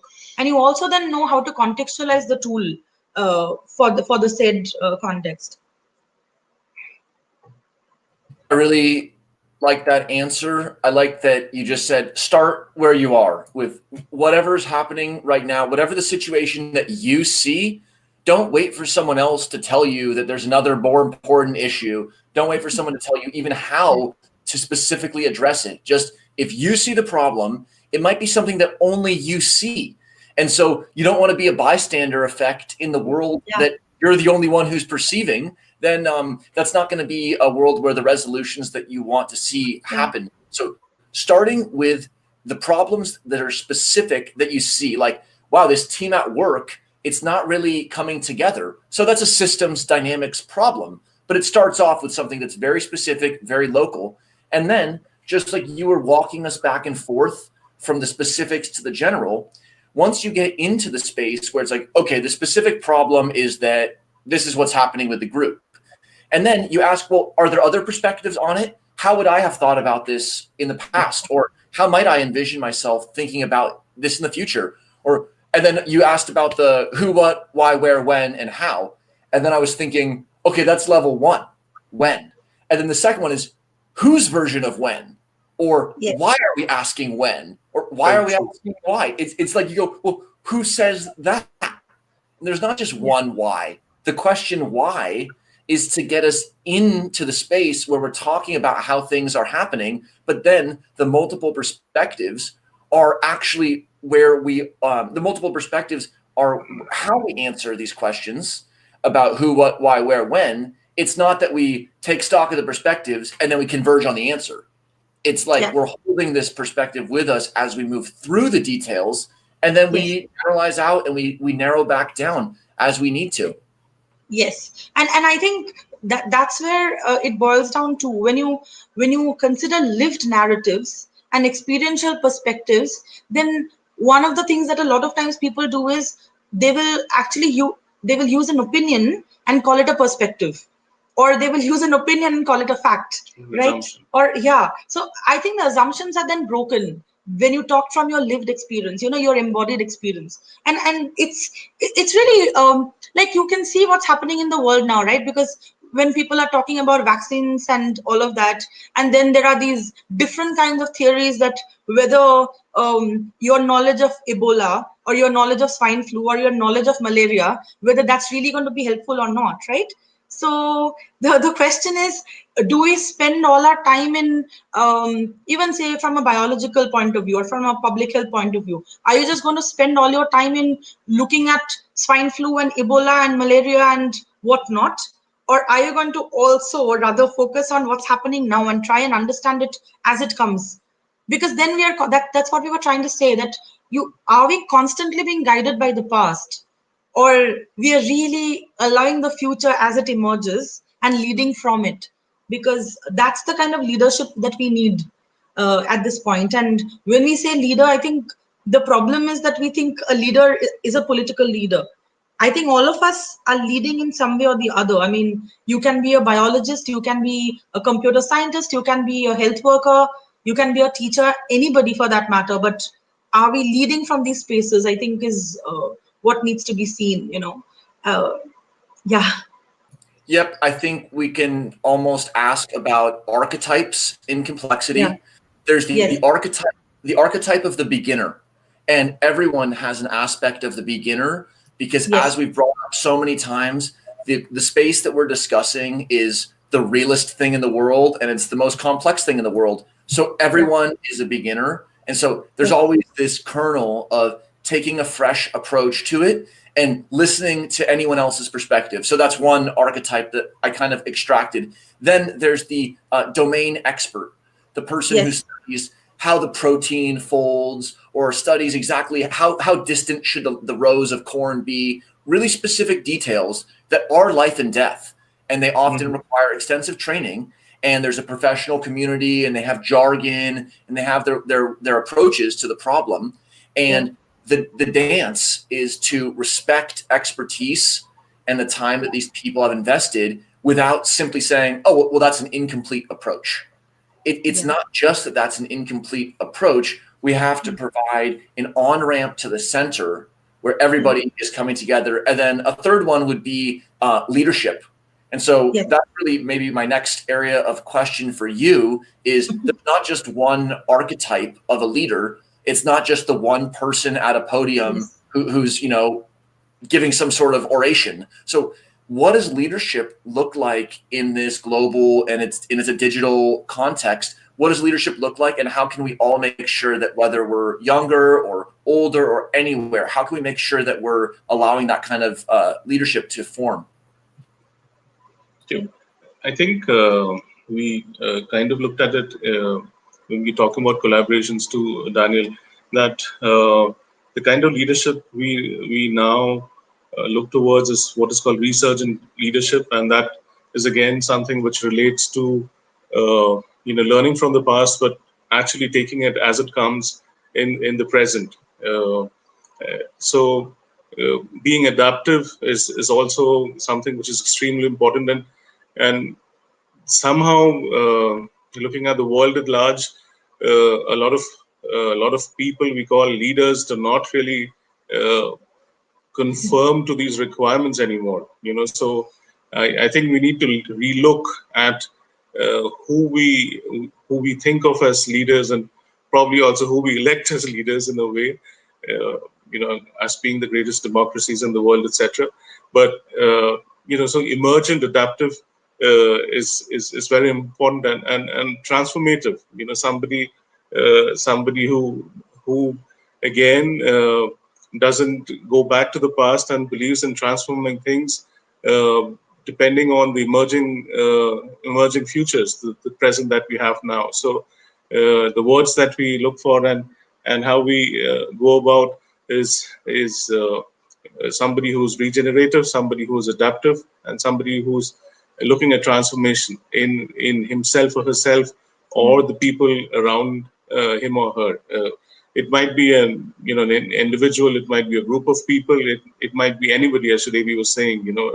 If we all assume the role of leaders in whatever we do in life, I think then we also break these archetypes. We don't have to look up towards someone in order to learn, because we can be the learners ourselves, and we might be people that others learn from. In fact, at the point of regenerative, even how it's used generally, right? Like we're the whole ecocentric worldview. The debate is that let's not just talk about sustainability as our final goal. Let's talk about regeneration.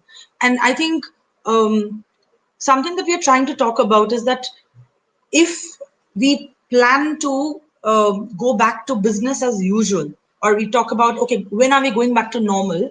There is an assumption that the normal as it was just before COVID-19 was the best that could have happened to the planet. And we know that it's not. So which means that the usual is not supposed to be the usual. Yeah. So which means that sustainability in that way means that you are just trying to sustain. But if we instead want to reimagine how we could have done it better, I mean, can we go back to a post-COVID world, in a world which is better than how it was earlier? Then you are not looking for a formula, and that's something. A few months back, there was a conference where I went, and someone had asked me about this question about how do you look at leadership and something around that. And I remember I said, it was a very spontaneous response, that you will notice that leaders at different levels, they're constantly using formulas and templates somewhere else. So in a way, you're following. Then how are you leading if you're following what someone else has done, right? So we feel that as leaders, we need to chart our own path, and this path can be only made by walking. You can't follow somebody else's path and say, oh, I'm leading, because again, then we are letting the past guide us. And when we talk about it, we are not saying that you undermine or discard the past, but then you have the past and you have the future, and in the present, you can bring these things together. So all these, another point that we had mentioned, I think in our presentation, either yesterday or day before, that we need to look at the activating forces as leaders, like what are the forces which activate us, but we also need to understand the resisting forces. What are the forces which are bringing us down, pulling us back, right? And in that riptide between these two, activating and resisting forces, is where a new form of leadership sort of emerges. And that way, whether you're a public health professional, if you're an epidemiologist, or you're a public policy analyst, or you're a teacher, all of us are leaders in that way, and that should be the way to go about it. Bringing us down. Thank you for the response, and welcome, Jenn. Nice. Oh, the unveiling. So Jenn just hopped on right now, and Depicentre, if you want to continue and just provide a little bridge, or just it's been awesome. Thank you so much for stepping into this afternoon live stream. Is there any questions you want to leave us with, or any points? One thing I'll just note is this community and this team is perpetual. So we're all going to be interacting through the text backend, and also we really hope to be organizing future Complexity Weekend or similar events. And anytime that we can do anything to help what you need to get done in your local communities and networks, just please reach out. So maybe thank you. Any ending thoughts or questions for Jenn or I, and then it would be awesome. You guys can. I'll let you have a break. Actually, do you have any questions? Okay, I never run out of questions. I always have questions. Sorry about that. But I would say, Daniel and Jenn, if I would be asking you, because you have done Complexity Weekend earlier, right? And I don't know how you had done it. I mean, was there a burning challenge or an issue that was guiding, the way in which you framed it? Like this time it's COVID-19, but do you see there are certain differences between those and now? Even, I mean, today is the last day of the Complexity Weekend 2020.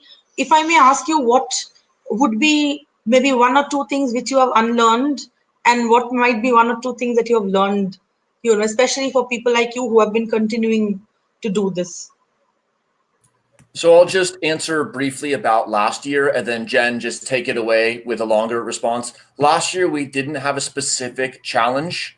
It was more about just bringing complexity science to applied problems. And it was in San Francisco. And so the kinds of things that groups tended to be interested in were beneficial, benevolent uses of technology, the economic situation and homelessness and resource distribution in our region specifically, and about how the Bay Area could be a player for good in the world rather than basically a magnet for criticism.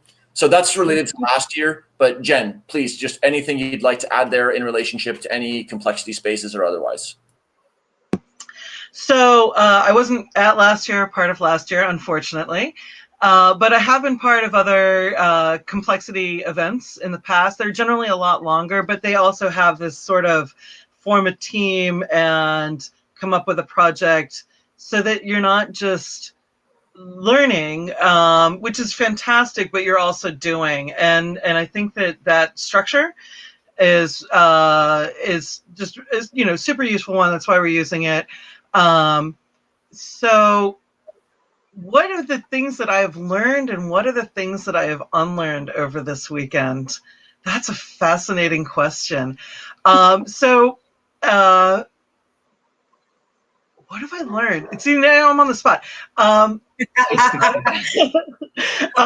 really enjoyed listening to all of the other keynote speakers and paying attention to the conversations going on and all the different Keybase channels.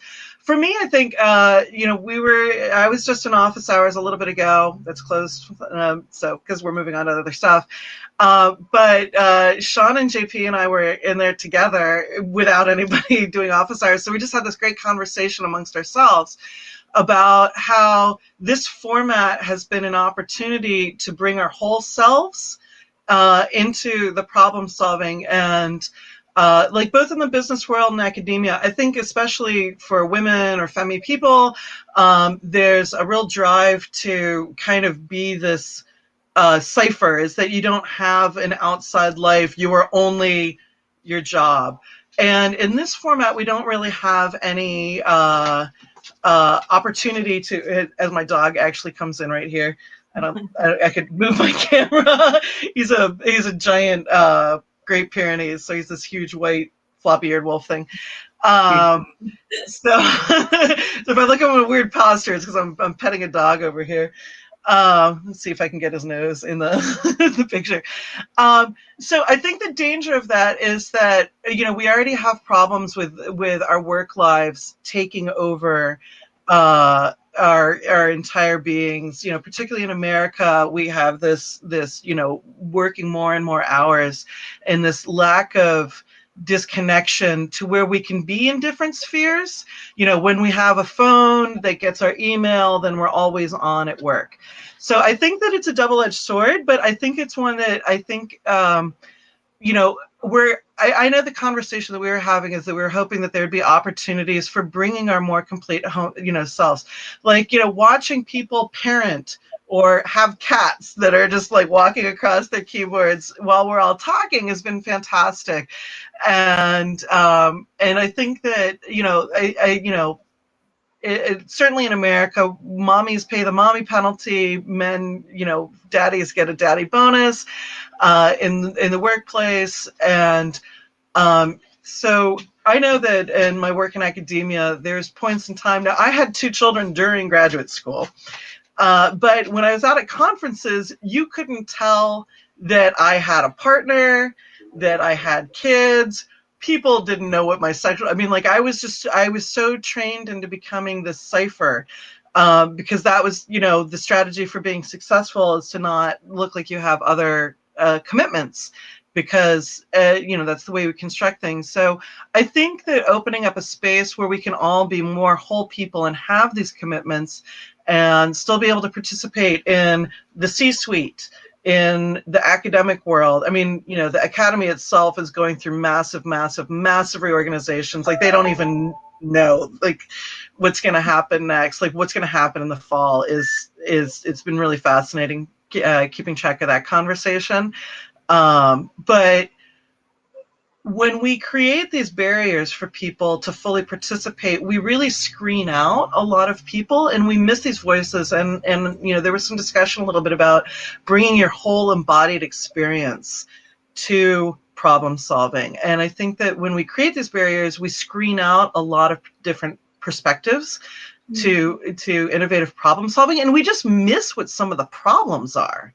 Right. And that's what I tried to focus on in my talk is, I'm not really like somebody, my academic work is about analyzing stone tools and paleoclimate proxies and how that forces technology change. I don't spend a lot of time talking about the implications for motherhood, but that's what I chose to focus on for those of you who made it to my shared truth talk.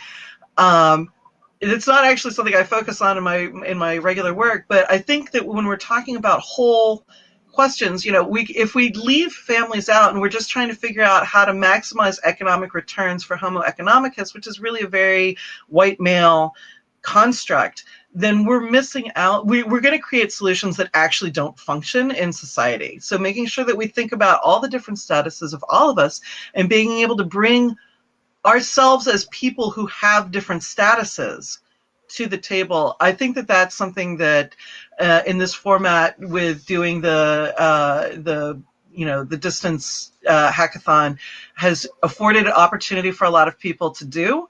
And I think that insofar as problem solving for all of us together moving forward, I'm hoping that we can bring the positive stuff without us also having to be on email 24 hours a day and never take time off and have our work, so that we can also maintain different spheres in our lives.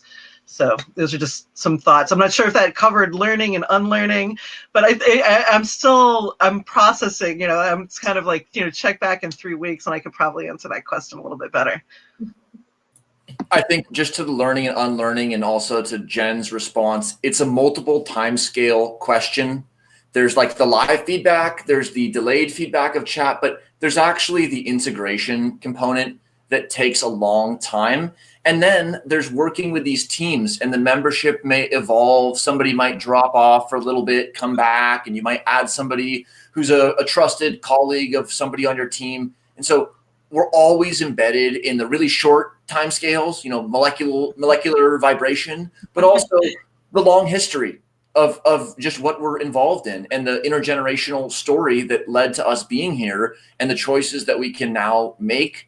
And so when we just recognize that there's all these timescales at play, and then we can really dive into the moment and just ask all these questions that were raised in your presentation about where to go from here. Thank you.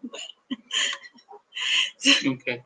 Yeah, so I think we should leave the live room now and let Jenn speak, and we'll follow you there. Yeah. Thank you, Depicentre. Great to have you on. Yeah. Thanks, Daniel. Thanks, Jenn. Thank you. Bye. Cool, Jenn.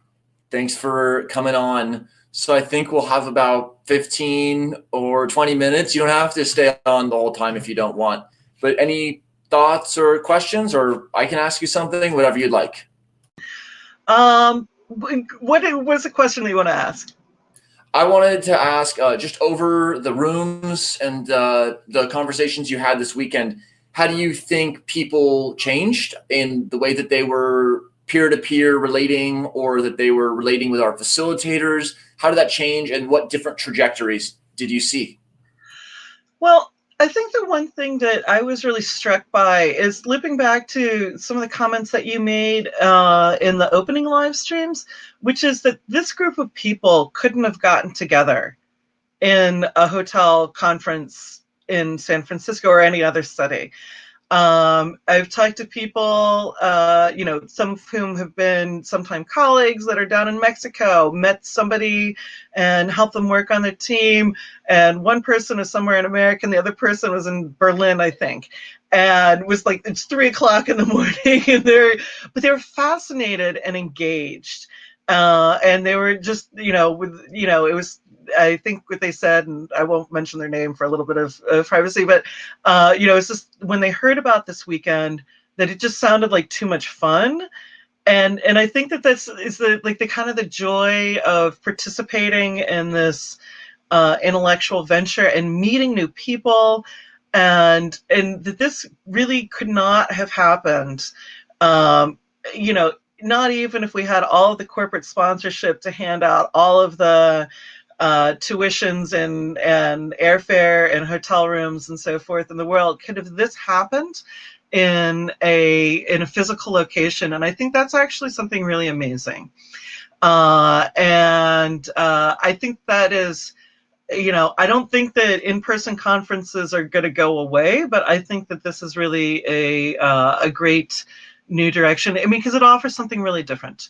And I think those connections, making those connections, are really profound. And so I'm really looking forward to seeing where all these teams are. I know that people have to get in projects or some sort of presentation in a few minutes, but so that's an end, but it's a beginning too, so it's like, when you're putting together a grant proposal or all sorts of different types of formal writing, you have to have the abstract. Now, of course, I'm one of those people who write the abstract at the end and not at the beginning. But when you're reading, you read the abstract first. And so, but the abstract is just a couple hundred words telling you what's going to come next. So I kind of think like these presentations are a little bit of, they're going to be like a bit of just like a proposal or an abstract, as opposed to kind of what the finished, where this is. And, there's going to be a broad variety of different products. And I'm really excited to see kind of the seeds that germinate and kind of come forth out of this.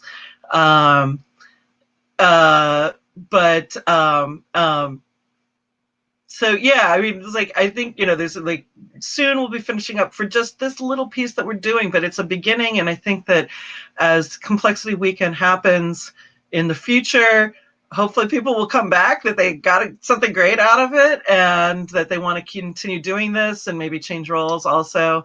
So yeah, I think that there's, while we're, coming towards one transition, it's also transitioning into something much bigger, and with way more capacity for these really fruitful connections.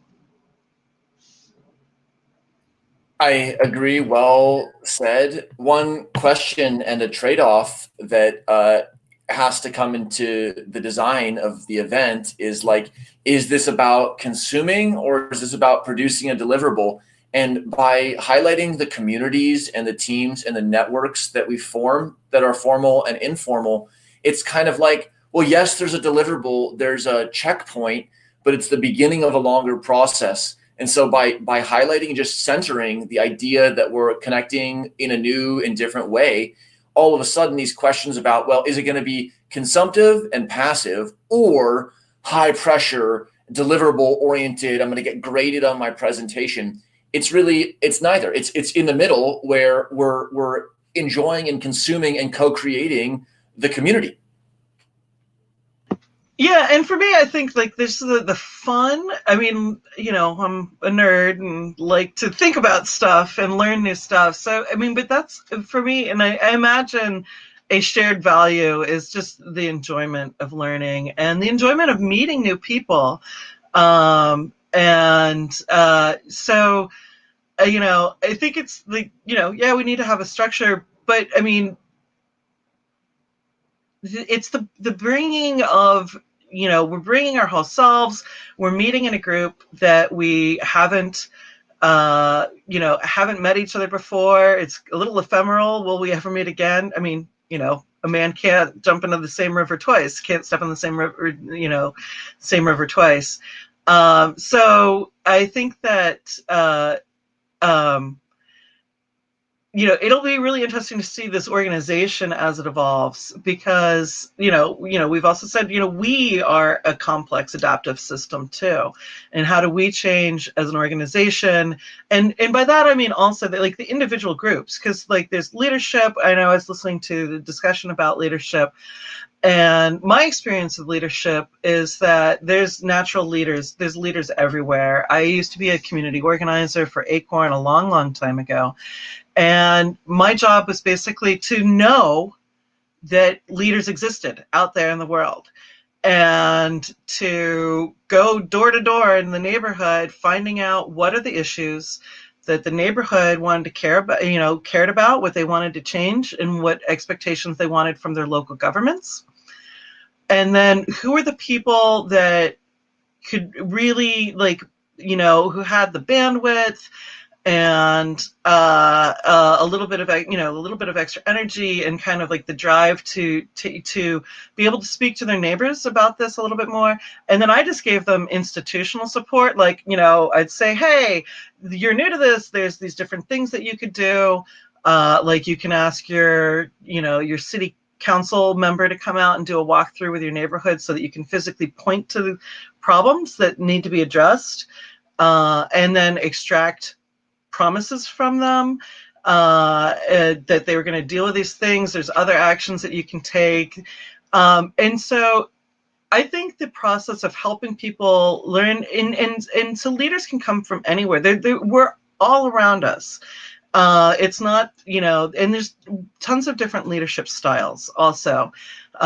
There's top-down leadership, there's from the side leadership, kind of more military, there's bottom-up.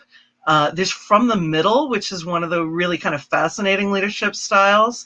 And I've seen when some of the conversations going on in all of the different channels that you know, that there's quite a bit of that going on, with amplifying each other's voices and kind of bringing the groups together.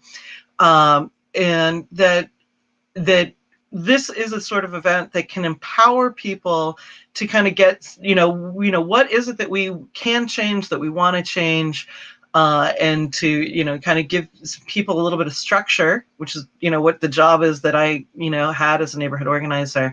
So maybe this is kind of like a global neighborhood organizer for complexity. You know, maybe that's kind of like the, you know, like a framework that I'm thinking about, you know, my experience with all of this right now.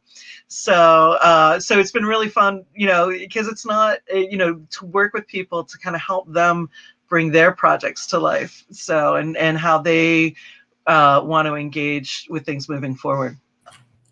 I really like that spatial organizational question, and going to the necessity of the embodied perspective. We hear a lot about top down and bottom up, which makes us think about things like hierarchy and ranking or pecking order. And then you brought in from the middle and from the side. And those are just new spatial ways that just obviate the question of who's on top. It's like, who's at my side? It's like, well, I have a bunch of sides, and there can be a lot of people who are collaborating with me at my side. Or how do we lead from the inside? How do you start from yourself and then just go out? Or how do you lead from the outside, where you say, I'm just a vessel and I'm just going to be totally aware and let the outside come through? And they're just different spatial metaphors ultimately, and they're lifted from the context of the organizational chart or the hierarchy, and put into the territory of like ecology and dance and improv, all these things that everybody accesses, and everybody has two sides or multiple sides, but not everyone is on the top or on the bottom. There's just so much power in the way that you're describing it like that. Well, so I'm, an anthropologist and an archaeologist, and one of the questions that we have to face is, how do you relate to somebody that's been dead for 10,000 years? Like, I'm not Kreskin, I don't have psychic powers that I can connect. But the thing is, we do all have bodies, and we live in this three-dimensional space and, in a fourth dimension of time. And, we have certain things that are the same. Like, we have temperature parameters that are kind of most optimal. We need a certain amount of food calories and certain nutrients. And so I think that, really having these embodied visions, and that, we don't just live in a vertical existence. We live really, most of the time, we actually live in a pretty horizontal existence. And, as we live on the surface of a planet, unless we happen to be flying or swimming or an aerialist. So, just kind of definitely breaking out of like, these top down, the vertical orientation, and thinking about all the different ways. And, we can go to our bodies, and, I'm not a dance major, but I'm sure somebody who had more experience with that could probably, really expand on that. But, I think we can find a common sense because we do have bodies, right? And then what we can do with that is, understand, people do, find ways to kind of link up and make these small organizations. And and I think that, so, there's lateral exchanges of economics, for example, as loaning money to your sister or your brother because they are $50 short on their electric bill. And, is a different way of organizing ourselves than, I get money for my job and then it goes to the bank and then it goes out to my utility or whatever. Is, just kind of thinking about how we really exist as humans. And I think that, moving towards these, trying to think about ourselves more and who is next to me and how do we communicate to each other and share, form shared goals and make this happen. And so I think that maybe when we're sitting in a hotel conference hall, in the little breakout rooms, we tend to default back to this top-down structure, right? And when we sit around a conference table, oftentimes it's the people who are most comfortable speaking who are the voices that we hear. And I'm one of those people who's, we share a different phone call, and I'm clearly a person who's comfortable speaking, which is interesting on a gendered point of view because of the way people perceive that. But I really have to focus on remembering to take time and slow down and have long, uncomfortable pauses. And whatever's uncomfortable for me, I have to let that run several times because, other people have different cognitive processes. And just because they don't have a loud voice and speak quickly on the fly doesn't mean that we shouldn't be hearing them. They, frequently have more time to process and get to a deeper understanding than somebody who just is comfortable shooting the mouth off. So I think that all of the different channels that we have going on, I'm hoping that created some opportunity. I'm really looking forward to seeing kind of feedback afterwards about this and how people experienced it. And because I feel like with all the different channels that there is this opportunity for people who are not necessarily comfortable going, ooh, me, to still get heard. So I think just, thinking about leadership and contributions in different ways. Very nice and really something helpful as a capstone in all these discussions about leadership and collective sense-making, collective collaboration. And yes, this first one, it was kind of like, it was the tech bump and the community bump, and all these things were being tackled at once. And ideally, as people become more familiar with each other, they know a few edges. They know, okay, well, I'm going to next month's event or next year's event, and I know a few of these people already, and I'm familiar with the tech, and just reducing the friction so that things can be happening effectively. And I totally agree. It's I don't even remember who brought it up, but just it's the job of the visible leaders to make sure that all of these perspectives are able to come to the forefront. And so we have a unique opportunity to do that, not just with the geospatial and the cognitive diversity we have here, but with the synchronous and the asynchronous component, and the ability for just like, hit an emoji. Just I'm gonna pre-populate this with a yes and a no. And so people won't even know which one you voted on unless they investigate. Or there's so many ways that people can explore how to use their identity differently and just play new roles, and how to relate to the 10,000-year-old person when they didn't have computers, and how to like look past the digital surroundings that we're using, that we're swimming in. It's hard enough to imagine 200 years ago. And so how do we really take it back to 10,000? So yeah, I mean, and I think that this is an opportunity to think about, how can we relate to people that we're all relatively tech enabled, and that makes us relatively privileged. We still need a certain amount of warmth, heat, safety, food, and this can create opportunities for looking, across cultures, and we can really build bridges. And I was very, very struck, also looping back to some early themes, is the talking to stakeholders. And we may be stakeholders in some of our solutions, but we also may need to go out and talk to a broader amount of people for, so I know when I look at my news feed, it tends to focus on the developed, technologically advanced, and fairly wealthy part of the world. And I think that if we only try and solve problems for that part of the world, we are not going to solve any COVID-19 problems, because we don't live in isolation from each other. I know that, so I live in Seattle. The West Coast of America has been having a huge problem with homelessness, for example. And so where do you wash your hands? And, I've seen on, a neighborhood Facebook group, somebody complaining about a hand washing station being put up in front of public land space in the neighborhood that is adjacent to where their property is. And they're like, I already have enough problems. And this is like, somehow this is going to be like some draw to people. But the thing is, that person also goes to the local grocery store, the unhoused people in our community also go to the grocery store too. And so if you're not solving problems for everybody, like in terms of disease transmission, for everyone in the community, you're not going to make your part of the community any better.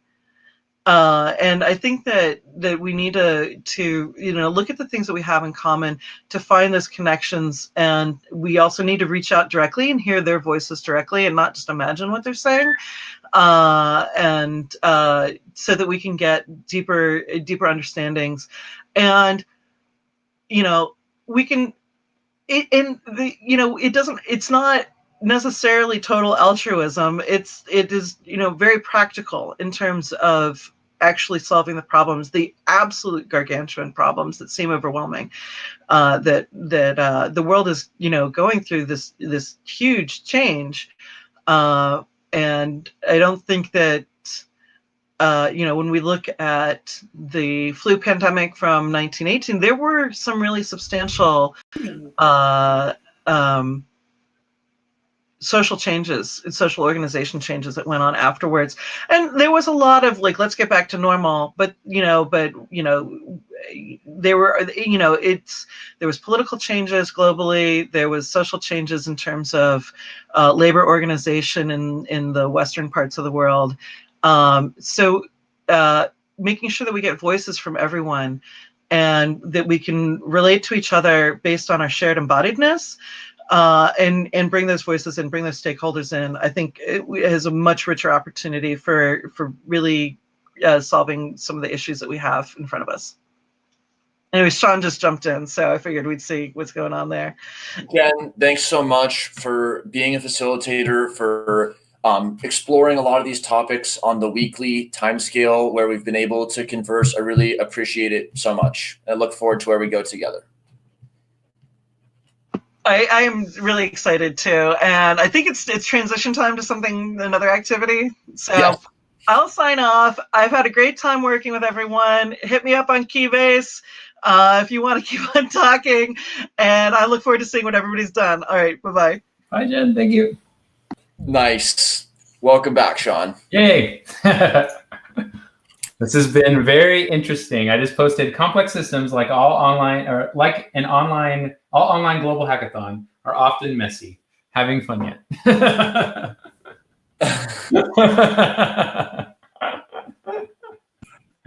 Yes, I think it's been fun so far.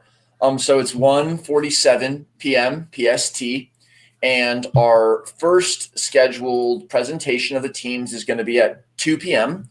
with the COVID-19 public policy teams. So what we're going to do for the next 12 minutes, and JP will jump on as well, what we're going to do for the next 10 minutes is just set up the stage for the presentations, and just, Shaun, go ahead. Sure. Yeah. I didn't have any time to prepare anything, but basically, we're going to be doing 10-minute presentations per team, or 10-minute time slots per team. We've got 7 teams that are going to be presenting. And so the teams are going to kind of pop into the live stream. They're going to share their screen, talk about the project they're working on. Really that they've just begun, right? So it's just the formative stages still of their team working on it. They're going to present for around 5 minutes, and then we're going to have Monica and JP when they come on. We're going to have kind of a panel discussion of like, oh, interesting, here's some feedback for the project, and maybe we can crowdsource some of the feedback from general would be awesome.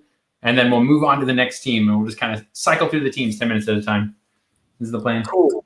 I'm looking forward to it. And just looking at the 7 teams that we have signed up, I know there are several other initiatives that people are carrying forward.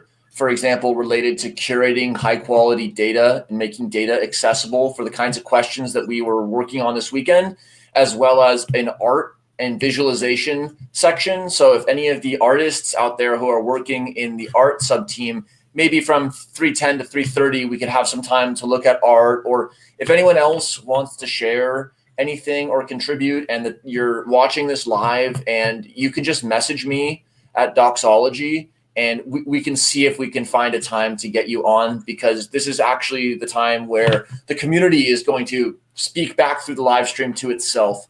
So we hope that people will be really engaged on the general chat and giving support, asking questions that are extending what people are saying, telling them what it reminds them of, big raucous emojis, etc.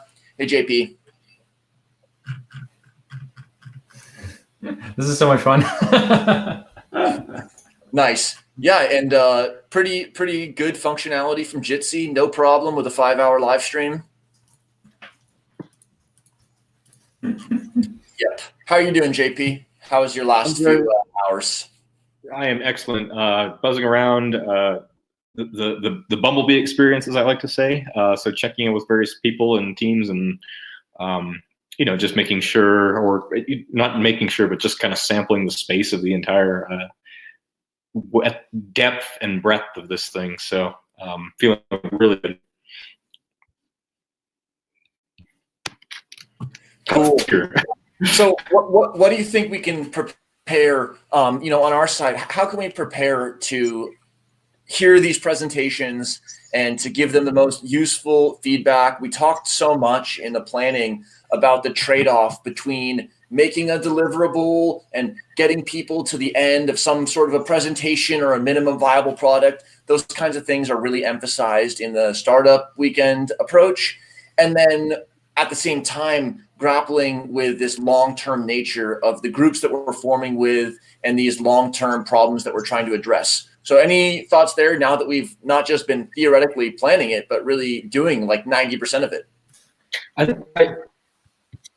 Go ahead. I think that's the fun part about a hackathon of this nature, is it's kind of rapid deployment, rapidly throwing things together, rapidly getting it off the ground, so to speak.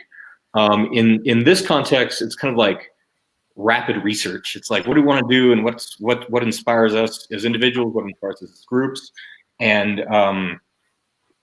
the process that goes from there is a process I actually look forward to. It's kind of like we've auto-catalyzed the seeds of projects that will grow into something, and I really like the idea of rapid creativity, and then we plant those things, and then we see how they develop over the course of the coming weeks, months, into the future. So that's what has me really excited for seeing what comes forward, seeing the results of our kind of epic hackathon. I mean, this is actually a new experience for me. I've never done a hackathon before. I think it's a really cool space. And then whether we're sprinkling complexity on it or whether we're growing up from the basis of complexity, I mean, I'm all about those dualisms this weekend. I'm excited to see how people have interpreted what we're saying. I used the word earlier. It's like we're in a reverse panopticon, so everybody can see in to what we're doing. We can't see out, so here we go. Yeah, I want to speak to that because the experience of actually trying to organize this event has been really interesting because it's all online. We can't see much. Like the whole point of getting everyone on Keybase and having the teams form their own Keybases is that they are fluent in these tools now and they've created the infrastructure for their own teams, but we are not necessarily a part of that. And so lots of teams have their own spaces now that we don't see into at all. And so it's just been so interesting kind of having, very little information to go on and just kind of what information we can glean to still kind of help. If we're in a room together, then we can just walk from team to team, right? Oh, what do you guys do now? What are you doing now? Oh, okay, where are you? Like, that's not possible right now. We're finding other cool things that we can do that we couldn't do in person, but alternatively, we can't do some things that we could do in person. So it's been very challenging, but yet interesting and fruitful. So it's been pretty cool. That's what's so incredible to me. I mean, I'll return to what I've been saying because it's just repetition helps you kind of understand something yourself too. I mean, for being a free event, the production quality of this thing is really high quality. It's the tools. They're all free tools too, right? Which is like, that's really a lot. It's the tools, it's the effort everyone's making. It's our willingness to adapt and be flexible with things. It's participants' willingness to be flexible with things.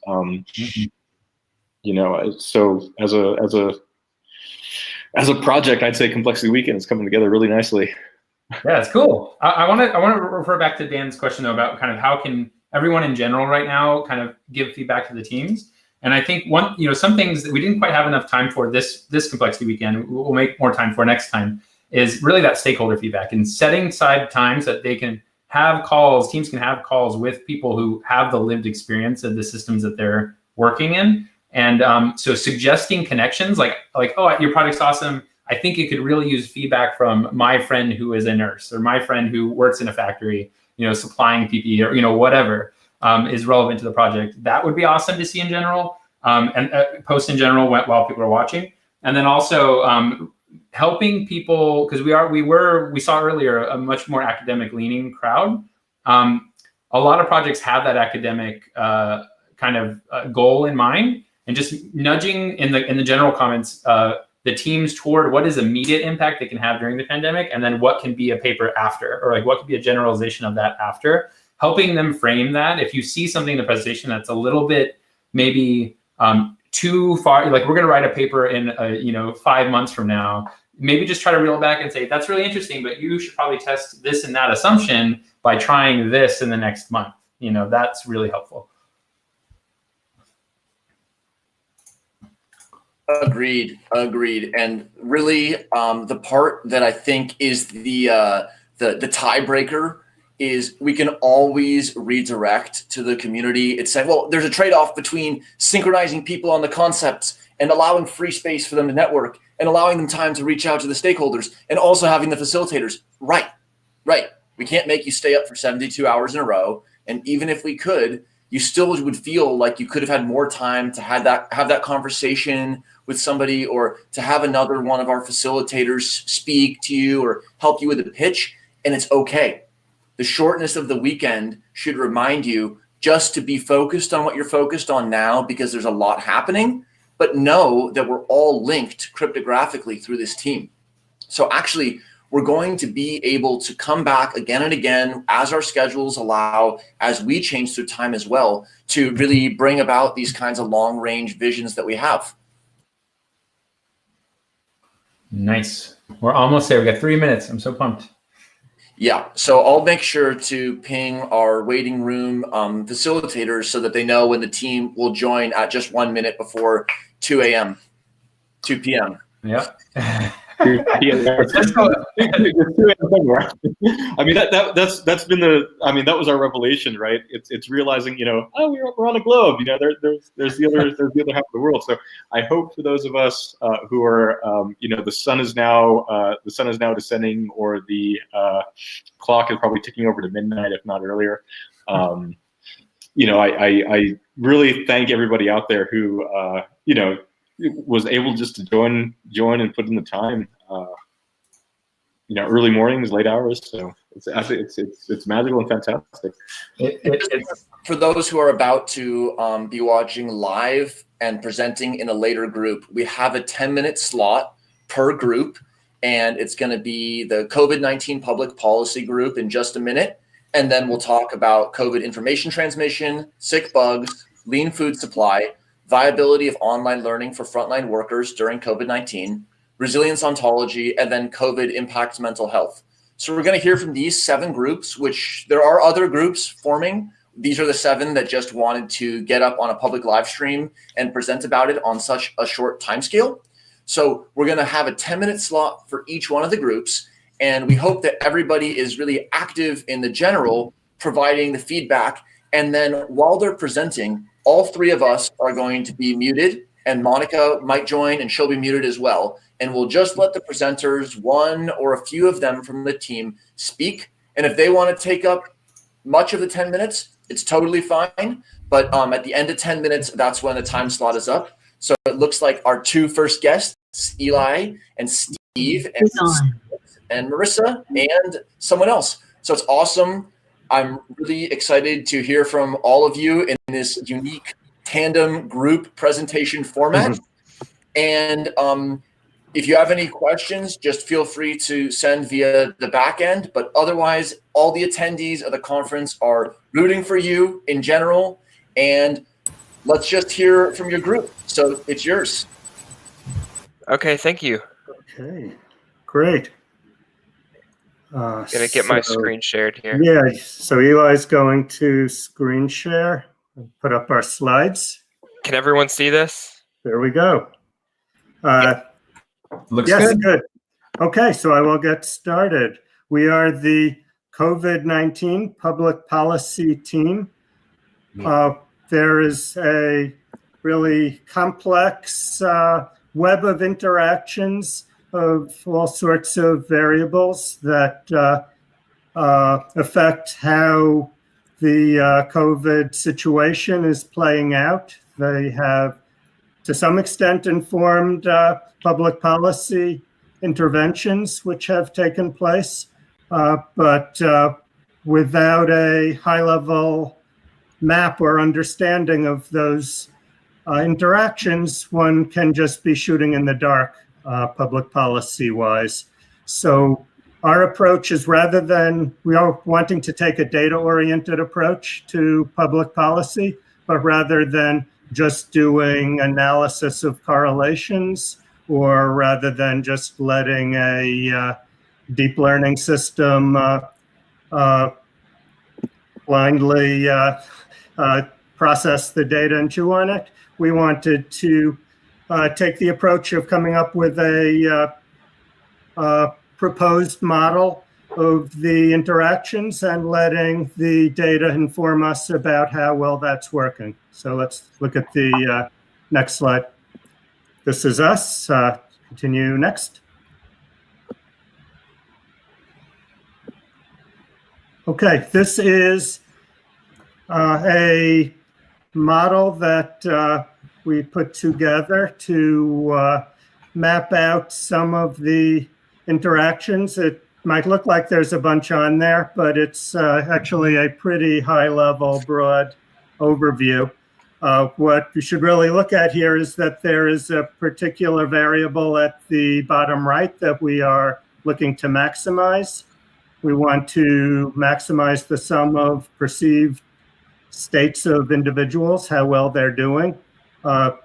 Broadly speaking, we have a positive impact from that of their financial situation and a negative impact of COVID fatalities, which we want to try to minimize. So the way this is set up, there are arrows between the variables. A positive sign at the end of an arrow indicates that the variable at the tail end increasing leads the variable at the head to increase. Notice all the way on the left there, we have 3 interventions in rectangles: restricting mobility, interfering with rent and mortgage payments, and distributing public funds. And we have arrows from the variables, in this case, indicating whether the variable should be a positive influence on increasing the amount of that intervention, or a negative sign indicating it should cause us to hold back on the intervention. And generally speaking, as we go to the rest of the presentation, what we're looking to do is think about how to use this to ask reasonable questions about which variables are impacting others. Are we picking the right influences here? Are we missing any? How can we quantify this? How can we define for one variable to another how much of an impact does it have, or from a variable to a intervention, how much should we be ramping it up? What qualitative aspects are there to the interventions, and how could different forms of intervention have different impacts on the variables? So I think I better move on and let others in the group take it from there. So at this stage, we started to analyze mobility dataset. And here you can see MDS of the most sisterly data points at the top and at the bottom. And on the right, you see the most informative features in this dataset. And possibly we could further analyze this system through this feature set. And the next slide.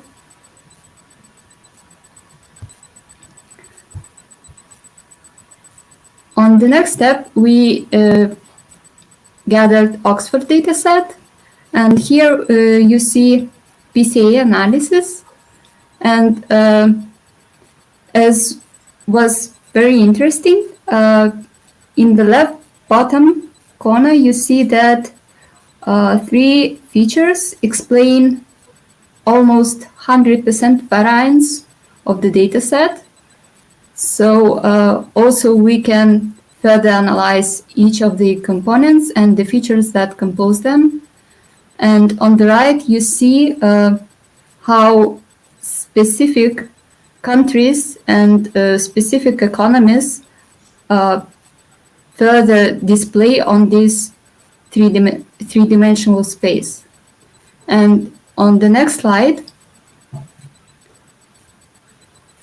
we show that there are the most informative projections for these 2 data sets.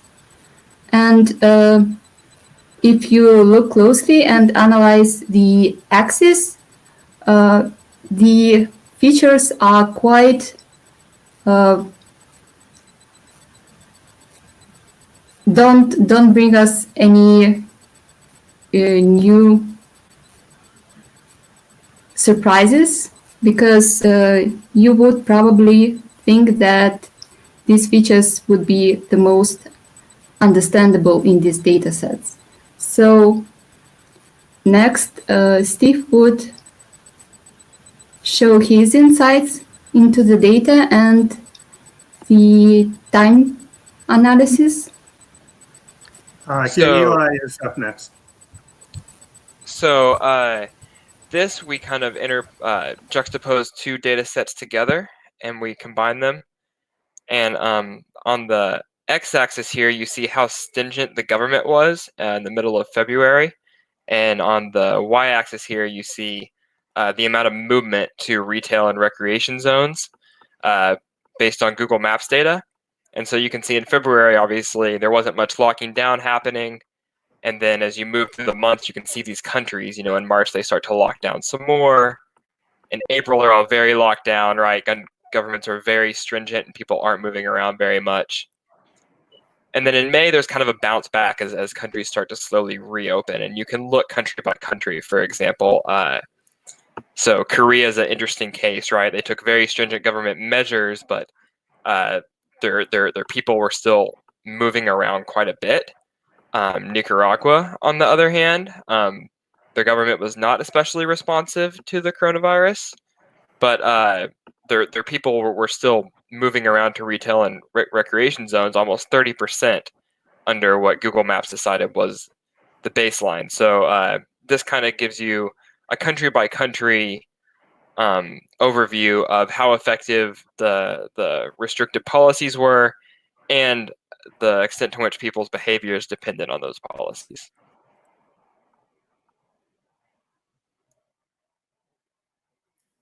Okay, Michelle. Is she on here? She is. I am, yes. Yeah, Okay. sorry, I didn't see the screen. So as we've said, to start off with, that this is such a perfect question for complexity science because of all the different interactions and all of the different variables that could contribute to the impacts of, and even making decisions around what policies.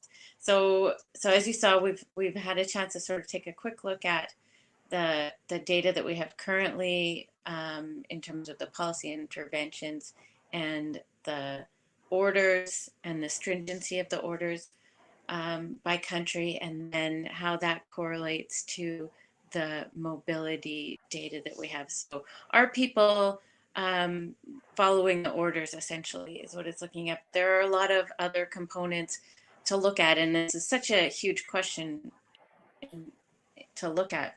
So some of the things we also want to look to add in the future are hospital data, economic indicators, employment data, the health data, so the exposures, cases, fatalities, measures of mental health that people are starting to put together, and then also the reopening plans. So really the overall objective of answering these research questions is to be able to recommend better and more precise policy interventions. So, refining and validating how all of these variables interact.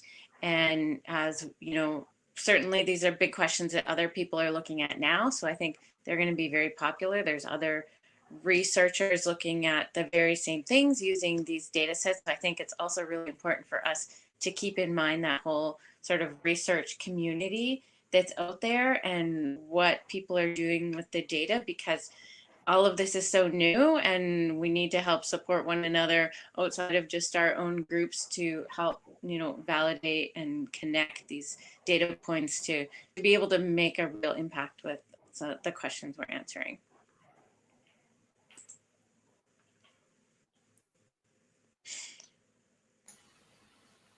Awesome. Great stuff. Thank you so much for the presentation. Just because you took 10 minutes, which is awesome because of the amount of content you conveyed, we're going to move the discussion of that presentation to the Jamboard link that Monica posted in the main chat. And we'll look for the second group, the COVID information transmission, to join. So thanks so much to this group, and you can all hop off the Jitsi. Thank you. Thank you. Really awesome to see these technologies be used effectively by and respectfully by all of our colleagues and our participants. And so whenever the team comes in and begins, that's going to be when the 10 minutes start. So there's going to be a minute or two of drift, but more importantly, everybody who wants to speak and be heard on the live stream, that's our priority. So we'll be ready for the COVID information transmission group to come in any moment now. And again, that Jamboard link, we can probably repost it in the general. But this is pretty cool. Is on. All right. Greetings, Slambert. It is all you, and I will start a 10-minute timer. Awesome. Thank you. Sharing the screen. And you can see. All right. Everyone can see and hear me all right? You could remove the meet.jitsi. Move the what? Sorry? Oh, the hide there, and then it'll clear it from your screen. Boom. Perfect. All right. So our topic was misinformation transmission, or how I learned to love the velocity of fake news. So first, I wanted to give a shout out to our team. It's a pretty big team, but everyone just picked up wherever anyone was falling off, and we really all worked on every part of this in different ways. So I want to say thank you to you guys. RJ has been awesome as well, really helping facilitate the group, giving guidance. So yeah, definitely appreciated. Big shout out to the team. So the smaller problem that we wanted to focus on immediately was understanding COVID misinformation transmission. So just like any complex space, there are a lot of different nodes, a lot of different factors that you can place in. And so the way we broke it down was we actually first started with accuracy and velocity. Diving into accuracy, we realized that sentiment, whether positive or negative, actually typically removes you from the source of truth or whatever that initial fact is. Then combining that with velocity, shares, likes, and comments, we then realized that there was a third main parameter that needed to be taken into account. And if it was ignored, then you wouldn't really get a good idea of the model that was existing. And that's the actor themselves. Everything from psychosomatic traits to the frequency of posting of misinformation. So there's some pages or posters or accounts that have all misinformation, but then there's some where the misinformation is kind of an oddity. So looking at that frequency was really interesting. And then one of my personal favorites is looking at some of the parameters to determine whether this source was a bot, which was purposely putting out disinformation, or just a troll who was putting out misinformation for, let's just say, entertainment value. So some of the models that we were looking at and some of the flows of making this automated so the models could actually update themselves. This is one of the basic ones that we discussed, where we'd retrieve a post. We'd have the source of truth filter, which would basically check whatever we've determined our source of truth is, whether that's the WHO, the CDC, regardless of your personal opinions on that. And then go into the accuracy, sentiment, and velocity, which would then update the actor score that operates as the part of the larger complex network. We would then grab the shares, go and retrieve those posts, and then determine what channels that went down. One really interesting thing here was, because a source of truth can get compromised, what do you do there? And so one of the ways to combat that is you have to validate the source of truth against other sources of truth that are posting similar things. When you come across a discrepancy, you need to handle that typically using a human. Because we saw how good Facebook's AI did with checking on good posts versus bad posts. So some really cool things that we accomplished for today was we did some velocity mapping and distance determination methods. We explored some psychosomatic traits, which ranged everything from political leanings to personality traits. On individual posts and accounts, we did some sentiment analysis and account review to test some of our assumptions. One of the more interesting ones was that one of our assumptions was negative sentiment posts actually were more viral. And based on the research that we found, it is actually positive sentiments go more viral, and that's happiness. And it actually really related to high arousal versus low arousal, meaning anger or sadness would be low. And then bot versus troll parameters. That was fun, trying to figure out what's a bot and what's a troll. So we made a cool word cloud. Even in times of crisis, typos still remain viral. But hopefully everyone knows what they're talking about. This was one of the data sets that we were looking at. We were able to find a data set of 37,000 users. We focused on the retweets to determine velocity. And then we looked at some of the content of those individual ones, as well as which ones were favorited more. We did some distributions there.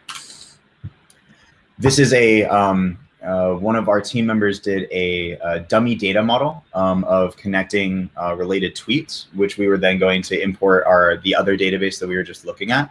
We didn't have the time to do that, but that's going to be one of our immediate next steps. Speaking of those immediate next steps, we're going to finish the analysis using our current parameters and current data sources. Then we're going to move into an extended analysis. One of our biggest challenges was actually getting the social media data. Scraping social media sites, particularly once they remove their APIs, I believe 5 or 6 years ago, has become increasingly more difficult. So we want to find more data sources and the ability to get more of that data so we can perform an extended analysis, as well as add more parameters for velocity, for measuring sentiment, etc. So we just get a much better data set. And from that, we'll be able to start making our recommendations for information transition. One of the things we really want to answer there is it easier to slow the spread of misinformation or accelerate the velocity of accurate information through different networks? Some of the deliverables that we came up with, one of the first being, sticking with complexity science and agent-based model visualization of social interactions. We're actually really close with that. We should be able to get that out hopefully this week. One of our personal favorite ones was a Twitter bot that calls out other COVID tweeting bots, gives them a ranking score and goes, hey, you're accurate, or hey, you're terrible. Misinformation detection and suppression, accelerated dissemination of accurate information, and then determination of ideal channels by message. This was another interesting kind of side thing that popped up is, based on the message and based on who you want it to spread to, you find people that already have those core beliefs and then add certain things to it to facilitate the spread.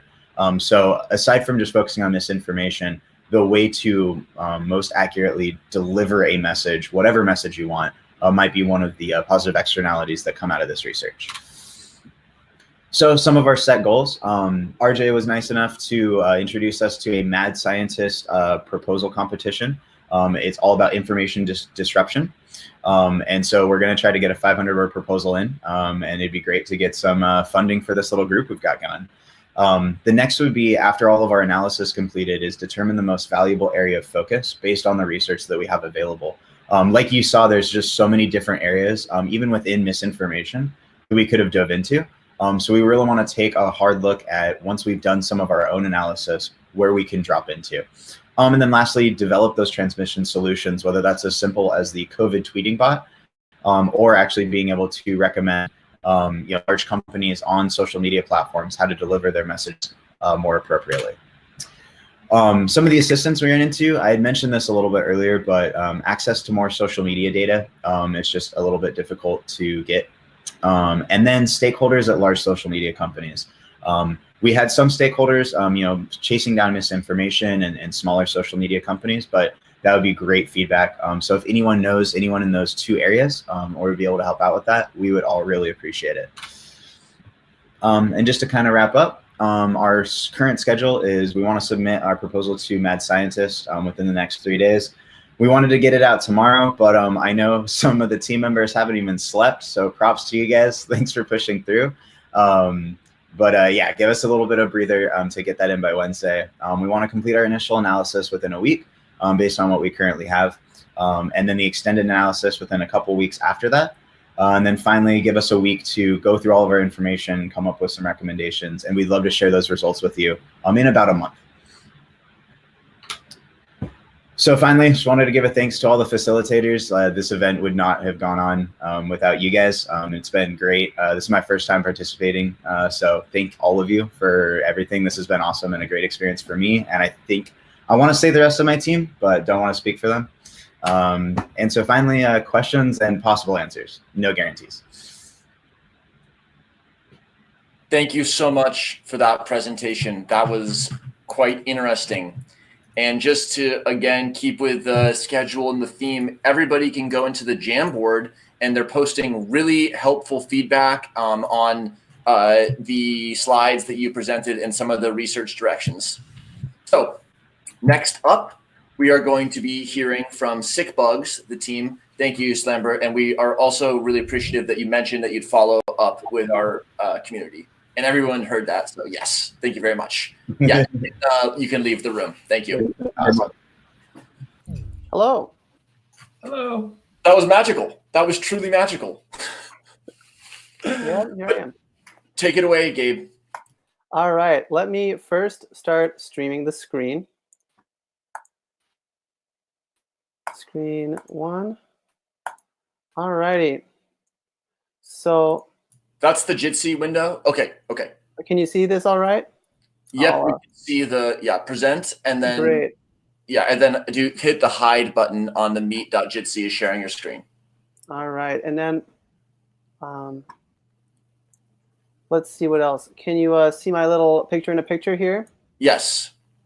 All right, so we're going to launch right into the subject of this project, Environmental DNA and COVID-19, or of Bugs and Bugs. Team at SickBugs, Complexity Weekend of May 22nd to 24th. My name is Gabe, at Gabe Sarin. I'll be your guide through this presentation. So the first thing we'll start with is our ecosystems are complex and interrelated.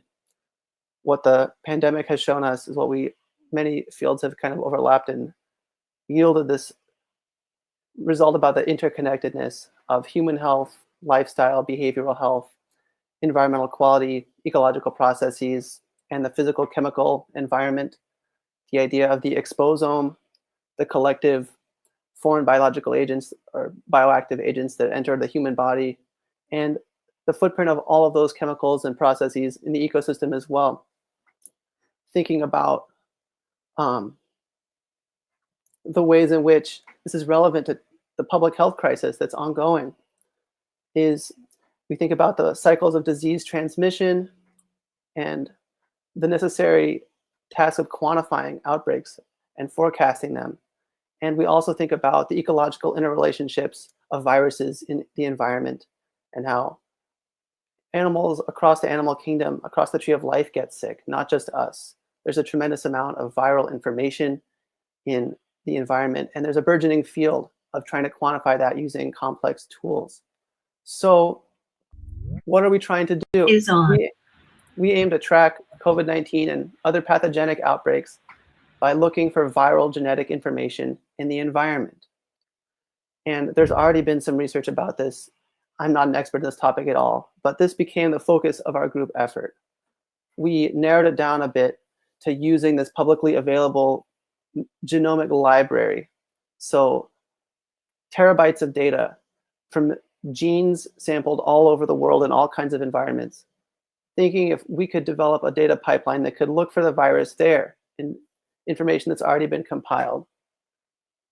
So this is another example of how DNA is ever present, omnipresent in our environment, all living things and non-living or semi-living viruses to shed DNA, shed records of their genetic code, and that's quantifiable.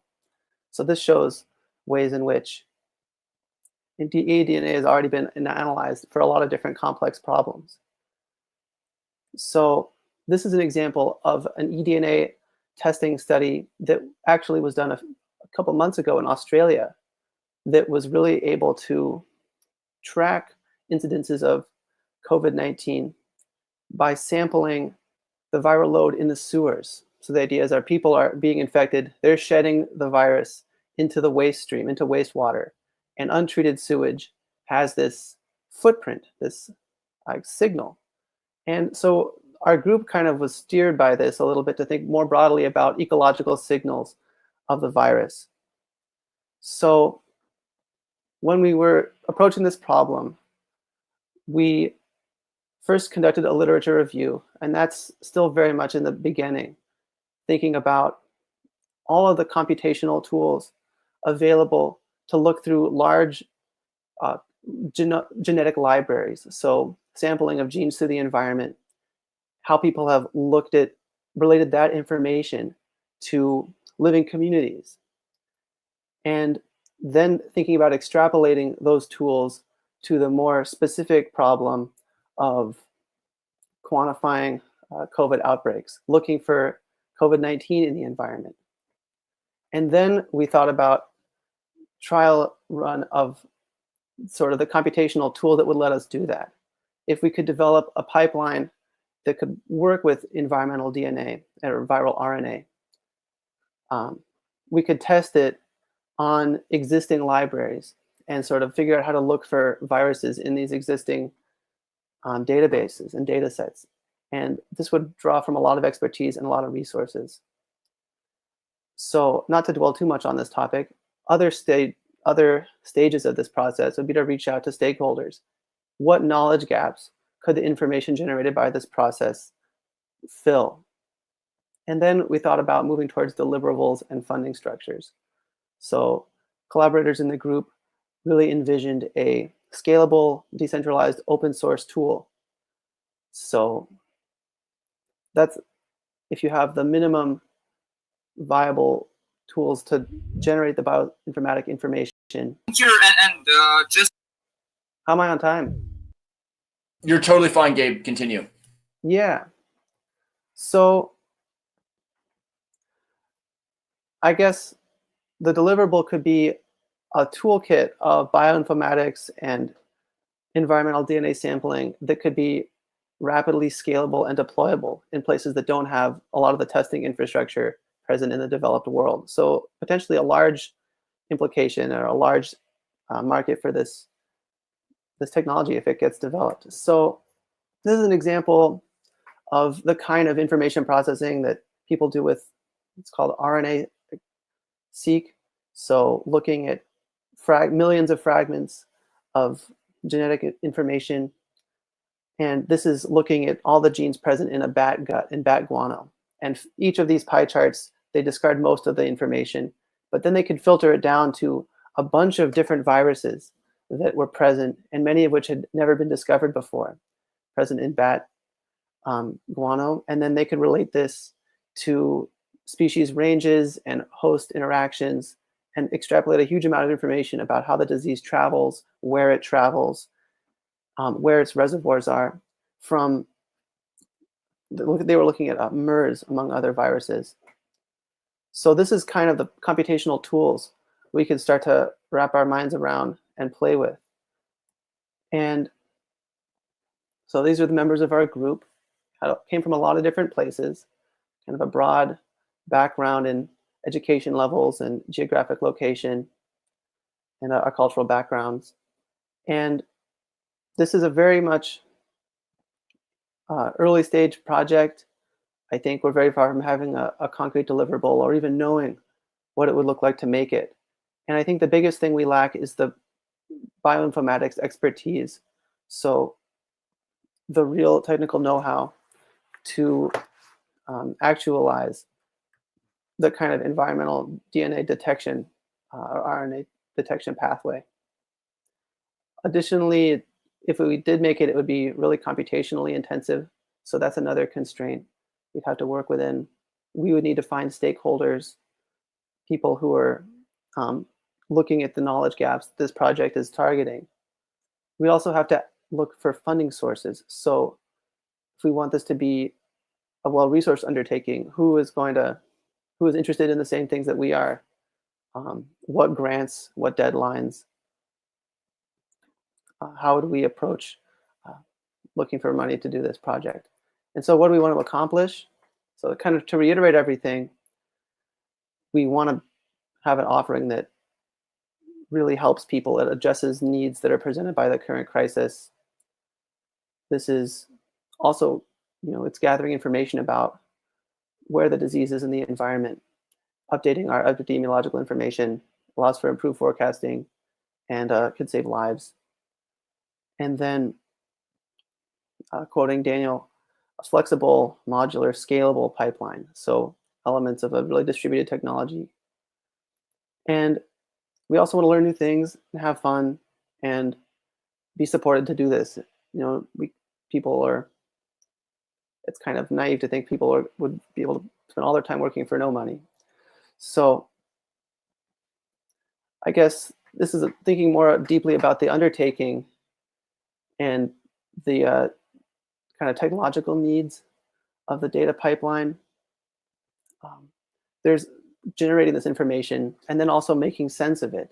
So coupling this detection, error-proofing this detection path process, and then also coupling it with a conceptual model that is validated in all the kind of interfaces between the environment and molecular scales. So also the next steps would be finding perhaps an academic faculty sponsor that could provide more visibility to the project, identifying funding sources as had been described earlier, project management. So with the many moving parts and the many kind of subplots implied by all of these challenges, needing accountability for deadlines and triage around resource allocations, and also stewardship for the group process. I think this was an interesting teamwork exercise because people were very asynchronous, logging on and logging off at different times. So understanding what the group could look like after it's brainstormed and working with these time frames, that would be a lot of visioning to do. And then also the reaching out to stakeholders, as had been originally implied. So conclusions are, this is a complex problem. We're still getting a sense of what we don't know. We're exploring the knowledge landscape and brainstorming around problems that speak to us at this introductory level of analysis, and many plot twists await. So that is to say, we really have a lot to figure out. So I'll open it up for questions. Thank you. Thank you, Gabe. That was perfect. It was 10 minutes exactly, and It was an awesome project and presentation. So you can leave the Jitsi, and everybody is welcome to provide feedback via the Jamboard link. These presentations have just been awesome. So our next presenters— Where is the Jamboard? The link will be in general. I'm going to kick you out now, Gabe. All right, bye-bye. It was like I couldn't fire him, he quit. The next presenters will be coming from the Lean Food Supply Web Project, and I'll have 10 minutes as soon as the screen share starts. So take it away, and I'll start your time once you start talking.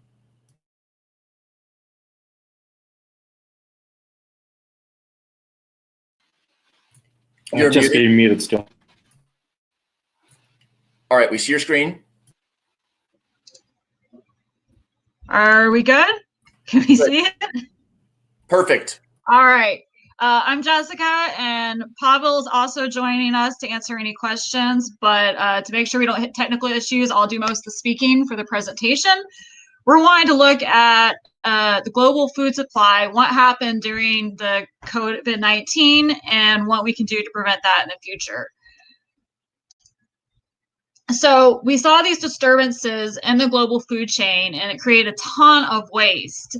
And part of this is we've discovered there's issues in these very direct food chains, and they create non-lean models. And as you can see here, there's been milk dumped by dairy farmers. A lot of vegetables have been dumped as well. And we also look at food waste within our local communities through restaurants and whatnot.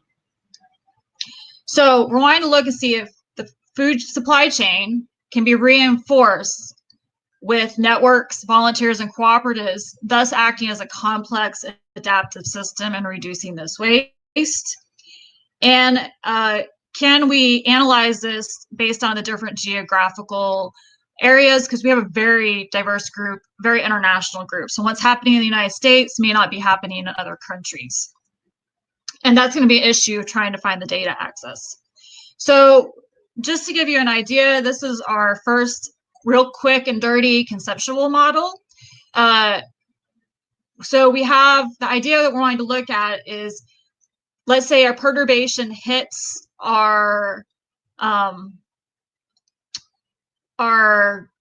the sales for you're directly from the farm, the processor, or the distributors. So does this trigger a flow into an alternative distribution system that could be more efficient during these disturbances and create less waste? So our goals are to address this for farmers, producers, consumers. In these type of situations, that's when our entrepreneurs usually step in, and our NGOs. So we're wanting to research and prepare a report on the benchmarks to alter these existing supply chains, provide adaptive distribution systems to buffer these perturbations, and network and target the interested parties directly. So we're envisioning this by creating a website and maybe eventually an app that lets voluntaries directly connect to these stakeholders. In a way, it's kind of like Uber. So Uber is great in places where maybe you want alternatives to set taxi services. So we want an Uber for farmers in the food supply chain. So what we're going to need is to understand the development of what happens to this production and supply inventories in real time. So that way we know how to relocate these resources during disturbances such as the pandemic. We're going to need assistance on developing an app and the website. And then there's connecting and pitching with others. I believe it was Pavel, you connected with the Farm Link Project, a nonprofit organization, and then Food Finders, and then the Regional Effective Altruism Community. We've got a workflow going. We're hoping to see a mobile app, and we would like to see a final paper modeling the traditional system and the alternative system that we're proposing. So we're going to do this through bi-weekly meetings. This is our partial team that we saw that we've been working on this, and we have a very diverse team. So it's been interesting trying to work with a lot of people and have the different views. We have modelers, but we also have people who are in creative design, food engineers. So there's been a lot of interesting ideas presented to us, and we're focusing mostly on dairy because that's been the one that's made the news a lot. And it is very complex because dairy has to go through a lot of steps in its network. Again, diverse group, we have very diverse contributions. And we're already looking for external resources. If someone says the USDA's got data, they have a ton of data for the United States. So if we're going to go internationally with this, we need to find data from other international sources as well, such as the United Nations and the World Bank. So there we are. I got a heart from JP. That's great. Any questions? So a lot of the feedback from that excellent talk will be posted and visible in the Jamboard, and people are always welcome to continue interacting with your whole team through Keybase. My question would be, what kinds of data are present or absent in USA and in other countries? Good question. And Pavel, feel free to step in anytime if you have input. So USDA has a great amount of data on how much is produced and how much goes through processing and what hits the market. So there's a ton of data on that available.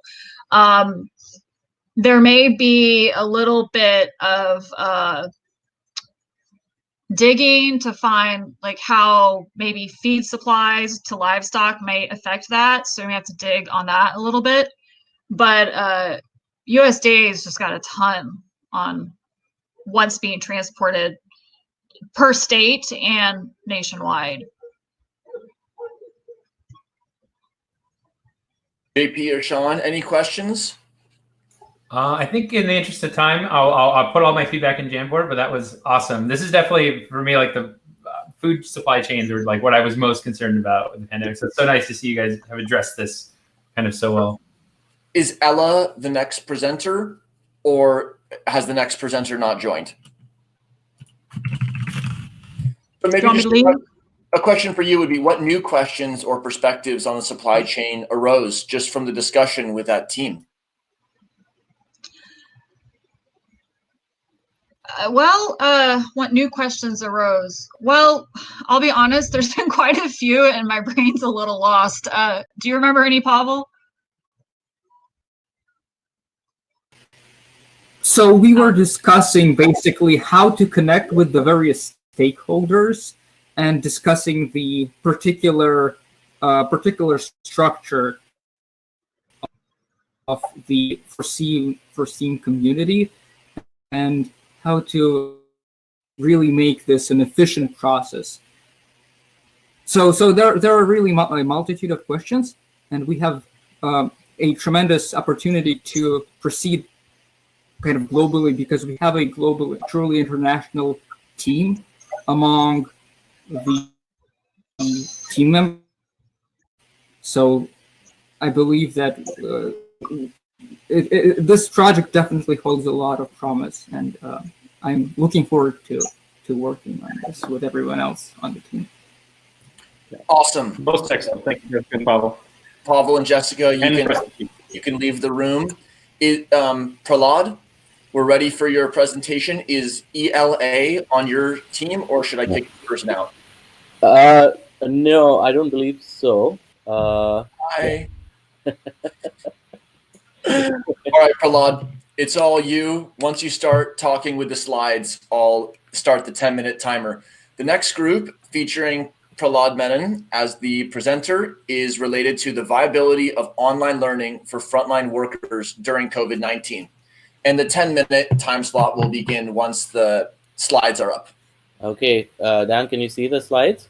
I can see the slides, and then you could either hide that meet, and then it's good whether if you want to enable your picture-in-picture, or it's fine as it is. How would I do that again? Click the camera. Okay, there we go. And then full screen slides. Okay, you can still see my screen though, right? It's kind of weird looking right now, but yeah, we see it. Okay. Okay, great. Thanks for having us present this. It was a wonderful opportunity to kind of be a facilitator, firstly, which was lots of fun, but also gather a group that address this problem of online learning as opposed to classroom-based education during this time of COVID-19, right? So our topic kind of evolved, and I'll tell you a little bit about our journey and so on. But overall, what we wanted to try to do was do a secondary study of the literature to understand how viable online learning really is, as opposed to classroom-based education of similar topics. So clearly, the COVID-19 pandemic has us rethinking traditional schooling and going and meeting people and doing things in this very traditional manner in classrooms and so on. Whereas online approaches are an extremely interesting but untested to some extent alternative, especially for labs and things like that. I personally find that it works extremely well for my son, who's only 4 years old, but was recently diagnosed with autism spectrum disorder, although he's really flourishing with the online learning as opposed to the classroom environment. So clearly it makes a difference depending on the kind of end user, but we wanted to explore this problem from the standpoint of the material being taught and the audience, the level of the audience, right? And so the meta-analysis that we went about was to, started with a review of credible literature, which performed an actual randomized control trial relating to online versus traditional learning across different domains of knowledge for different target audiences and for different target audience maturities, right? And so we found literature relating to primarily nursing and medical learning, because people from those backgrounds probably have the proclivity to actually publish this kind of work. But we did find stuff relating to verbal skills and things like that as well. But we kept things particularly suited to medical learning, particularly for nurses and physicians and physiotherapists and those kind of professions. So here's a persona to kind of humanize this whole discussion, right? So Amy, let's say, is a nursing student, and she is in her final year of her education, and she really wants to try to help around in the hospital, given the shortage of staff, shortage of beds, and so on. If she could actually feel confident about CPR and intubation, she could probably put somebody on a ventilator in the ER when the skill was required, right?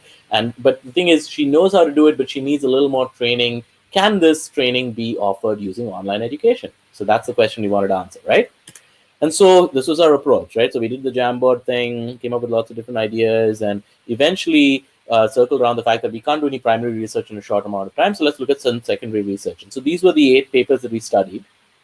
And then, in detail, we of course looked at many more, but these 8 kind of made it into a meta-analysis. And some of these papers involved many subgroups, right? Which involved, in turn, different, segregation by control and treatment groups based on online or traditional learning paradigms. And so in one example, let's say this paper, there was this one paper which was about CPR training, right? And so in CPR training, they said, hey, what if we did the traditional AHA heart saver training as opposed to the heart saver training offered via an online class? How well did people retain the CPR information immediately after the training and 2 months later? And so we had something like that. We would break that out into 2 studies, right? One at the immediately after the training, and 160 days after the after the training, and then come back with a comparison of the mean score that they got on some evaluation, let's say, if they were in the treatment group as opposed to the control group. The treatment group being the people who had received the e-learning experience, right? And we found a bunch of them. Some of them were relating to nursing education. Some of them were relating to achievement in terms of diabetes, best practices to avoid diabetic risks. So there was one of the scores was a diabetes attitude scale, and there were lots of interesting ones, right? But all of them were centered around this idea of a 0 to 1 standardized score, with higher scores being that you learned better, right? And so we wanted to see what's the overall effect size of this, the difference of means, let's say, between the scores of the treatment group, that means the people who received an e-learning, as opposed to the typical control group, right? And this is what we found, right? It seems like the e-learning group or online learning group on average did 5 percentage points better than the traditional classroom learning group. And this is for subjects like CPR, intubation, therapy for individuals who require understanding of best practices for to avoid diabetic risks and things like that, mostly attuned to the careers of a physician, medical professional, nurse, etc., right? And so it seems like in this very preliminary study, there's statistical significance to show that you can be 5 percentage points better in terms of efficacy in learning, as evidenced by the test scores, if that is an appropriate endpoint. I mean, there could be others. From the standpoint of validating our hypothesis to some extent that online learning might actually be a good idea for things that are related to medical training. Now, is this an encompassing study? Probably not. Are a few studies selected viable? Yes. I mean, most of them were inside the cone of our plot over here, right? Except for 2 outliers, which tended to have smaller study sizes and effect sizes in general. And so we want to try to expand this cohort and then publish a meta-analysis on the viability of online learning for trainings in regard to subjects that are benefiting medical professionals like Amy that you saw in our persona slide. So, but for now, it seems like things are looking fairly positive, right? These were the 2 outlier studies that we had from our cone here. Okay, so in the hackathon, we established a hypothesis, examined the literature, conducted a meta-analysis, and we tested the hypothesis that online learning works more effectively or as effectively as traditional learning paradigms. But we do need to expand that into a larger range of topics in medicine and nursing in order to truly be publishable, right?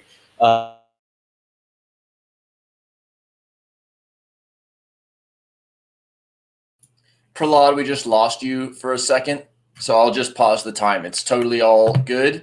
If you can still hear me, you can reload your tab. If you can't hear me, it's okay as well. We'll just wait for you to figure it out. Wow, though. JP, we've been misspelling here this whole time, by the way. I've noticed. You have. Mine is here. Okay, I copied you. It's meme virology. I mean, doesn't it imply both? Because it's something you say. It's like, I heard you. I was right here. I get it. I was using JP's meaning the whole time. That's what I meant. It's our universal gesture of approval. So the words, the actual spelling of the words we use doesn't matter. All right. I just kicked out Alad, and the time is paused, and people will certainly bear with us. I'm just going to say, please rejoin. I am so impressed by these presentations. This is the coolest thing I've ever seen. Everyone's just doing fantastic work. Wow. I mean, very happy to see you, and very happy. And remember, Prahlad is in what, Paris? No, he's in Pittsburgh. Oh, yep. He's in Pittsburgh. I'm sorry. I don't know how to spell Paris. Pittsburgh, of course. That's the meta research question. Is there any correlation between distance and video lag? Welcome back, Prahlad. So you just were at 7 minutes eclipsed, and so you have 3 minutes left, which will restart as soon as you get everything working. Hey Dan, I think I'm back. I joined from my phone, but my computer is completely frozen. Where did things stop? If you wouldn't mind telling me. Yes, the stopping point was you just said the roadmap to publication is, and just okay, and then you can still see the slide. We can't see the slide right now, but the slide had the roadmap to publication. So just give 2 more minutes on that. Okay, fine. So sounds good. That's perfect because my computer completely froze up, but that's okay. So if you can still see the roadmap slide, really what we're trying to do now is to expand this, to prove this hypothesis out in a larger breadth of fields relating to medicine and nursing, right? And then subsequently expand that outside of the medical literature or medical training field into areas that might be relating to K-8, K-12, undergraduate education and engineering, etc., to see if online learning and test scores that come pursuant to online learning of topics that are equivalent to those taught in the classroom are consistently leading to better performance numbers, as a result of online learning relative to traditional methods, right? And so the goal is peer-reviewed publication, of course, but the methods and so on that we adopted seem to be fairly solid, although we do need to broaden our base of literature. So that's where we are. I could probably wind up with that. I really wish I could show the team slide up here. Shaun actually got it. Shaun is showing it, so we see the team. Okay, wonderful, wonderful. You see the team. So that was our amazing team. Who kind of stuck through the end, and we want to thank all the groups of advisors named on the slide over there, because we wouldn't have been able to zero down into our topic and kind of really come up with something cohesive for us to work on without everybody's help. So thank you so much. Thank you, Prahlad. That was really awesome, really great presentation, and just with all the presentations, people are going to be providing feedback. I'm going to kick you out, Prahlad. People are going to be providing feedback in the Jamboard, and we're seeing a lot of awesome interactions. People are writing great and encouraging things and offering help across domains. So thank you so much to Jim and to Sophia, who have joined from the Resilience Ontology group. Thank you to Sophia for being ready with your screen share. And as soon as you start, I'll begin the 10 minutes. Okay, can you hear me? Good. All right, great. So I'm from the resiliency group. And so we were grappling with the topic of resilience, which is one of the core complexity domains. So just a brief introductions. And partly one of our interests in resilience was that, there are many disciplines that talk about resilience and they don't always share the same language, or they are talking about similar contexts with different language.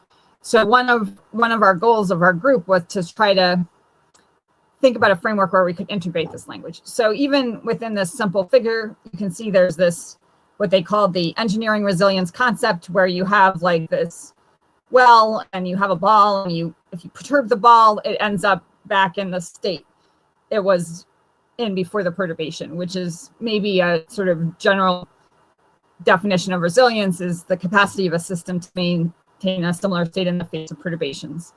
And then the bottom figure below is you have this more ecological resilience concept, which has the same well, and you can also think of the depth of the well as, the deeper the well, the more resilient the system, because it's harder to curb out of the state.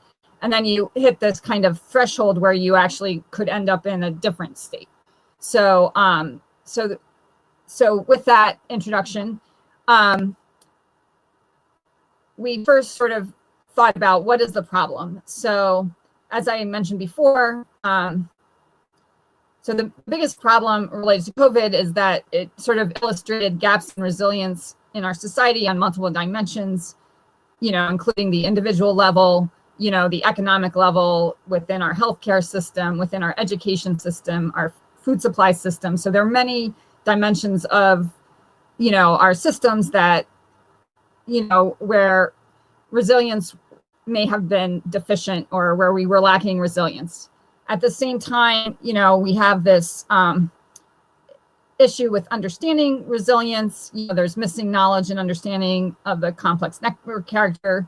We're using different language, although we all sort of agree that COVID has illustrated some of the lack of resiliency of our system.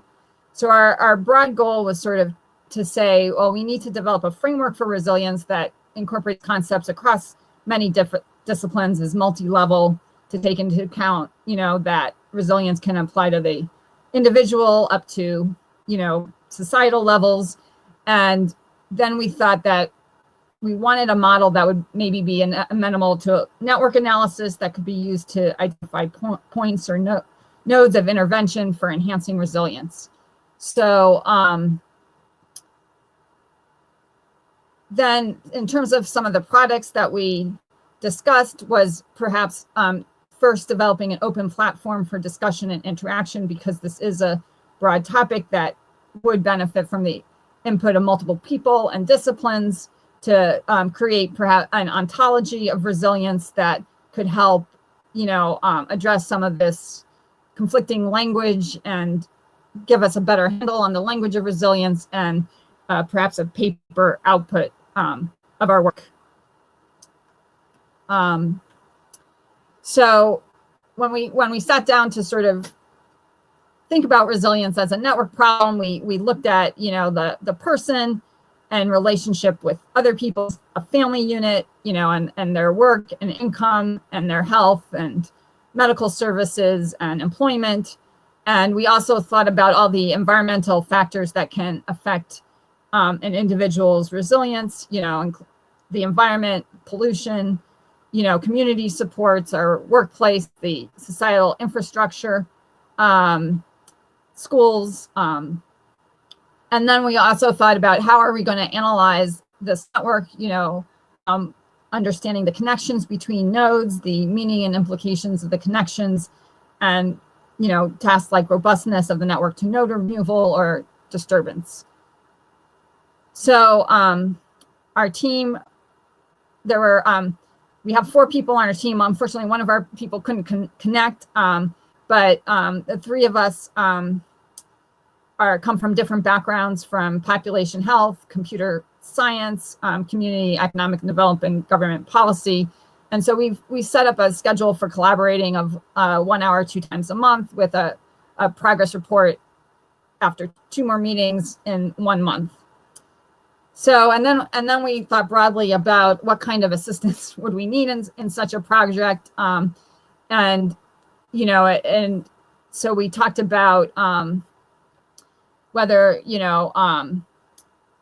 in order to tackle this sort of disciplinary language issue that maybe somebody from natural language processing, or there's a computer scientist that deal with sort of reading the literature and database construction, to sort of tackle this literature of resilience and build a database of resilience terminology. There's an aspect of network analysis. And then we would want input from domain experts in other disciplines, healthcare workers, engineers, system analysts. And if we want to have some kind of way to get input from multiple people, who are interested in the topic of resilience, who might want to input into our models or development of our framework, there needs to be maybe not listed somehow kind of people with knowledge of creating like a web-based platform or a platform for doing this. And I think that is actually my last slide. And so I'm happy to open it up to questions, comments, suggestions. Thank you. Thank you for that awesome presentation. There's 3 minutes left in the time interval. So either Tomas or Jim, just coming from different perspectives, what was it like working on this team, or how did it evolve your understanding of resilience or ontologies? Yeah, so this is Jim. Can you hear me? It was very interesting for me because I came in with some preconceptions, and we also realized this was just 3 of us that came up with this idea fairly late last night. And in terms of me, we jumped on this morning with without a clear problem statement. And while it doesn't look great, we actually made some great progress. And let me just say from the background, so I'm the one who works in economic and community development, and resilience is a buzzword there. Everyone's saying we've got to be more resilient. Well, what it means to different people, it means many different things to different people. And in economics, it could simply mean opening the economy back up. That's being resilient. To others that are looking for everything from personal health right up through community health. So we thought that a better understanding of this was needed for policymakers at all different levels. Very nice. Tomas, do you want to add anything there? Yeah, I think it's an important issue to establish, I would call it interoperability, to exchange the different knowledge issues and come together to model the problem of resilience, because we have different domains, and it seems that they talk nearby about the same thing, but there are slight differences, and these differences are reason for misunderstanding, and we cannot exchange data as well as the knowledge, and that's why we need something like a framework to come together and define concepts and the relationship between the concepts to understand what is an interesting issue in this domain, and maybe we can adapt the idea to the other domain and analyze this in the different contexts. Yeah, I very much appreciate all of your efforts on this. I think it's, if this continues forward as a project working group, there'll be a lot of growth and a lot of those lateral connections that make with each other. So very impressive. Okay, thank you very much. And as with the other groups, there's awesome feedback forming on the Jamboard. And what's great is these links, and especially the final project presentation links, are staying live. So Keybase is going to be open for you, and these Jamboards are open. So the 3 from this resilience ontology group, you can close your Jitsi window. Thank you for presenting.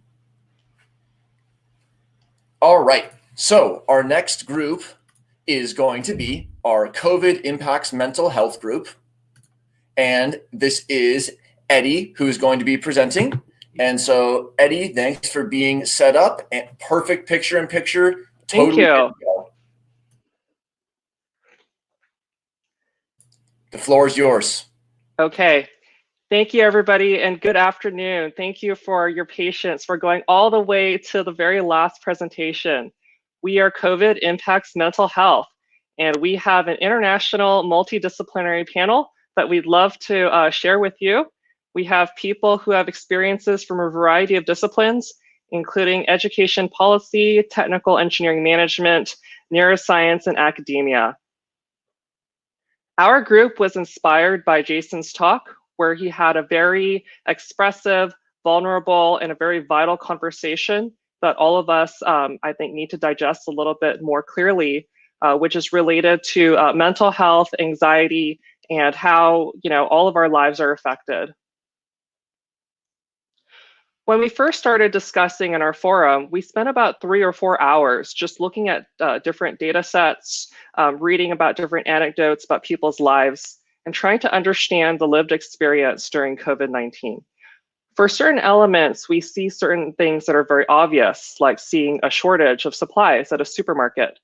But one of the things that we did discuss too is that whether it be East or West, there are certainly cultural elements that provide us with greater strength in times of adversity.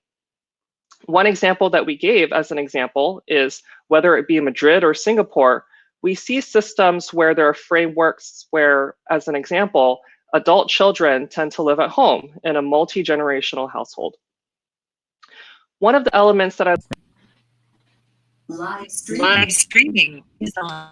All right, excellent. Eddie, please continue. Thanks, and sorry about the glitch. Sure, no worries.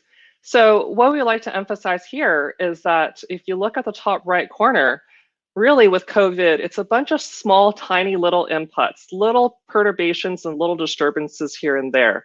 But in aggregate, we all may find ourselves in a situation where we fall apart. And in certain cases, this affects our more concrete aspects of our lives, such as our finances. What we'd like to emphasize as well is that with COVID-19, it really changes, if you will, the circle. So one of the things that we discussed is how the circle of influence, if you will, continues to shrink and shrink with a hyper shrinkage, almost the raisination with post-COVID, where with a very small group of people, you have fewer people to depend on and more people have to take greater responsibilities.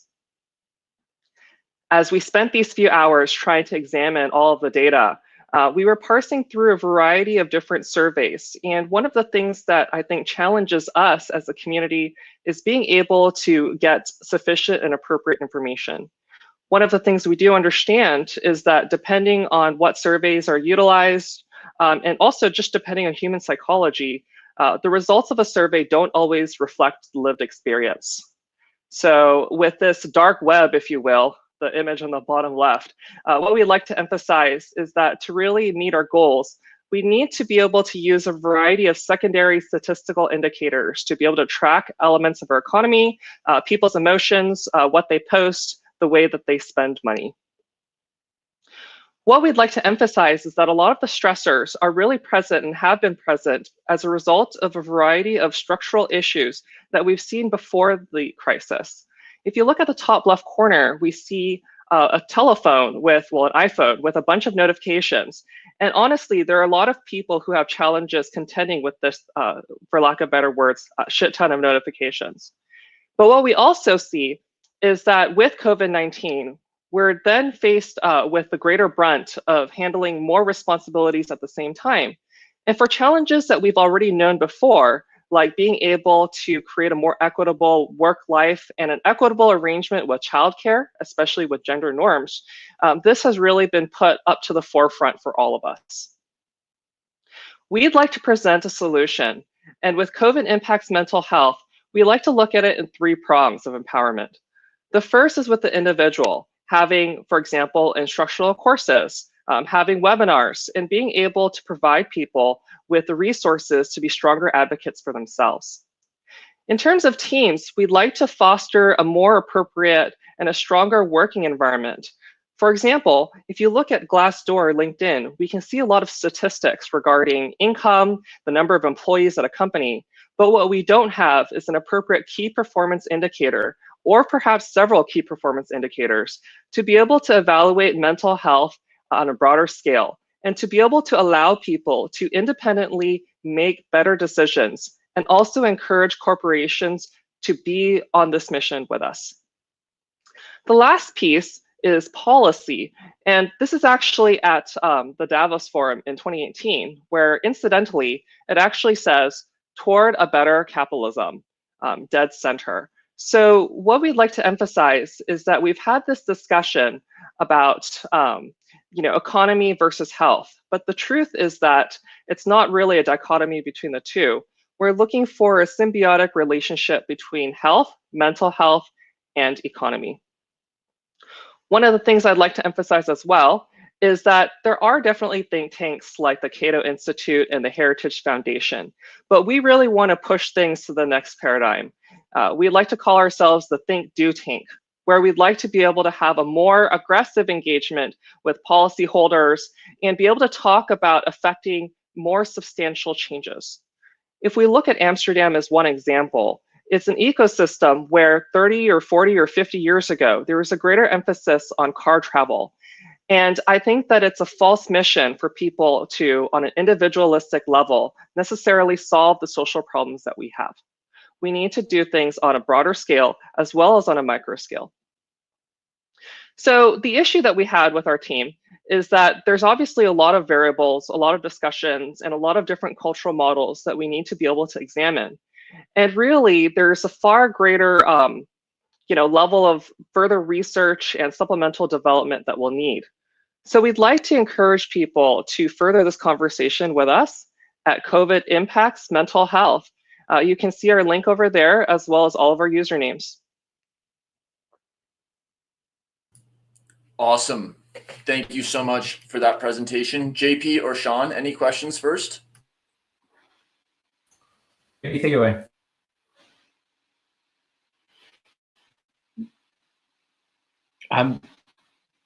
No, I think it's not so much questions. I'm just very understanding and appreciative of the work, I think, across the board.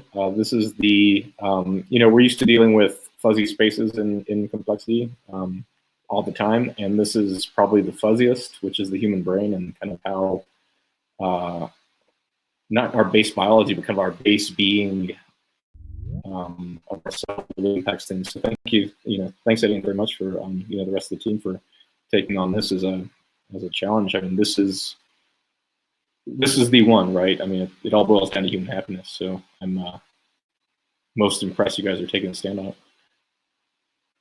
I loved the screenshot of Carlos Gershensen's keynote from Friday where his kid walked in and was like, "Ooh," in front of the camera. So funny.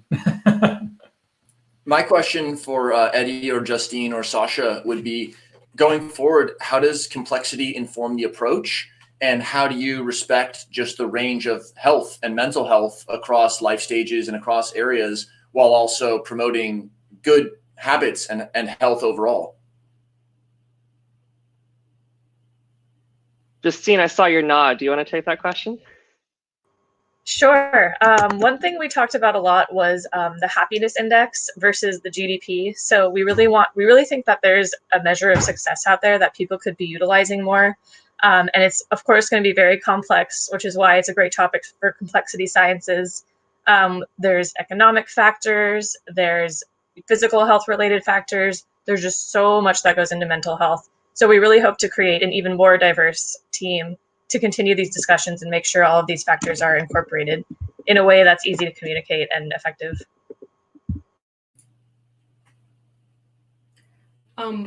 Yeah, and I would like to add that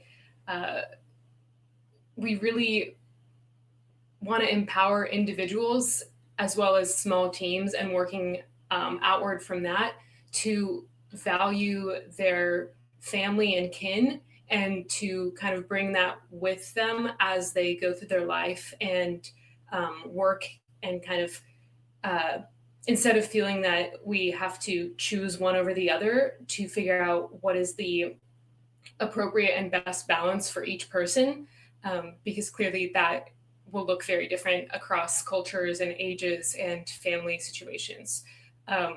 But to really bring back the emphasis on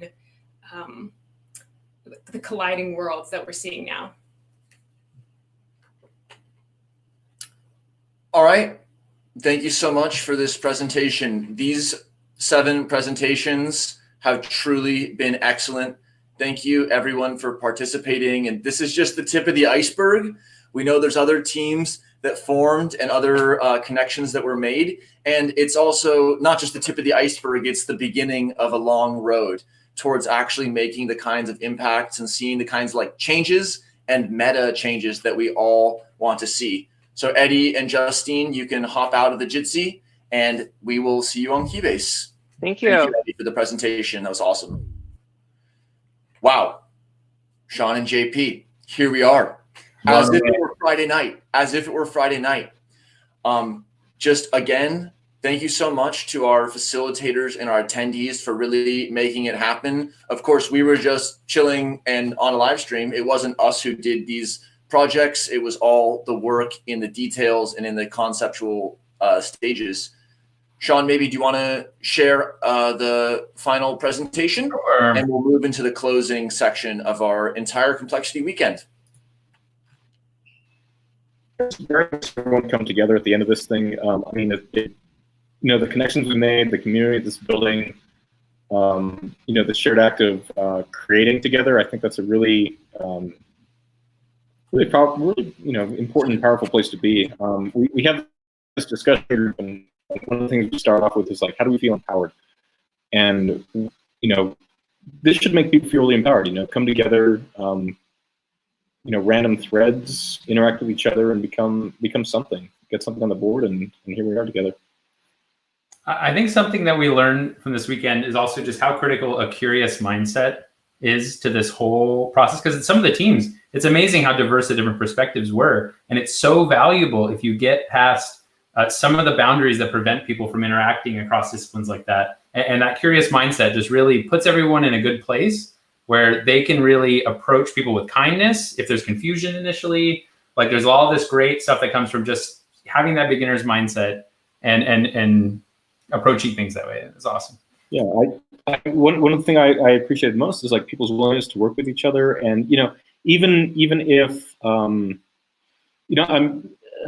the statement was like, oh, this is not polished, or this is not something. I mean, those are the times where you learn the most, is when your brain is working hardest, when you don't understand how things are, and you don't understand where the way forward is, and you don't have a complete and total, like, here's what we're doing, not to assign value to either one, right? But everything that I've seen and everything that's going on is just absolute gold in terms of just project generation and teamwork and all the other things for a community. Yeah, these projects would not come out of traditional institutions because they're so subdivided by discipline that it's just, to get this cross chatter, it's not the place for it. And I think we're all collectively helping to build that place for it, and that is really cool to watch. Nice. All right, let's get into the slide deck, and then we will send everyone off. I'm sure a lot of people are tired.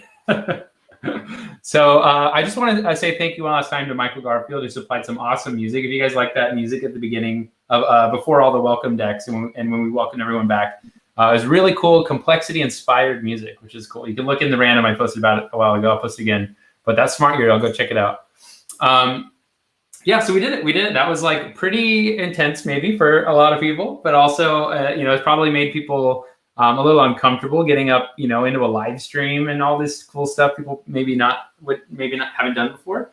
But I hope you come out of it feeling empowered, and actually you have all these tools now. You're basically, a lot of the teams, for people just watching a live stream, we were using Keybase as the backend for the whole conference, and Jitsi for video conferencing, and just various tools. And when we had the teams registered, they had to create their own Keybase and use Jitsi within their own team. And so basically by the end of this hackathon, they know all of the tooling that we've been using for the conference. And it's kind of like a mitosis event where you just get, boom, a couple more cells now. And then, so that was really cool to watch. And it's all going to continue. This Keybase for this cohort of the conference isn't going away. So if anyone wants to still join a team, post in there. We'll try to make it happen. We'll see.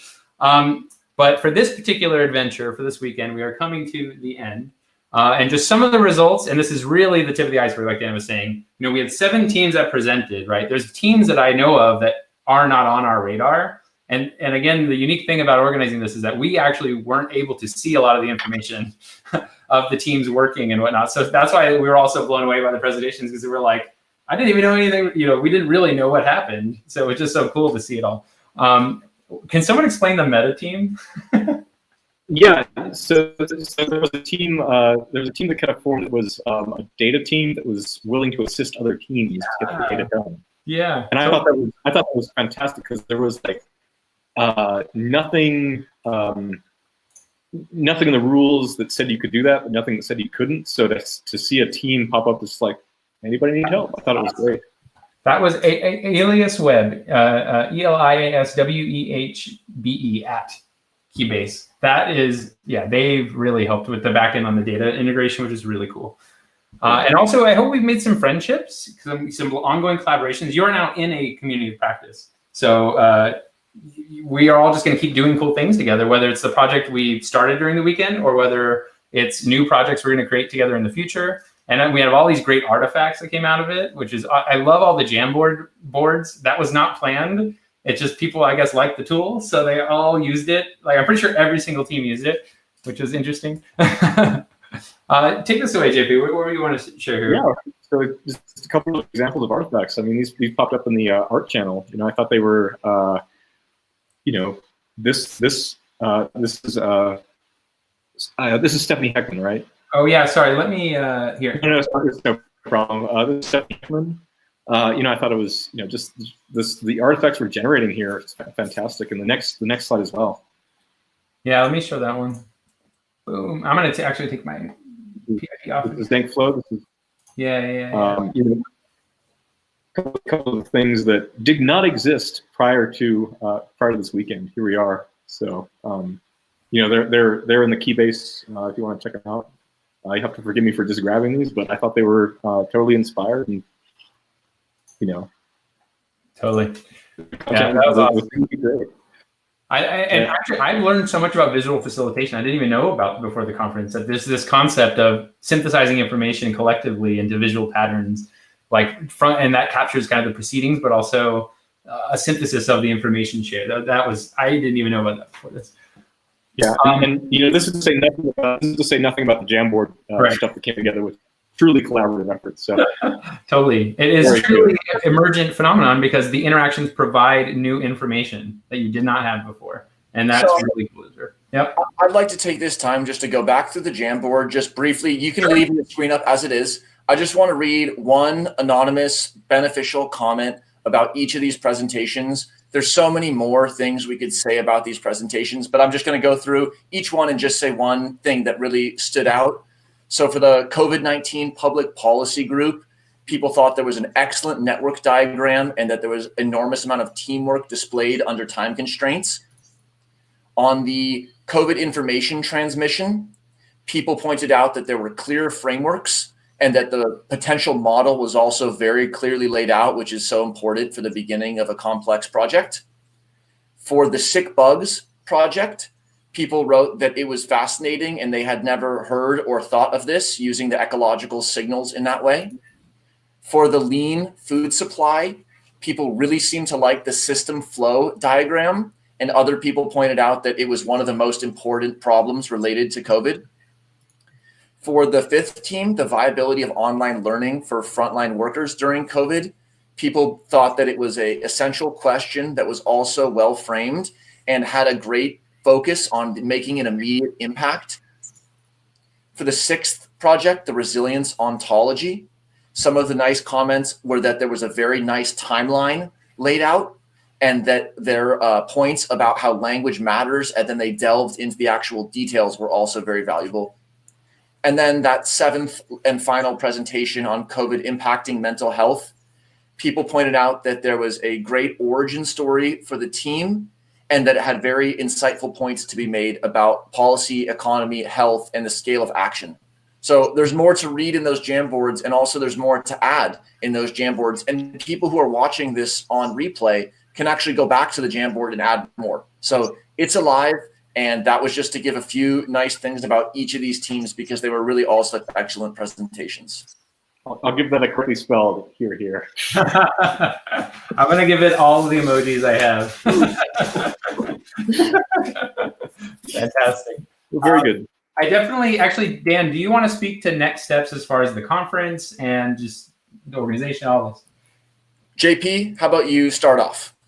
Yeah, so this is our section going forward and a couple of next steps. The graph depicts, I'll get to that in the next minute. The graph is learning. So we have our first experience here, and we'll go through some renewal processes, and you always have your communication channels available to you. So your Keybase channels, you know, the one you've been using this weekend will remain live and remain yours from now until forever. You know, Complex Weekend May 2020. You are now all, congratulations, you've made it through. Here we are on the other side. So we now have a Complex Weekend alumni channel that you can be a part of. You know, basically what we're doing, if you want to know the secret sauce to what we're doing on the back end here, You have your in-group, and you have your group that you're a part of. Then you have the group of veterans that have gone through the same experience with you in their own different ways. And then, of course, Complex Weekend Public for those in the public who are interested in Complexity Weekend. So that's what's going on. The next slide. Actually, real quick, I want to stop you just because I want to let people know on Keybase you can just search these team names and add yourself. We're gonna invite everyone into the alumni one and the public one. But anyone out there who's maybe watching and wasn't participating in May 2020, you can just search for .public and just invite and we'll add you in basically. Yeah. So just to clarify one more time on this way that we're going to communicate going forward, because we're not going to send you emails until maybe another call for another event, but follow up, we're not going to send emails. May 2020, complexweekend.may2020 will always be just this group of people. That's the attendees and the facilitators. Nobody else will ever be added to this team. complexweekend.alumni will be accumulating alumni pool with all people from different cohorts.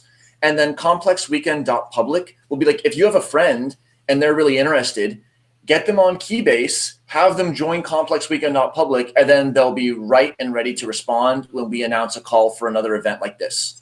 Yes, and one thing I also want to mention is that, this is an annual event series, but we are working on trying to get a more frequent set of events happening throughout the year too. So we do want to, at the very least, connect with everyone in a week and connect with everyone in a month, and really just keep track of what everyone's doing, how's your project going, keep that retention of the learning like you're seeing on the curve here, and hopefully we can get to a monthly series or something eventually, and that's kind of our goal. So let me get to the next slide. There you are. JP, you want to talk about? Yeah. So this is for our benefit. Well, your benefit, our benefit, everyone's benefit. Really, give us all the feedback you possibly can. Let us know how we did, what you enjoyed, what can be improved, and most importantly of all, let us know if you want to be involved. I mean, this is I'm not a fan of hierarchies, so this is a community of practice, and we're all here together. If you want to be involved as a facilitator, if you want to be involved with the community, if you want to be involved with however you would like to see your role in Complexity Weekend, go forward.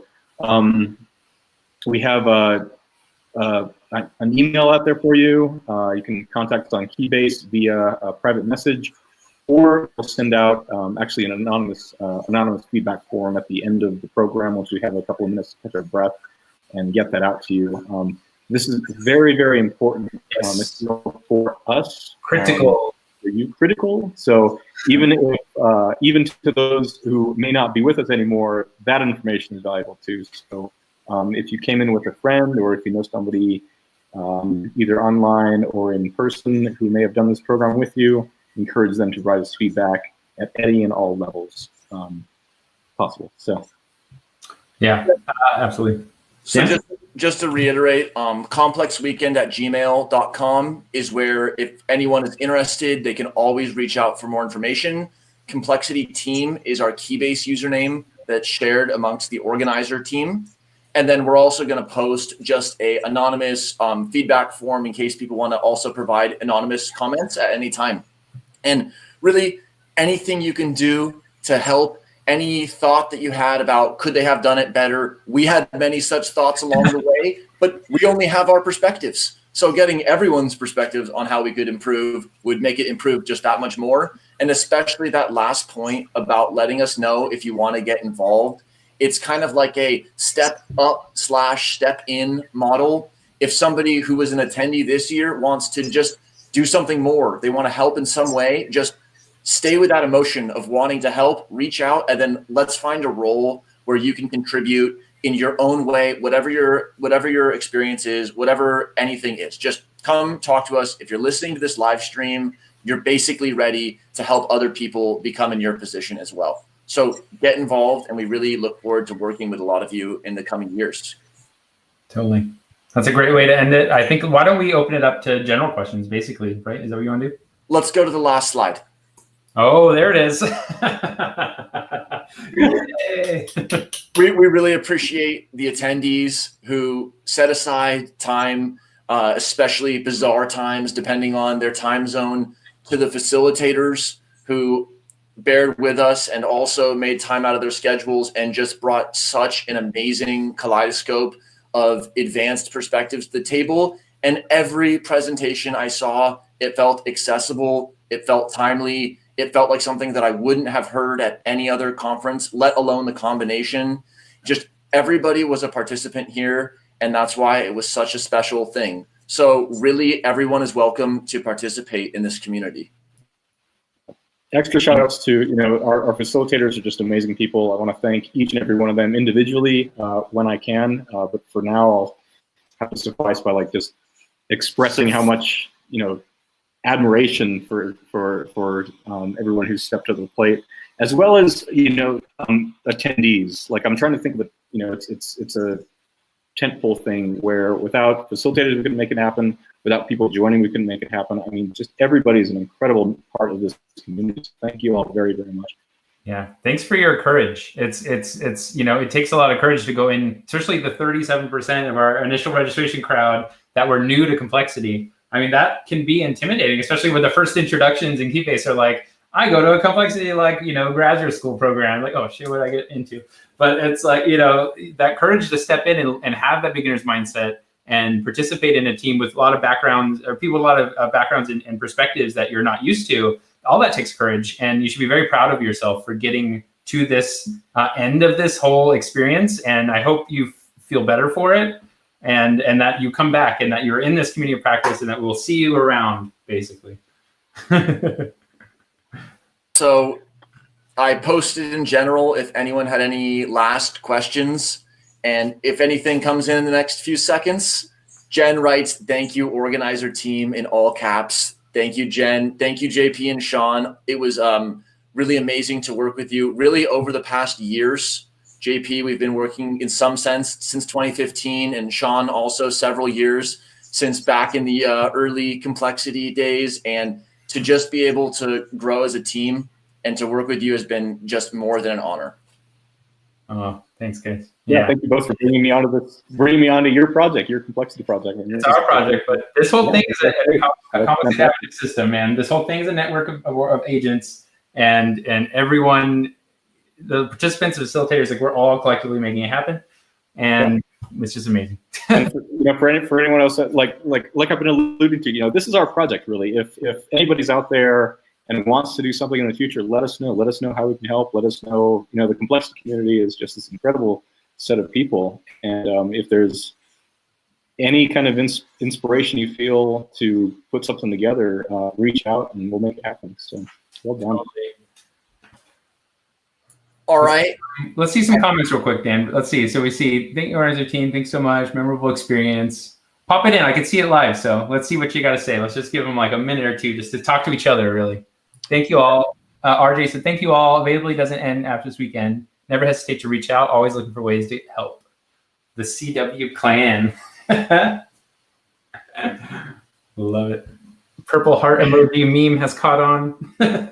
And just to give a few ideas of the dimensions that we want to take moving forward, or at least the areas we want to explore, would be a shorter format event, because we know that it's just simply a barrier to participation for many, especially if we ask for a long block of commitment ahead of time. So we want to think about shorter time experiences. We want to think about longer time experiences. And then we want to think about how community is what bridges the gap from the short experiences where it feels like you could have talked for hours more, and the long experiences that are very hard to allocate time for. The answer is the community.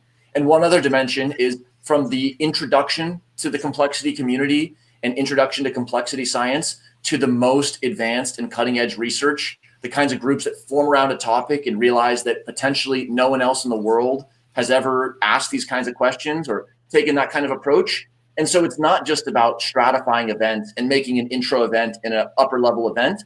It's about maintaining the tension that's dynamic where we're keeping both of those perspectives in mind for the same event. And so we really appreciate people's feedback who are beginners, especially because they're the ones who guide us in how to design these events. Awesome. This is great stuff. All right. What do you say? You ready to call it? I think I'm ready to call it. Exciting. All right, live stream off. Keybase till the end. We'll see you there. We'll see you all in.